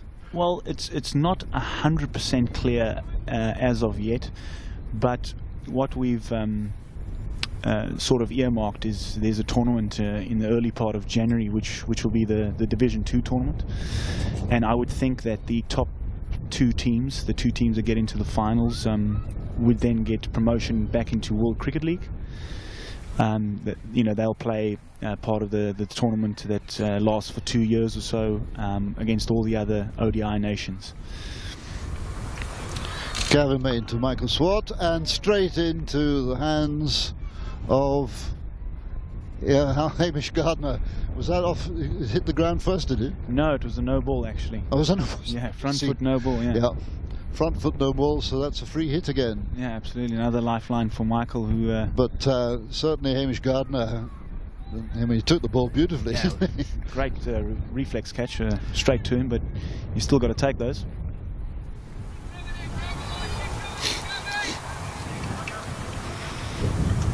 Let's see what Michael Swart will do here with his free hit. Backs away and opens the blade of the bat and spews the ball over cover. And that's 4 runs into the wind, nicely lofted into the deep outfield by Swart. Yeah, these days with the thickness of the players' bats, they only need to get a little bit of the ball bat onto it, and it sort of screams away to the fence. So you were talking about the time scale for getting back to the ODIs, and I have to say it gives me a shock to hear you talking about Division 2 in the Netherlands, because I've never come across that before. Yeah, I mean, make no mistake, we are deeply disappointed and hurt, to be honest, of what happened in New Zealand. And I wouldn't say that each game we're playing is trying to prove a point, but we've set ourselves a few goals, we've set ourselves a few targets on what we're trying to achieve in the next few years and how we want to get back into World Cricket League 1 and regain our ODI status, as it's quite financially important for all the associates involved. Absolutely. But more so for a bit of respect, Well, that is true, and I said yesterday and again this morning at the beginning of the broadcast that both sides had a point to prove, because while you missed out on the World 2020, sorry, the 50-50 World Cup. Oh goodness me, that seemed to be an unjust decision by umpire Alex Dowdles, but he's been given out LBW, and that does seem a little bit harsh to me. I don't know what you think. Yeah, we unfortunately don't have the replay in front of us here, but possibly could be outside the line, or a little bit of height involved there as well. But I would have to ask my analyst to have a look at that and then make the judgment call. So it's Mohammed Wazim, LBW, to the bowling of Michael Leask for 6, 53 for 2 now, the Dutch response, and that seemed to be just a little bit of a dodgy decision. And I can speak as a friend of Alex Dowdles and a fellow umpire. Anyway, that brings to the crease Wesley Baresi, the wicketkeeper for Holland, for the Netherlands. And what did he make yesterday? I can't remember. Well, Wesley was unfortunately run out yesterday from that nice direct hit. That's right. That was Berrington's finest moment of yesterday's game. Yeah, well, I was saying you had missed out on the World 50-50 Cup, and Scotland had failed to qualify for the World 2020, in which you did so well, as you often do. So both sides have got a point to prove in these games. Yeah, I think, having looked at the two squads, we mentioned earlier before we got to Scotland that hopefully it should be a very good series with two strong squads playing against each other that have a bit of recent history against one another. And as it's turned out to be, yesterday was a fascinating game to watch, with the ebbing and flowing of shifting of momentum from one side to the other. And today we saw a brilliant 100 by Callum McLeod, and getting into a very competitive total of 317. Leask now to the new batsman. Baresi very confidently playing that back. And what I've seen in the past as coach of this Dutch team is that when we end up chasing targets like this, it sort of frees up the batters a little bit more in when we chase totals of 180 to 220 or so. Well, that's true, and Scotland have never underestimated the Dutch ability to, oh goodness me, there's a muddle up here, and Michael Swart finds himself at the wrong end, having been called for a run and didn't go back, and he's been given out. Well, umpire Eric Young is deciding which batsman is out. Oh, it's not Michael Swart, it's Baresi, is that right? Have I got... Yeah, Baresi must have left his crease. Yeah, Baresi had left his crease, but I still think he got back before Swart got back. I'm not absolutely certain of that, but sure. Anyway, Baresi is the one that's been told to go by umpire Eric Young, and so he'll not be very happy. The wicketkeeper looking a bit down, but yeah, disappointed that Wesley's been run out for 2 days in a row, and no doubt he'll be hurt for quite a few days after this. Yes, that's not good. Baresi run out for no runs, 53 for 3, and it illustrates again the dangers of seeking quick runs, that an awful lot of basic errors of judgment can happen, and without surprise. I mean, nobody can blame anybody particularly there, but it's a big target to go for, and the target is quite big in 20 overs even. Absolutely. I think you hit the nail on the head there with the word basics. You know, that's just part of the game of doing your basic stuff right. So very annoyed with that dismissal, but you know, it's sport, it happens, and it's all part of the game. Michael Leask now to the new batsman, who is who? Oh, Swart at that end. It's Swaczynski at this end, yes. Yeah, Eric Swaczynski is the new batter. And for the spectators in the ground, there is a Duckworth-Lewis target in the top left-hand window, and at this stage of proceedings the target is 70 at the end of this over, which is not going to be achieved because that is the end of the over, and the Netherlands are 53 for 3 wickets after 8 overs.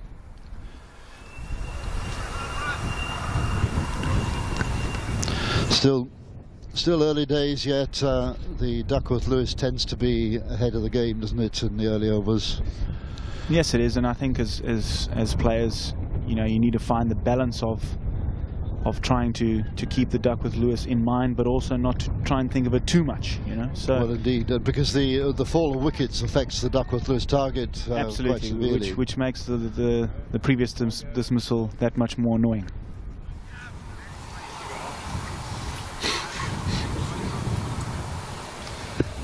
Yes, to illustrate that, I've just looked up the Duckworth-Lewis table, and at the end of the 9th over, which is about to begin, the target is 104 for 3 wickets. Yeah, so it jumps pretty sharply after the fall of each wicket.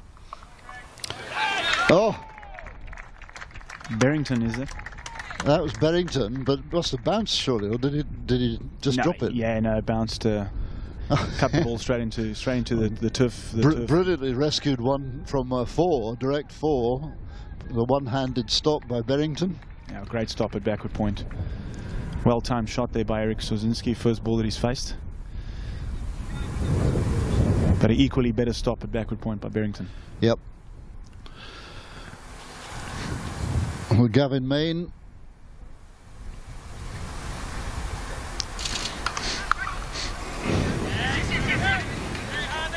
This time Swaczynski cuts again and bounces just short of Barrington with another great stop. Unfortunately, he couldn't stop the batters from crossing over for completing a single.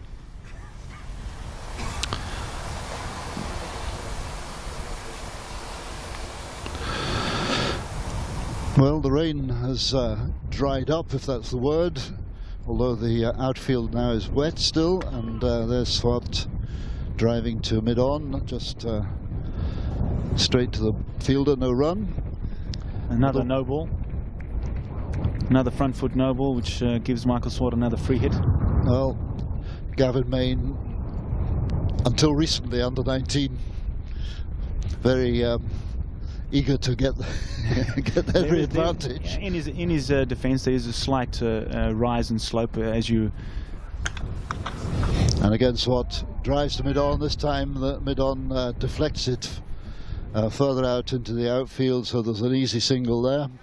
Yeah, just coming back to the young bowler, there's a slight little rise, you know, to the stump, so he could be just overstriding the last few lengths of his run-up, which means that he's overstepping the front line.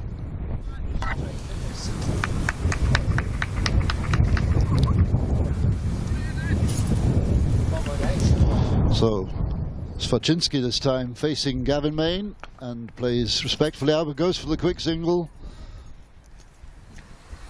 as the Dutch try and get their innings moving again after losing a couple of quick wickets in the previous over. Yeah, you know, Eric is not as free-flowing batter as the previous three guys we've seen playing, so he'll bring a little bit of steadiness to the ship, so to speak. So the last ball of Gavin Main's over. Oh, I've forgotten the no ball that happened, so one more ball to come. Michael Swart seeing a little bit of width there offered by the bowler, unfortunately couldn't capitalise on it.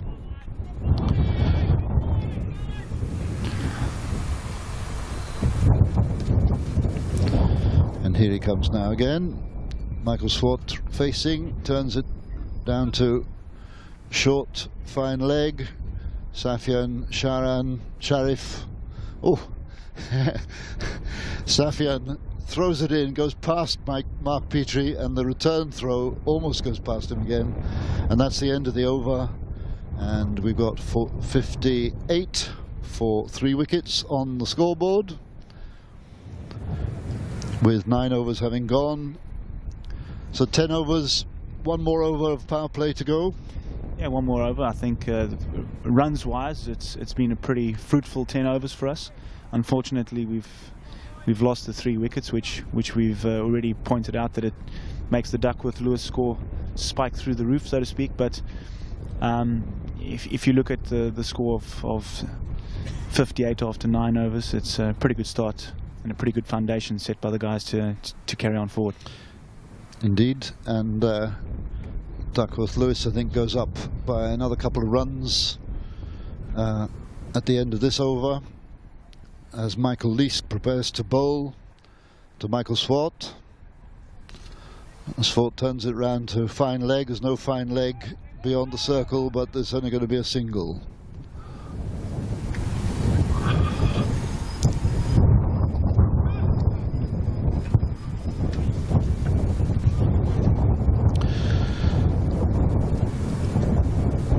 In terms of the general health of Dutch cricket, how would you assess it down the ranks? You got plenty of people coming out? There are a few youngsters that I've got my eye on that I've involved in the national setup for the past few months in the lead up to the Scotland series, but I've obviously unfortunately missed out on selection. But yeah, definitely there's a few guys that are putting their hands up to be noticed. But you know, international cricket at this level is quite demanding, and the level is a lot higher than club cricket back home. So the focus for those guys and what I've communicated to them back home is you know, I would like them to start seeing them dominate a little bit more at club level before they make the big step up to international level. As a coach, I've got a responsibility on their careers as well, and you don't want to throw in a guy into the cauldron, so to speak, when he's not quite ready. Well, very wise words there. Scotland, of course, also giving youngsters plenty of opportunities at the moment, but they have the incentive, the youngsters have the incentive of the entry into the World Cup, 50-50 World Cup in February, and there's all to play for in this season for everybody. Yeah, of course, building up to a World Cup is an amazing feeling, and everyone is putting up their hand wanting to catch the plane out of here. The long flight journey to Australia, which I'm sure will be filled with butterflies and excitement. So the boys are pulling out all the stops to be involved in that squad, I'm sure. Well, that's the end of the 10th over for the Blues, the end of the power play for the Dutch there. So the score is 59 for 3 wickets. Only 1 run scored off that over. And that means that instead of just 2 fielders outside the circle, the Scots can now put 4 fielders if they wish outside the circle. It makes it a little bit more difficult to find the gaps for the batsmen, but they'll be well used to that. Yeah, it'll be interesting to see the tactics of the Scots now, if they spread the field immediately or if they would look to protect the boundaries. I would think if I were in their position, I would keep the field in a little bit longer to put a little bit more pressure on the opposition. But hopefully we can counter that with a few more attacking strokes. Well, Michael Swart about to face the bowling of Gavin Main. He's the Dutch captain for this particular game, so he'll want to lead from the front. He's on 17 at the moment, and Swaczynski at the non-striking end has just come in. He's on 2 not out, 59 for 3. The game in the balance, but bearing in mind Duckworth Lewis, the target now is 108 at the end of this over, and that's almost double what's on the board at the moment. So Swart takes his single. Yeah, unfortunately yesterday Michael Swart could not kick on from his beautiful 60 that he got yesterday, and I think today was a good example of, from Callum McLeod getting a good start and really pushing on and getting a big 100, and that, that tends to be the difference between setting up targets of 250, 280, and eventually they got to close to 320. Good lesson to be learned, because I think yesterday Callum also gifted his wicket away to us, which started the rot, so to speak. Absolutely, and that's another good ball from Gavin Main, but slightly wider, and Swaczynski declined to play a shot at it. You've always got to make the batsman play at this level of the game. Yeah, with the new ball you're looking to put in an area of uncertainty for the batters, hopefully get it for fuller length to make the ball swing as much as possible, and hopefully looking for some seam movement.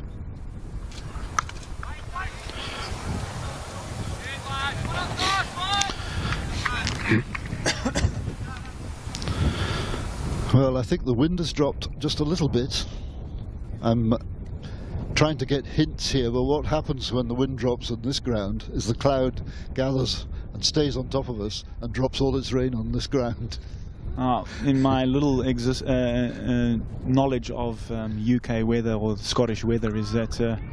and that's another brilliant catch by Berrington, denied by a no ball yet again. Yeah, another no ball. Shame for the poor fellow. Started off with a wicket first ball in his senior career and has now gotten another 2 wickets off front foot no balls. Absolutely.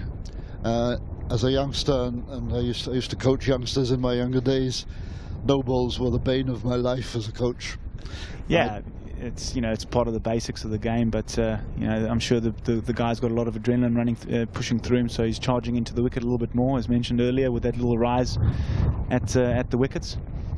Here he runs in for his ball to Swaczynski. And that one's turned to leg, but it'll only be a single because there's a square leg out there ready to field it, and that's Michael Leask out on the boundary at square leg. I'm sure the young man will look back on today and learn from his experience and his mistakes, and I'm sure, speaking with the coaching staff, that they'll set those things right in the near future. Yes, indeed. Here he is again, and that's an edge which eluded Preston Momsen at the slips, but I suppose could go down as a technical chance, but it was deflected wide of Momsen and went for 4 to the boundary.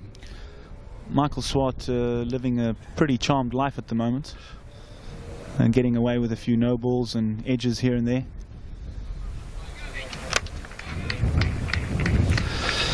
Keeps the scoreboard ticking nonetheless. Certainly does. Keeps the interest and the excitement in this game up. Yes, absolutely. What can Gavin Main do this time? Ah, well, a nice normal ball just outside off stump, and Swart plays it into the covers.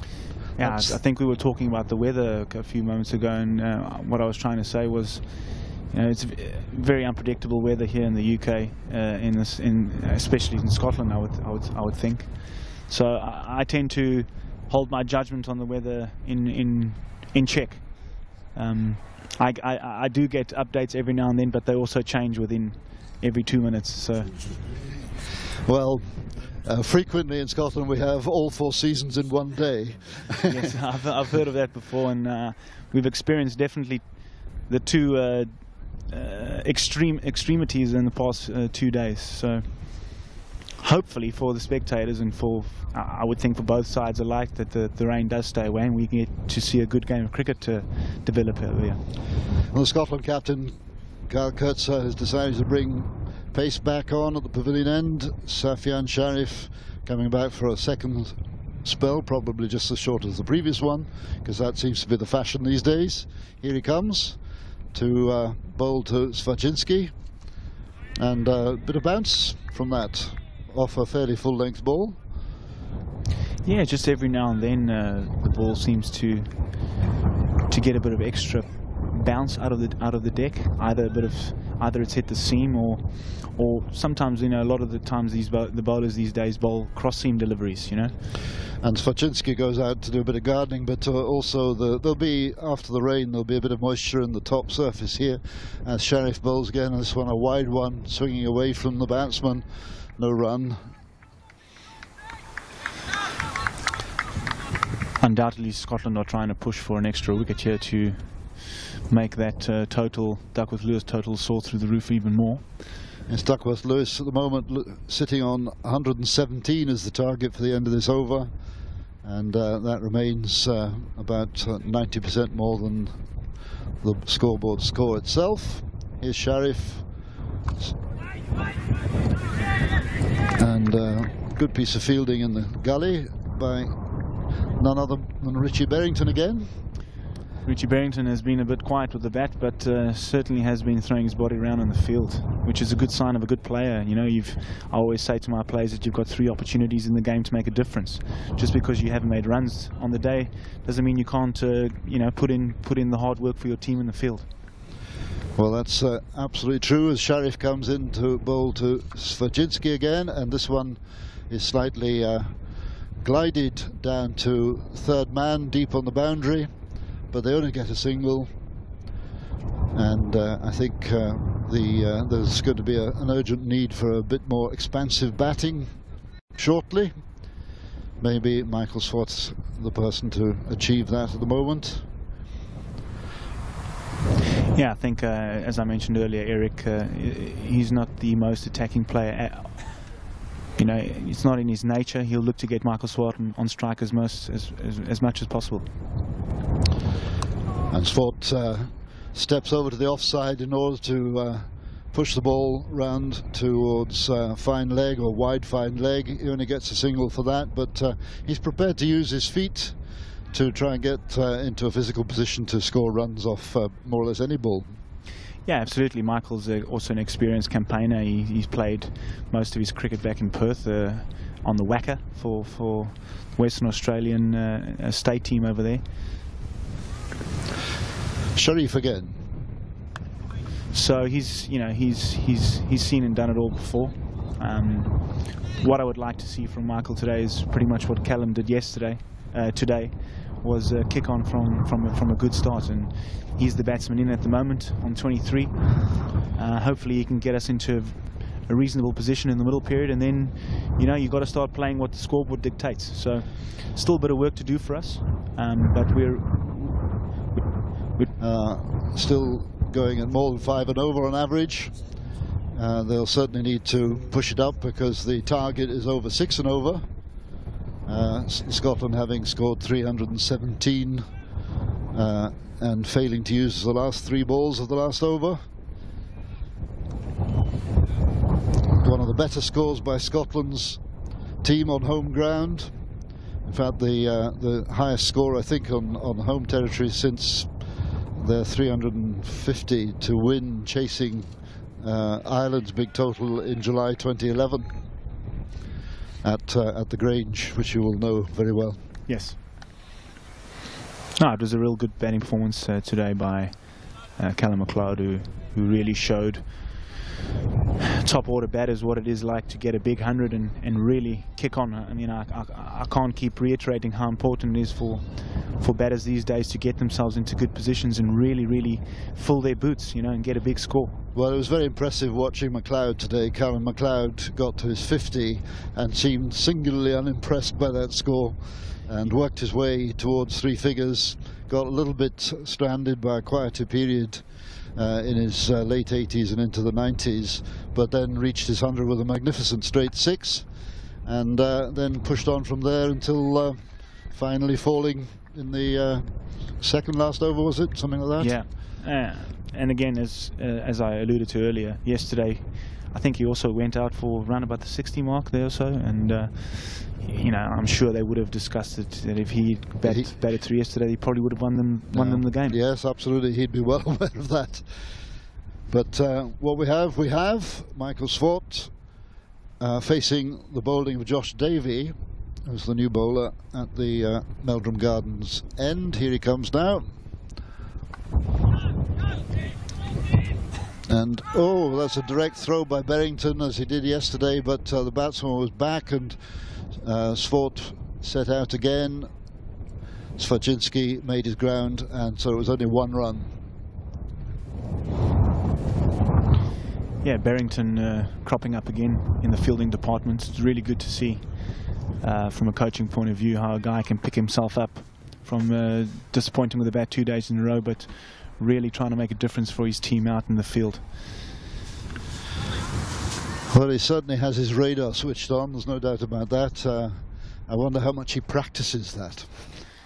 You'd be surprised how much the guys practice these days of those things. I think since the days of John T. Rhodes setting the bar of fielding standards, everyone has tried to emulate or at least copy the training methods and standards that those guys have set for us back in the day. So credit to the new generation these days who really throw their ball